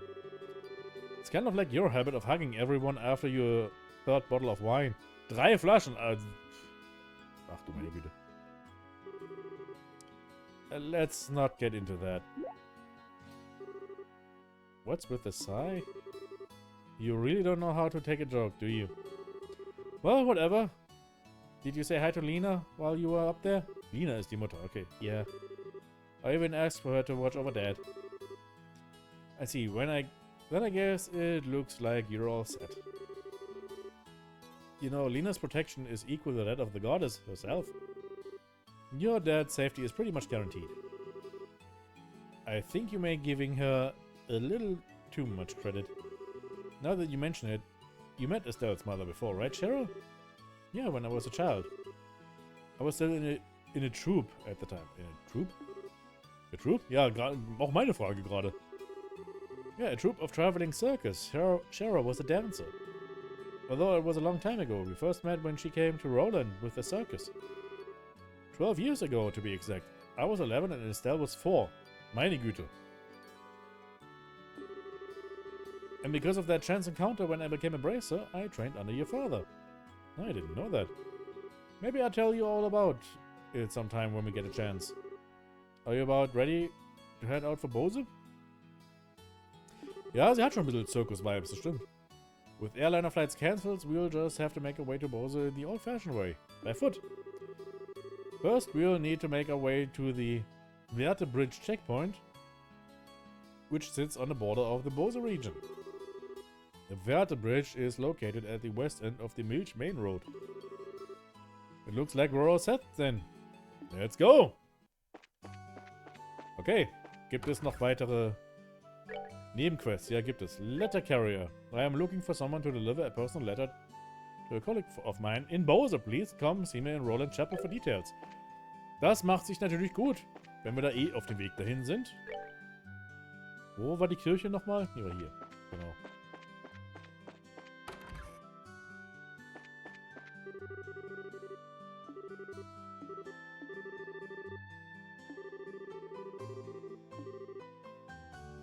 Oh, warte, ja, okay.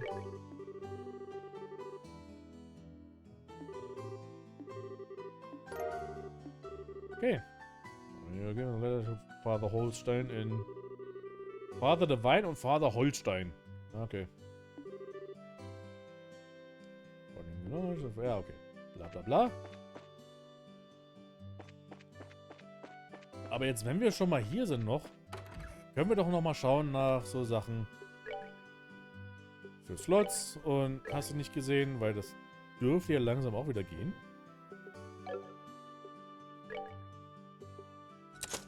Zack. Nee, da kriegen wir nichts auf. Nee, nee. Okay, aber hey, wir haben einen Slot zumindest aufbekommen.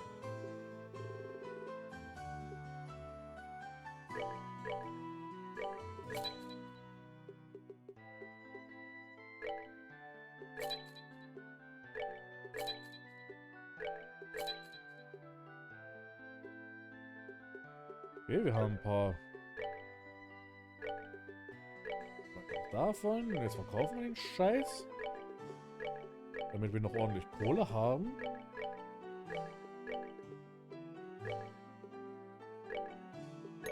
Zack.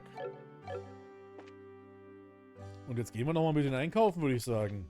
Weil ich glaube, jetzt wäre es eigentlich mal eine gute Idee, nochmal nachzuschauen, ob es besser Waffen und sowas gibt. Pyroid. Kunai wird nix. Lederweste, nein. Nein, nein.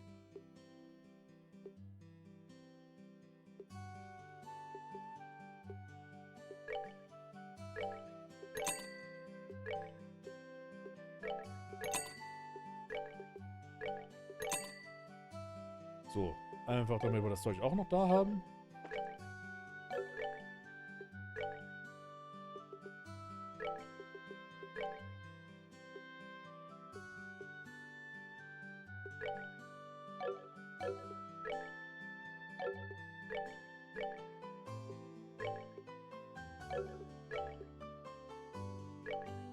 So ein bisschen ausrüsten. Nicht wahr? Und ich habe auch schon festgestellt beim letzten Bosskampf, wir brauchen vielleicht ein bisschen Items.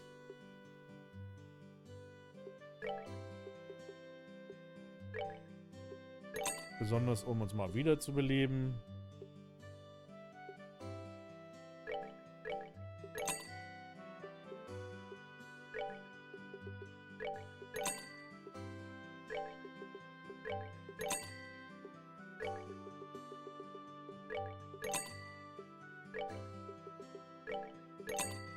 Und ein paar Sachen zum Essen, nicht wahr?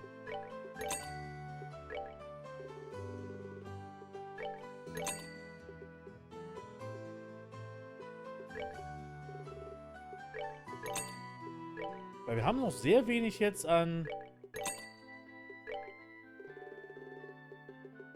Rezepten sowas gekocht, ne?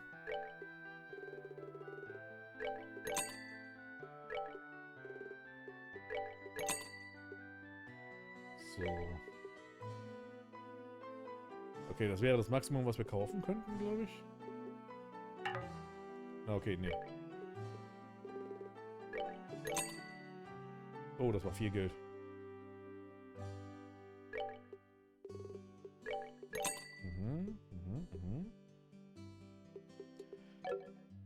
Okay, jetzt sind wir, glaube ich, ein bisschen besser vorbereitet, weil das war ja ein Trauerspiel, als wir jetzt hier gegen Josette da antreten mussten. Das war ja furchtbar. Okay, ab geht's. Und ich werde ein paar Gegner mitnehmen. Weil die hier können natürlich jetzt so ziemlich keinen Schaden bei uns zufügen. Was mir die Möglichkeit gibt, ein paar CP aufzuladen. Weil ich habe jetzt hier schon festgestellt, dieses Spiel hat echt ein Problem mit der Menge an CP, die wir bekommen. Oh, are we done already? Im Gegensatz zu späteren Teilen, jetzt wie eben zum Beispiel den Cold-Spielen, sind unsere CP wirklich Mangelware, so ein bisschen.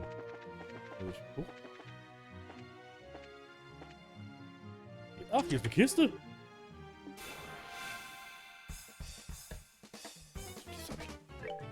Das habe ich noch nie gesehen vorher.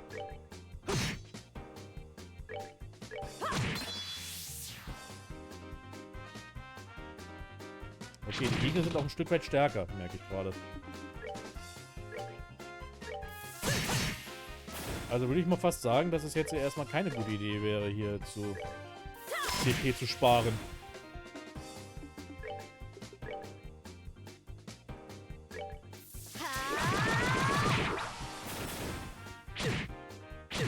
Au, au, au, au.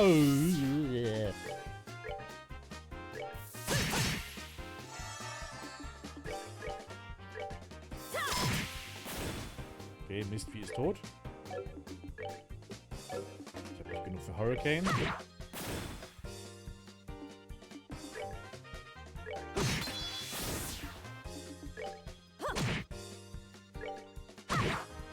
Okay, meine Güte, es gibt also auch wirklich noch hier Monsterkisten.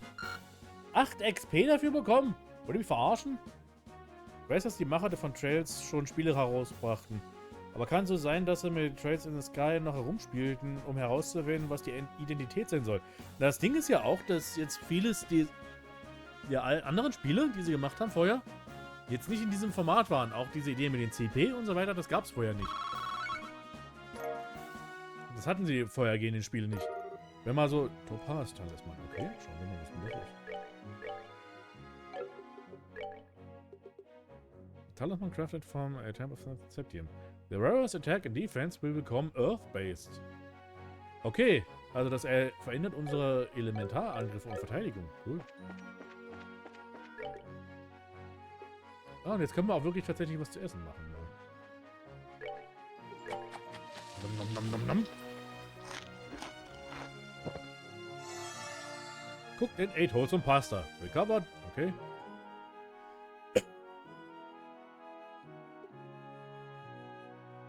Ach, und hier sieht man auch, man muss das Sit Down, das heißt also, das isst man sofort. Und die Maple Cookie kann man einfach so machen. Und dann hat man das einfach. Ja, das hat er... Ja.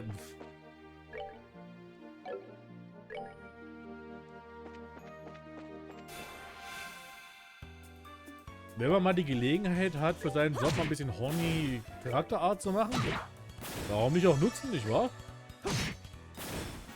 Let's move out.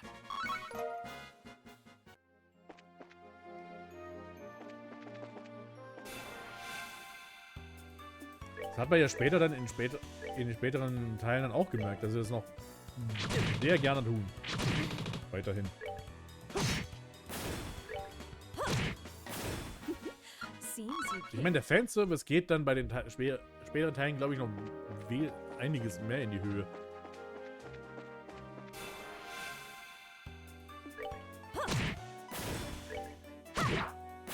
Das hier ist ja noch relativ zurückhaltend dann in den ganzen. We're good to go. Käfer! Okay, diesmal bin ich ja sogar mal direkt auf dich zugekommen. That's that. Let's move out.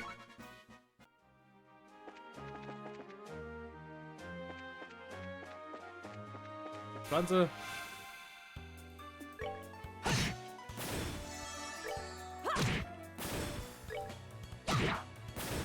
piece of cake.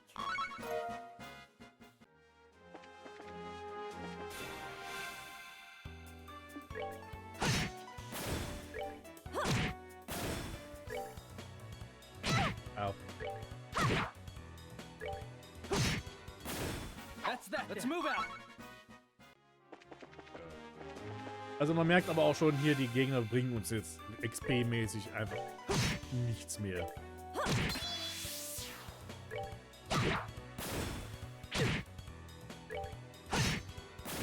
That's that. Let's Das ist move kein out. Problem mit Horny, wenn das zum Charakter auch passt. Und er sich nicht auf alle weiblichen Charaktere bezieht. Aller Estates Design ist nicht so horny, beziehungsweise zum Beispiel Ausnahmen für sowas sind lediglich Pornos, weil sie eben horny sein sollen. Ja, da ist es der Sinn. Das stimmt wohl.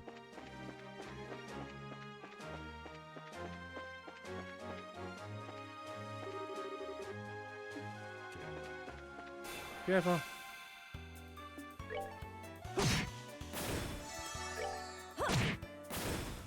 Ich finde ja auch, wenn man irgendwie Charaktere sexualisiert am Ende, dann sollte man das wirklich mit allen Charakteren dann auch machen. Also nicht nur die weiblichen. Quasi. Seid wenigstens etwas inklusiv für das Ganze. Hello there. Are you headed for Bose? We are. But how did you know we aren't just visiting again? Well, a number of people like yourselves have been passing through lately. Exponentially more than usual. Is that because flights have been suspended in the airspace over Bose? That's exactly what happened. You wouldn't believe how busy this place is because of it. Well, the Royal Army is responsible for all the restricted flights. So we're really not in a position to complain. Yeah, I guess you're right about that. Oh, and another thing, traffic through this checkpoint is also being regulated. If you want to go through here, you'll have to get a pass from the chief warrant officer next door. Okay. Wer ist eigentlich hier drin?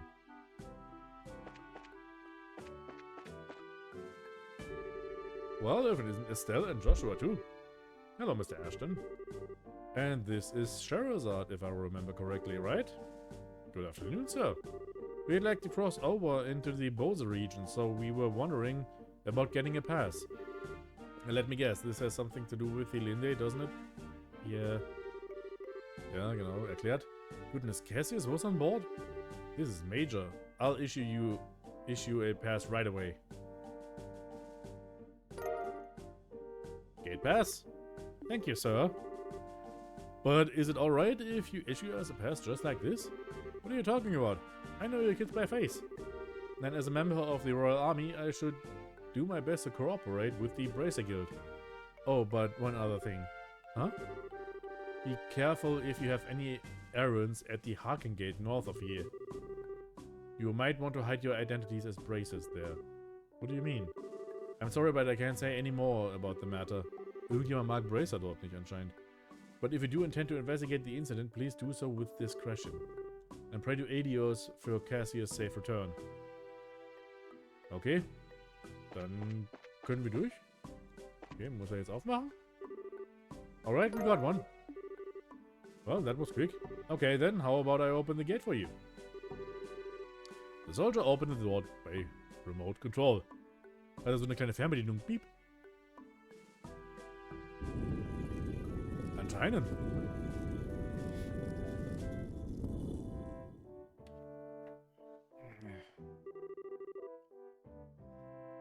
Alright, you're clear to go. Going through.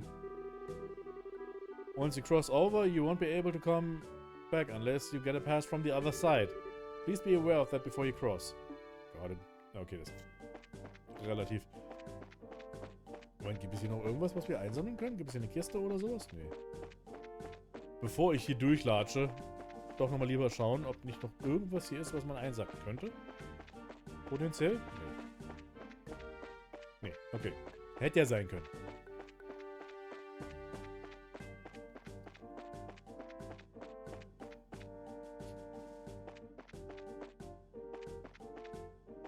Haben wir jetzt hier? Einfach nochmal nachgeschaut. Oder we have here this time. Bla bla bla bla bla. Was haben wir hier? Ein Minipark zum Ausruhen oder was? Ach, wie schön.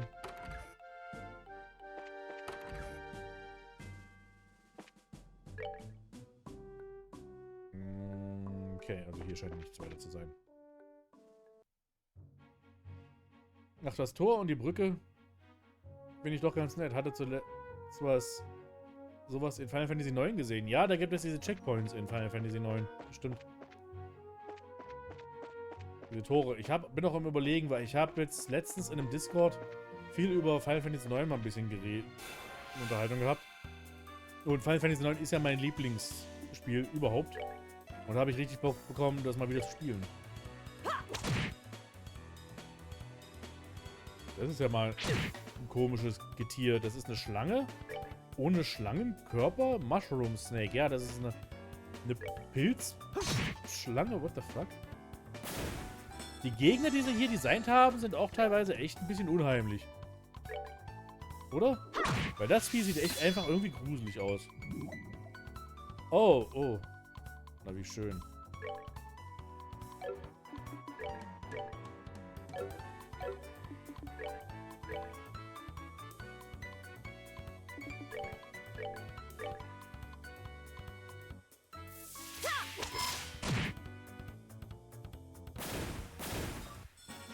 Oh, are we done already?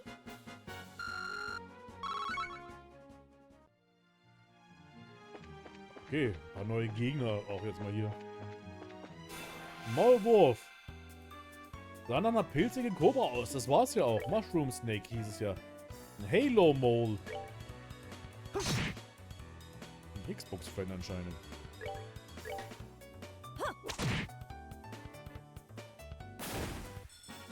Oh, are we done already? Flaky Potato.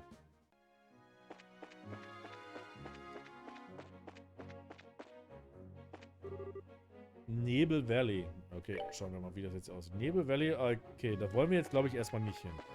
Wir gehen mal lieber erstmal gleich nach Hause. Jetzt ist dieses Vieh wieder da. Also das ist echt, dieses Design ist unheimlich. Das ist einfach ein fliegender Schleim.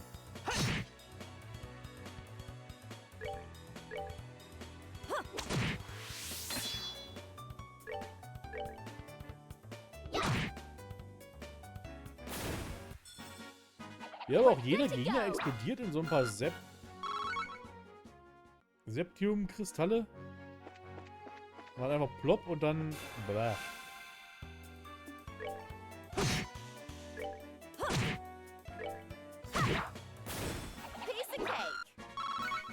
Von denen kriegt man aber auch jetzt ein bisschen XP wieder. Also mehr als vorher. Okay, wie sieht das hier aus? Okay, es gibt nur einen Weg quasi.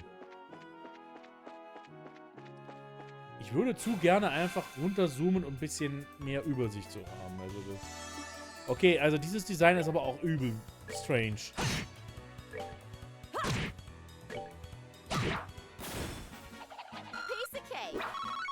Ja, hier kriege ich jetzt, glaube ich, auch bald, wenn ich so weitermache, ein Level up. Und das will ich auch eigentlich haben. What's that? Headed this way. Okay.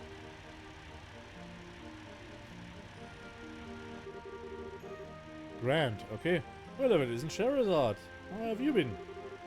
Fine, I haven't seen you in a while either. What are you up to? As you can see, I am doing an escort job.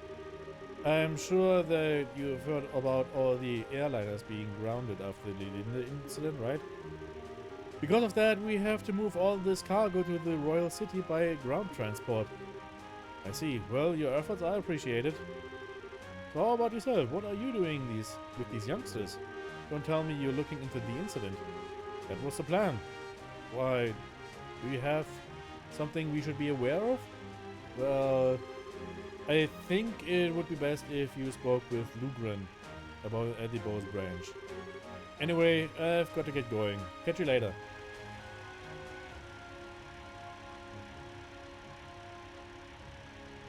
Weiß zwar, dass es Luftschiffe gibt, aber der Transporter überrascht mich doch so sehr ans Fantastische gewöhnt. Naja, ich meine, es gibt ja auch Autos und sowas hier im Spiel. Also es ist ja nicht so, dass...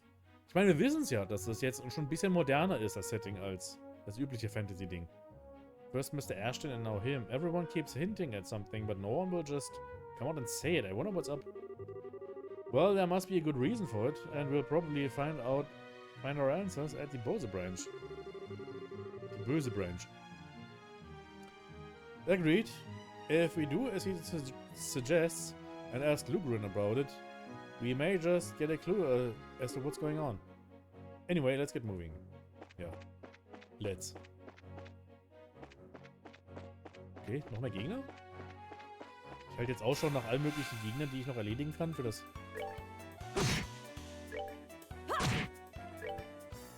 potenzielle Level-Up.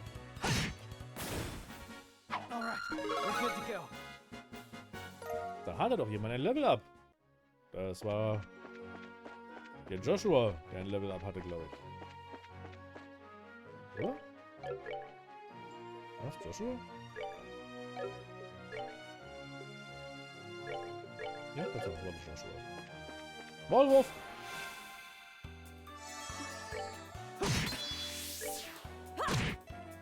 Ist aber auch eigentlich relativ angenehm, dass man jetzt nicht so überschüttet wird mit Level-Ups und Stats und hast du nicht gesehen. Das kommt alles relativ langsam und übersichtlich. Das ist eigentlich ganz okay. Ich habe jetzt auch angefangen, die alten Final Fantasies zu spielen, weil es gibt ja die Pixel Remaster, die habe ich mir jetzt mal für die PlayStation gekauft und fange jetzt auch wirklich an, die Platin-Trophäen dafür zu bekommen. Ich habe die Platin-Trophäe für Final Fantasy 1 habe ich jetzt geschafft und für Final Fantasy 2. Für Final Fantasy 2 muss ich sogar das gesamte Spiel nochmal neu starten. Dauert aber ehrlich gesagt nicht lange. Diese Spiele kann man wirklich in teilweise gerade mal so 4 Stunden durchrattern, wenn man die Boosts benutzt. Das wäre eigentlich auch mal eine Idee.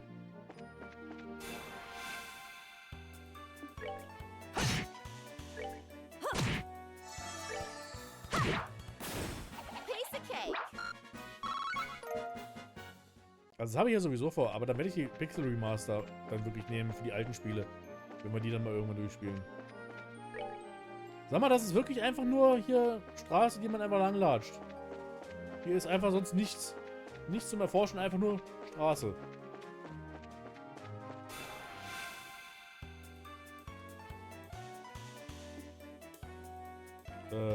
Chat? Okay, jetzt sagt der Chat, dass... Willkommen im Chat. Ich wurde gerade entfernt vom Chat und jetzt bin ich drin. Die Verbindung ist gerade unterbrochen gewesen zum Chat. Ich hoffe, ich habe jetzt nichts verpasst.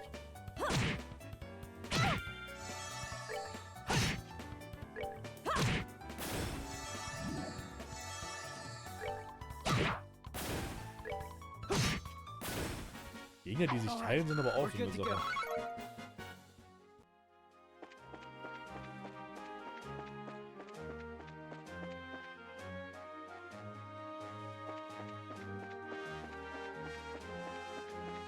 Okay, wo geht's jetzt lang? Waterbridge, Eisen Road. Wir haben eigentlich erst die Milch Road, jetzt die Eisen Road. Anscheinend sind alle Straßen hier nach deutschen Wörtern irgendwie benannt.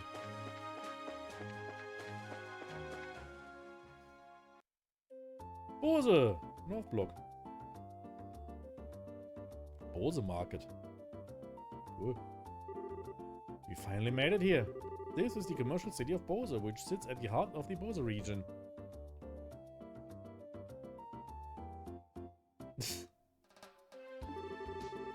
Well, this definitely looks like a city. Of the 5 major cities in Lebel, this comes next after the Royal City. Compared to Roland, the buildings are all made up of stone and seem a lot bigger. Does anyone have any idea what that huge building is over there? That's the Bose Market. It's an indoor marketplace made up of various shops. Food, clothing, sundry goods, furniture, books, and so on. You can pretty much buy everything here with the exception of weapons and ornaments. It's not surprising that they call this place a commercial city. Man, I really wish this trip could have been for shopping. Maybe some other time. Let's first stop by the guild and find out what's going on regarding the incident. Oh, alright. Just so you know, the Bracers Guild here is just right over there. Okay, dann gucken wir mal, wo hier was ist. Da ist die Kirche, da ist die Bracer Gilde, da ist Shops. Okay. Aber erstmal... Das ist die Bar. Gibt es hier ein Rezept, was wir lernen können? Käserisotto.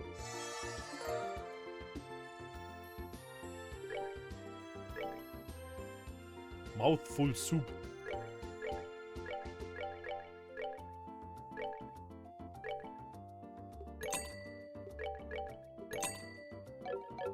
Wir nehmen mal von allem eins mit, weil ich glaube, wenn wir was zu essen einfach nutzen, im Kampf oder im Feld oder sowas, dann bekommen wir tatsächlich auch noch die, das Rezept dann dafür. Aber jetzt will ich erstmal noch sehen, wo hier ein Waffenshop ist. Muss ja hier auch irgendwo sein. Ah, hier.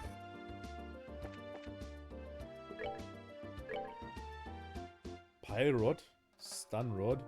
Ach du Scheiße, der Mist ist ja teuer.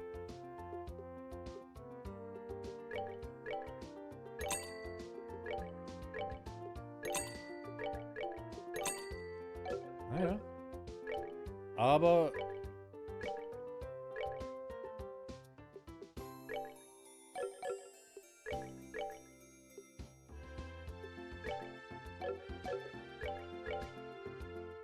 Wir haben ja schon festgestellt, Ausrüstung bringt hier extrem viel, also sollten wir die auch wirklich nutzen.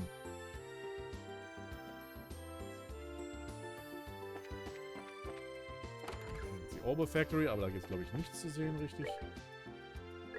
Nur die Slots. Gibt es hier neue Quarters zu erstellen? Hey, Tatsache, gibt es.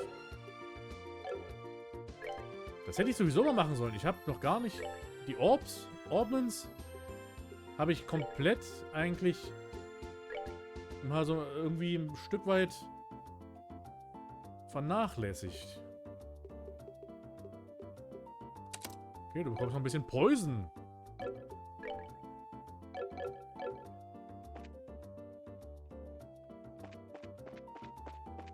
Ist noch irgendwas? Nee.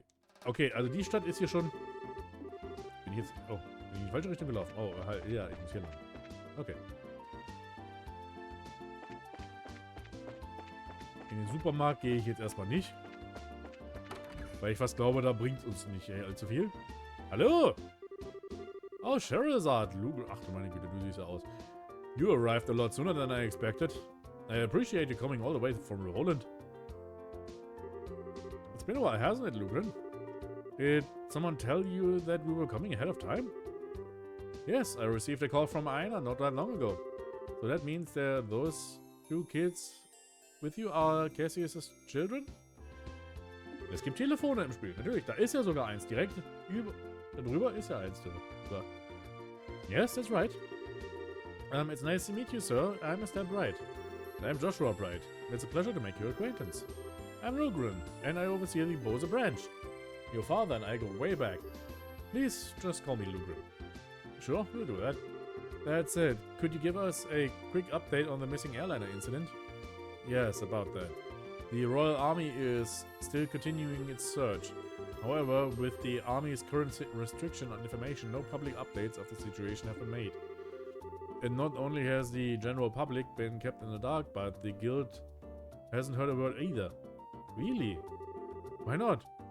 Aren't the army and the guild supposed to be cooperating together? Well, that's the way it is on the surface anyway.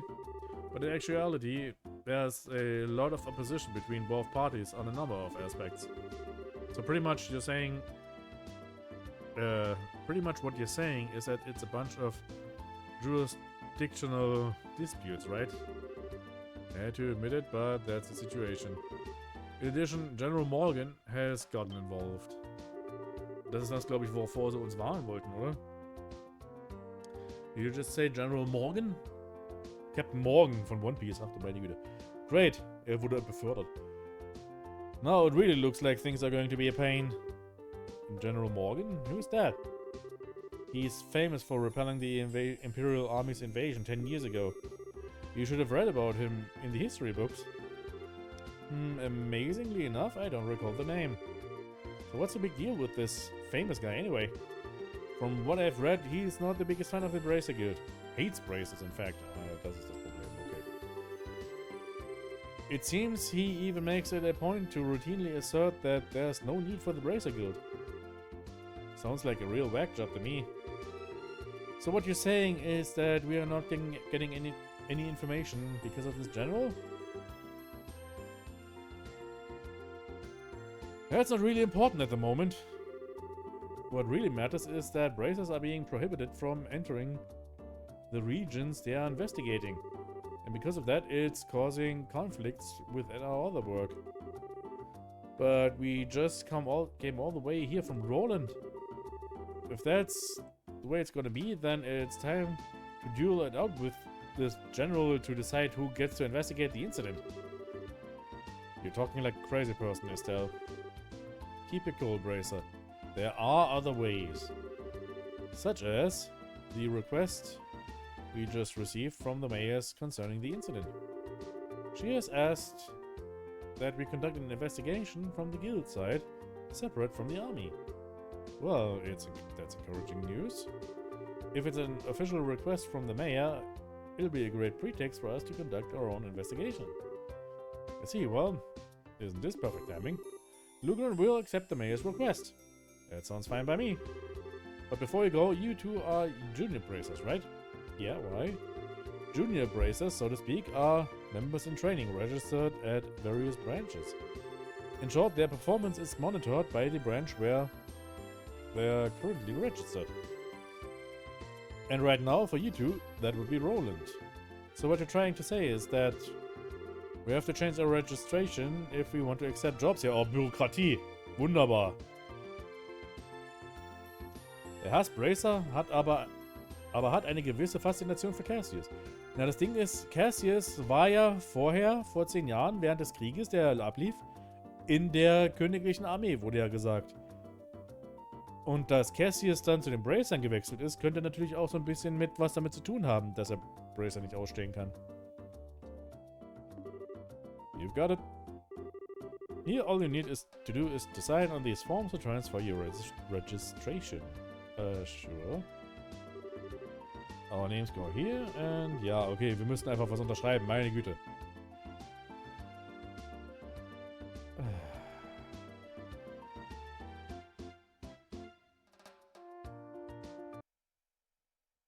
Moment.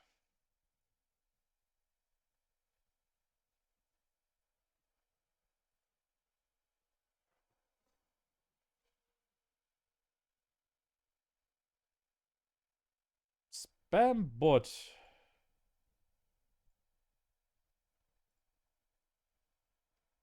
Okay, ja.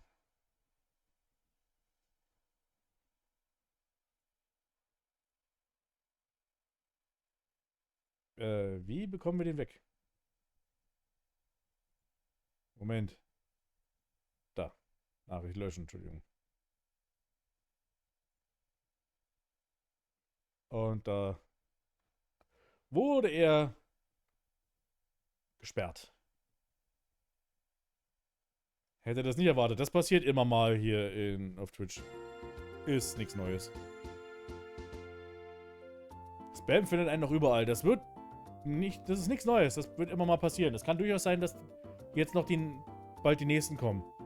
Aber auch du als Moderator hast ja eigentlich die Macht, die zu sperren und sowas. Also, das ist auch, gehört mit dazu einfach.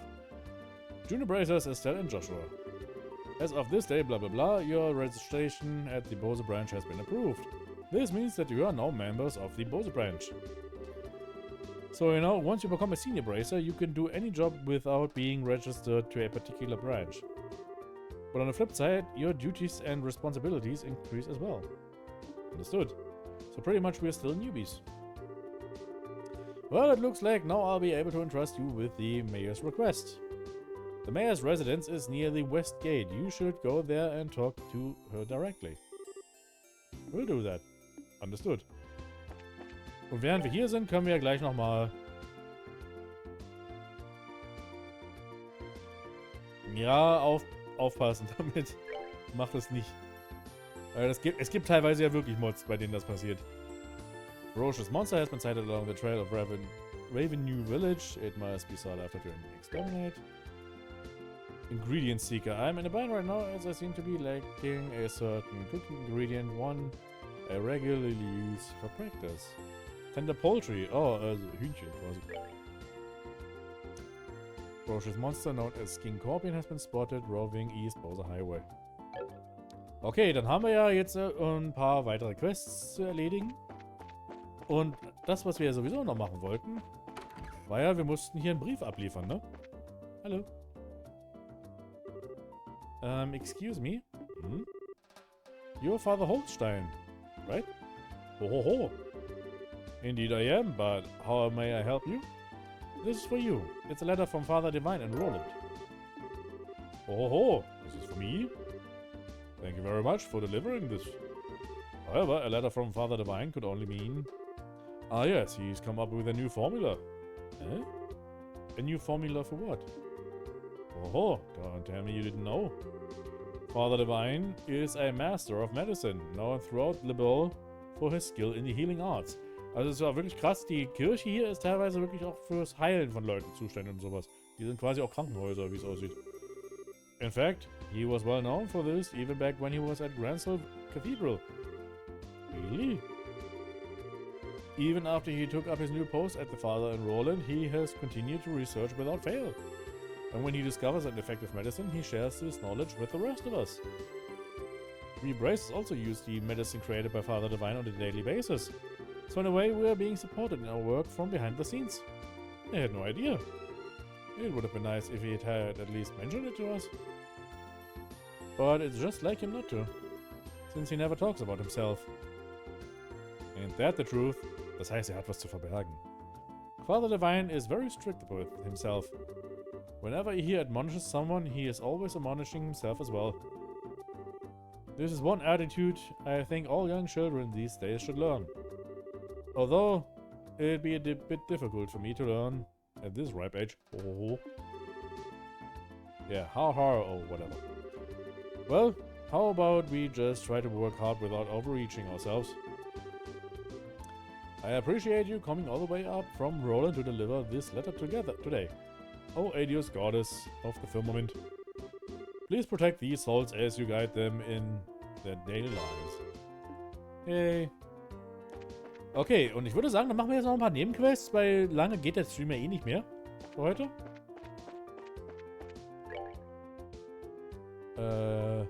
Es hieß Monster im Bose Highway. Ist hier irgendwo ein Skorpion?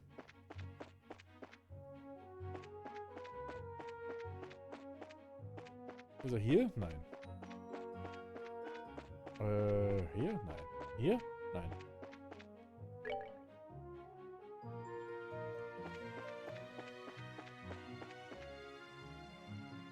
Wo wohl dieser Skorpion sich aufhält? Das ist ein Maulwurf.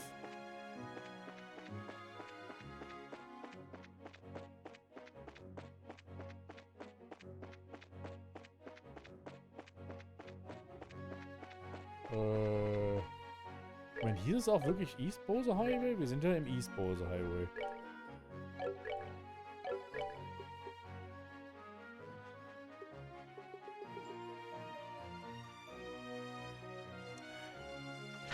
So. Ja, okay. Die Stadt sieht ganz schick aus. Vor allem durch die Bäume wirkt es auch ganz nett. Schön, dass man die im Stadtbild drin ließ. Ja, ein paar Bäume brauchst du ja schon, ne? Oh, das war Maulwurf.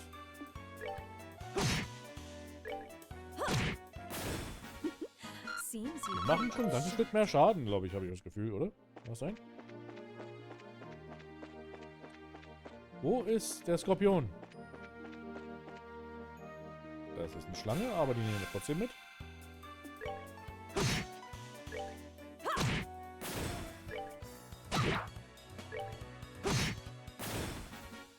All right, we're good to go. Wo ist die Schlange? Oder der Skorpion oder was auch immer. Wo ist er denn? Muss doch hier irgendwo gewesen sein.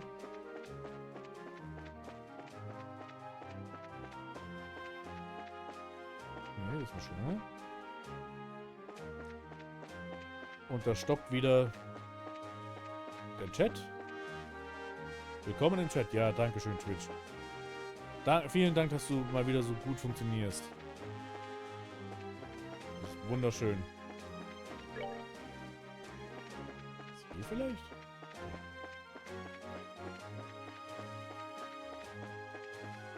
Da ist es. Da ist das Viech. Ach du meine Güte, wie viele sind denn das?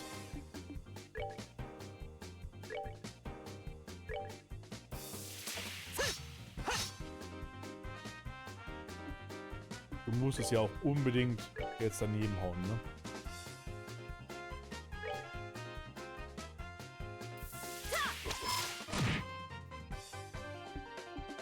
Motiviert euch mal ein bisschen. Come on.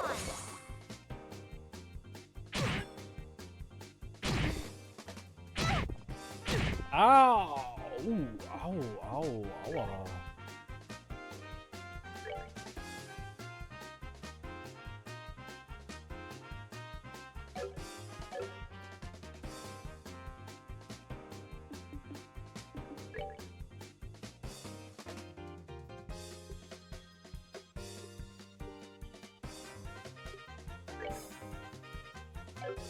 Wind mögen sie nicht, okay.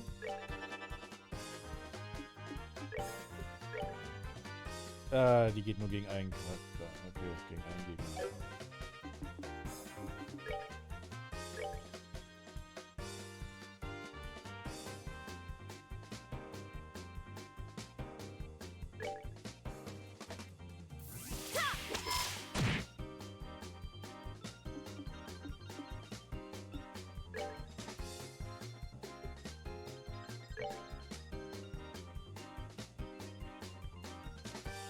We're good to go.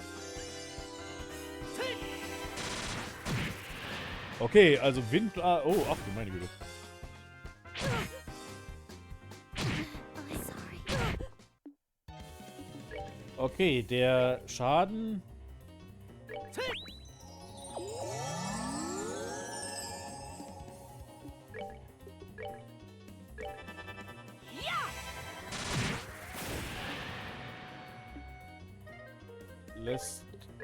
ist doch ein bisschen fies.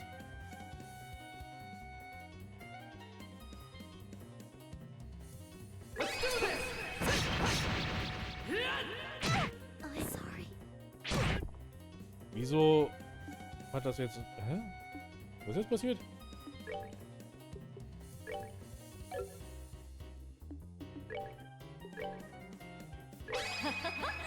Someone's been naughty.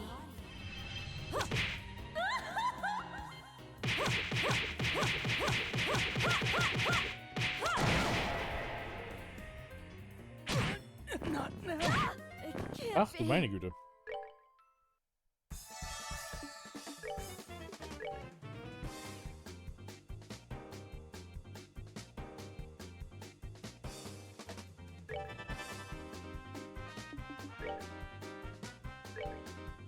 Come on. Ja, ja.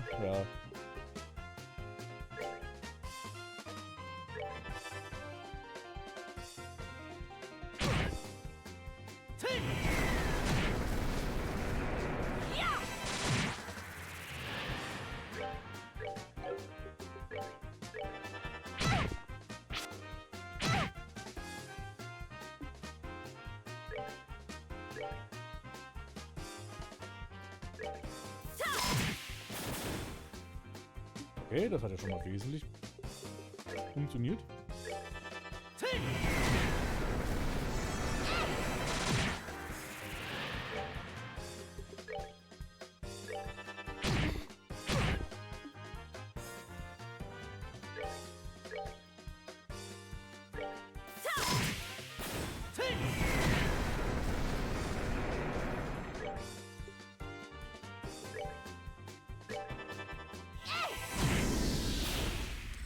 Okay, Piece of cake.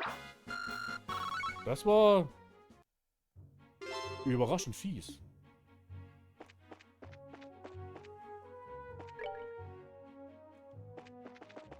Aber wir haben es geschafft. Immerhin.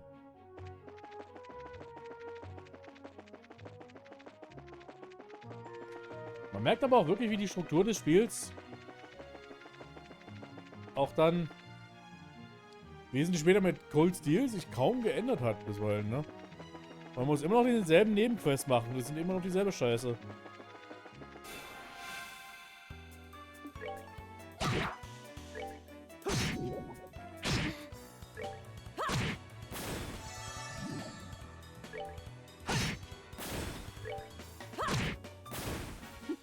Seems you came up short. Ach du meine Güte.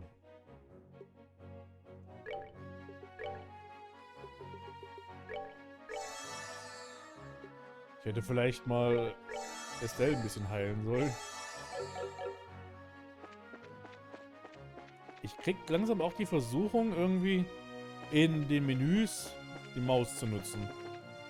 Weil dieses Spiel ist absolut nicht optimiert mit seiner Steuerung in den Menüs für Controller. Das ist alles umständlich. Das ist ganz furchtbar. Gibt es hier ein Hotel irgendwo? Ja. Und das sieht genauso aus wie...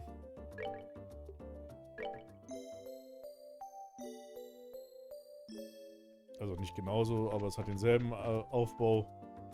Unser kleines Hotel in Roland.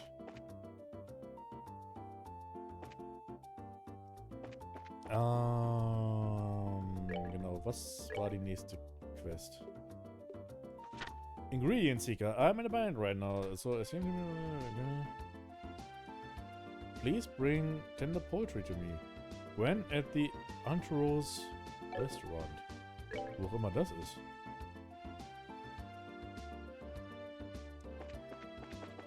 Im Süden vielleicht?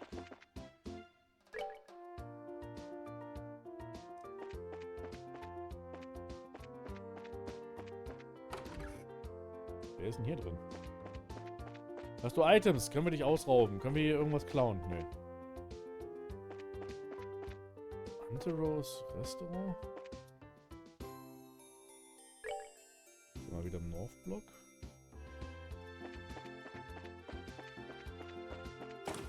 Oh, automatische Tür. Ach, meine Güte.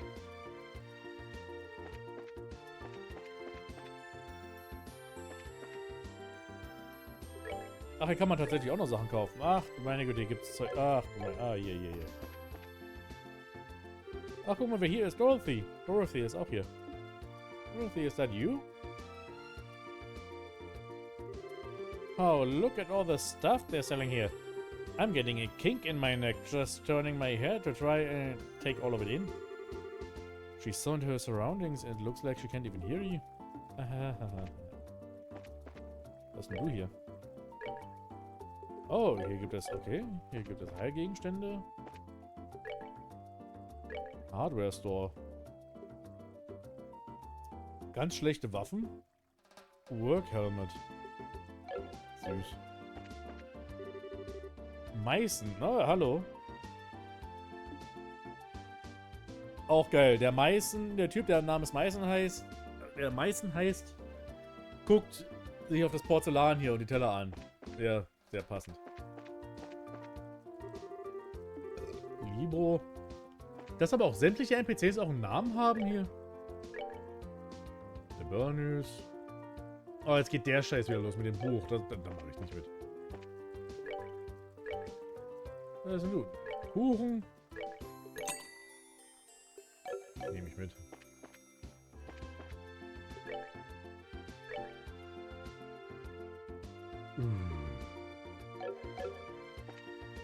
Okay, also hier ist das Restaurant nicht. Wo ist dieses Restaurant? Bar?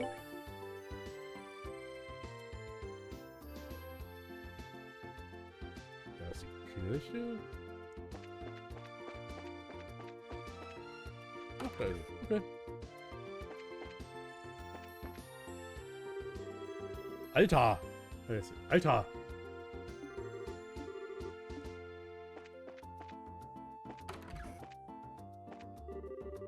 Hier Chef Ross, du Chef. Nee, du bist es nicht.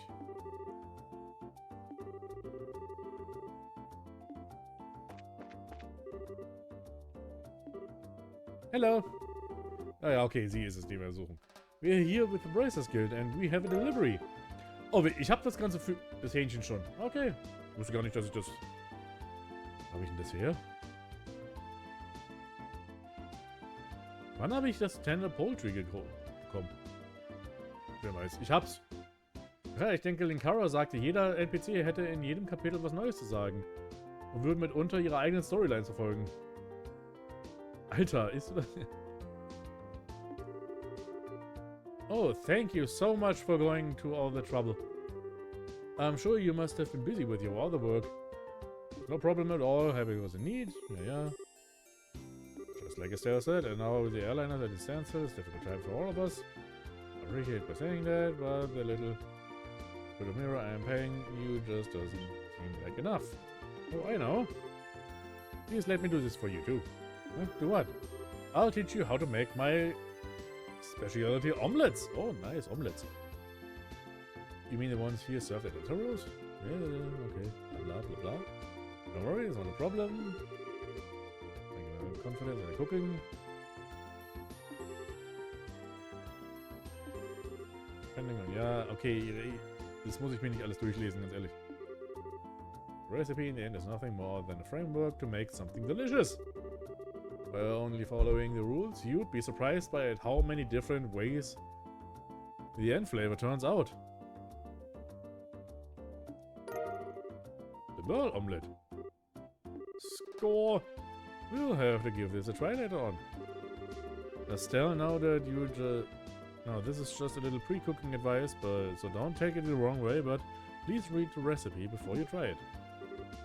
How rude. What are you trying to say? That I'm the worst cook ever? Then make sure you measure how much seasoning you put in. A pinch of salt doesn't mean that you should drop a fistful in there, you know?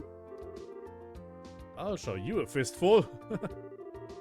Well, following the setup of any recipe is important, but enjoying what you cook comes first. Surprisingly, that's probably the best framework for any recipe.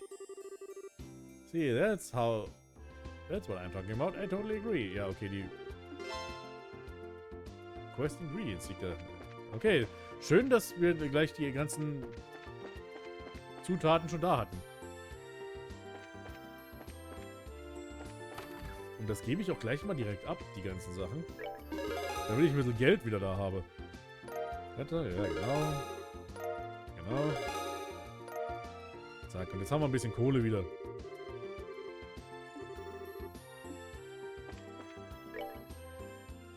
Revenue Monster. Okay, Trail behind Revenue Village. Ich habe noch nicht mal eine Ahnung, wo Revenue Village ist. Ich habe keine Ahnung, wo dieses Dorf sein soll. Ist vielleicht hier im Westbose Highway?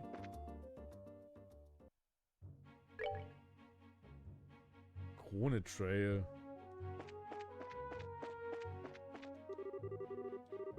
Okay, ja, es geht in den Westen. Gen Westen. Im Westen nichts Neues. Außer sehr viele Dinge, die dann im Westen passiert sind zu der Zeit.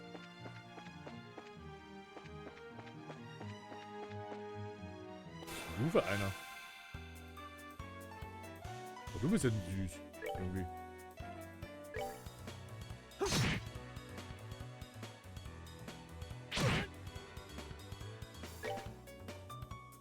Das ist ein Rockpacker. Okay. Musstest du daneben hauen jetzt unbedingt.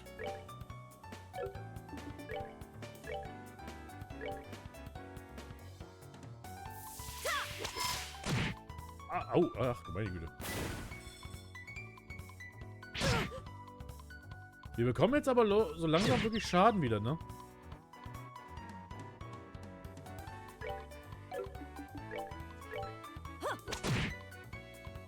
Oder gerade selbst im Westen nichts Neues sagen, ne?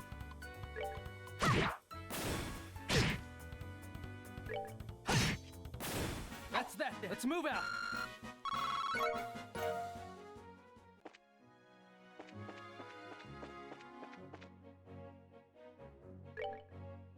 Okay, Revenue Trail, okay.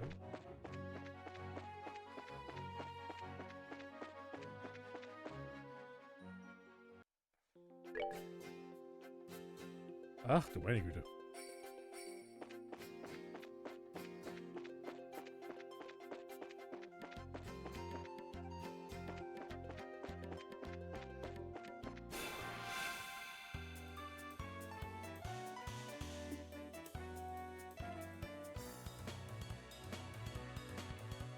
...20 Meter Kabel. Ach du meine Güte. Keine halben Sachen. Aber wenn der Laptop manchmal hackt. Aber ich meine, es scheint ja trotzdem irgendwie zu funktionieren, ne? Die Verbindung ist ja doch jetzt irgendwie scheinbar zumindest ein bisschen besser. Okay.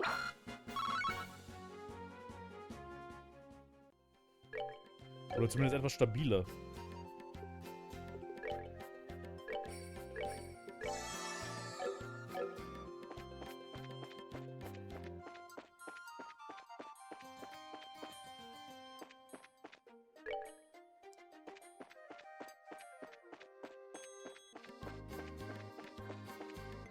Weil das ist wichtig, dass die... Ach, scheiße.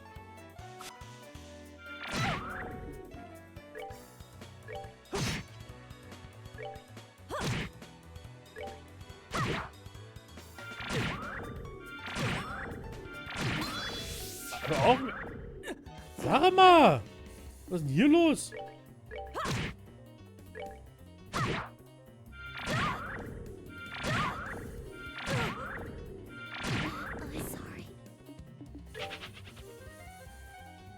Kein Totalausfall wie damals, wo ich über Stunden nichts mehr sehen konnte. Ja, genau, das ist...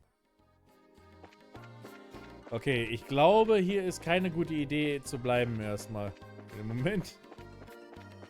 Wir sollten uns vielleicht doch erstmal zurück machen hier. Hier sind wir nicht in einem guten Zustand gerade. Das mache ich dann doch lieber, wenn ich bessere Ausrüstung habe.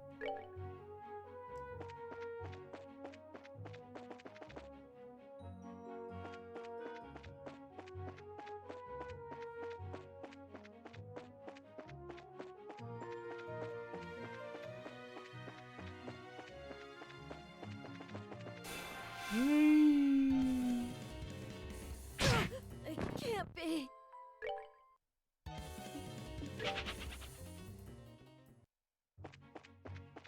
Das ist das Gefährliche bei sowas. Weil ich will jetzt natürlich auch nicht heilen. Weil jetzt bin ich ja sowieso schon wieder in der Stadt da. Und da kann ich mich ja ausruhen, ne? Genau. Nee, das war die Kirche. Blau, genau. Das türkise Blau-Dings ist Hotel, nicht lila.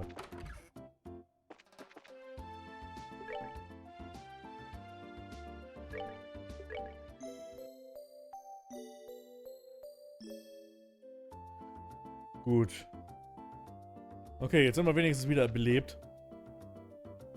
Wenigstens etwas, wir sind nicht alle tot. Nordblock. Dann habe ich ja was, worauf ich hinarbeiten kann jetzt, glaube ich, für die paar Tage. Bis zum nächsten Stream. Dass ich ein bisschen Geld zusammen horte irgendwie zusammenbekomme. Für bessere Rüstung, damit ich nicht übel viel Schaden wieder bekomme. Und da würde ich sagen, ist das für heute, glaube ich, doch eigentlich gut. Wir haben endlich wieder Fortschritt gemacht. Es hat ja ewig gedauert, bis ich hier wieder dazu kam, weiter zu spielen. Aber jetzt geht's wirklich mal los. Jetzt hat das Spiel wirklich begonnen, quasi. Wir sind nicht mehr im Prolog, sondern wirklich direkt einfach mal im Kapitel 1. Ich weiß gar nicht, wie viele Kapitel es überhaupt gibt. Aber, ja. Dann wird es das für heute gewesen sein. Wo die Base Squad spielt. Sea of Thieves. Da werden wir rein raiden. Das klingt doch nach Spaß. Raid. Woody Bay Squad. Hoffentlich funktioniert das jetzt richtig. Also, bleibt noch ein bisschen bitte für den Raid da. Und sagt Hallo. Wenn ihr wollt, zumindest. Und ich würde mich dann für heute verabschieden. Und wir sehen uns dann am Freitag, wenn es dann weitergeht mit Trails in the Sky. Oder wie wir es ja so gerne nennen. Tits. Also dann, wir sehen uns. Ciao.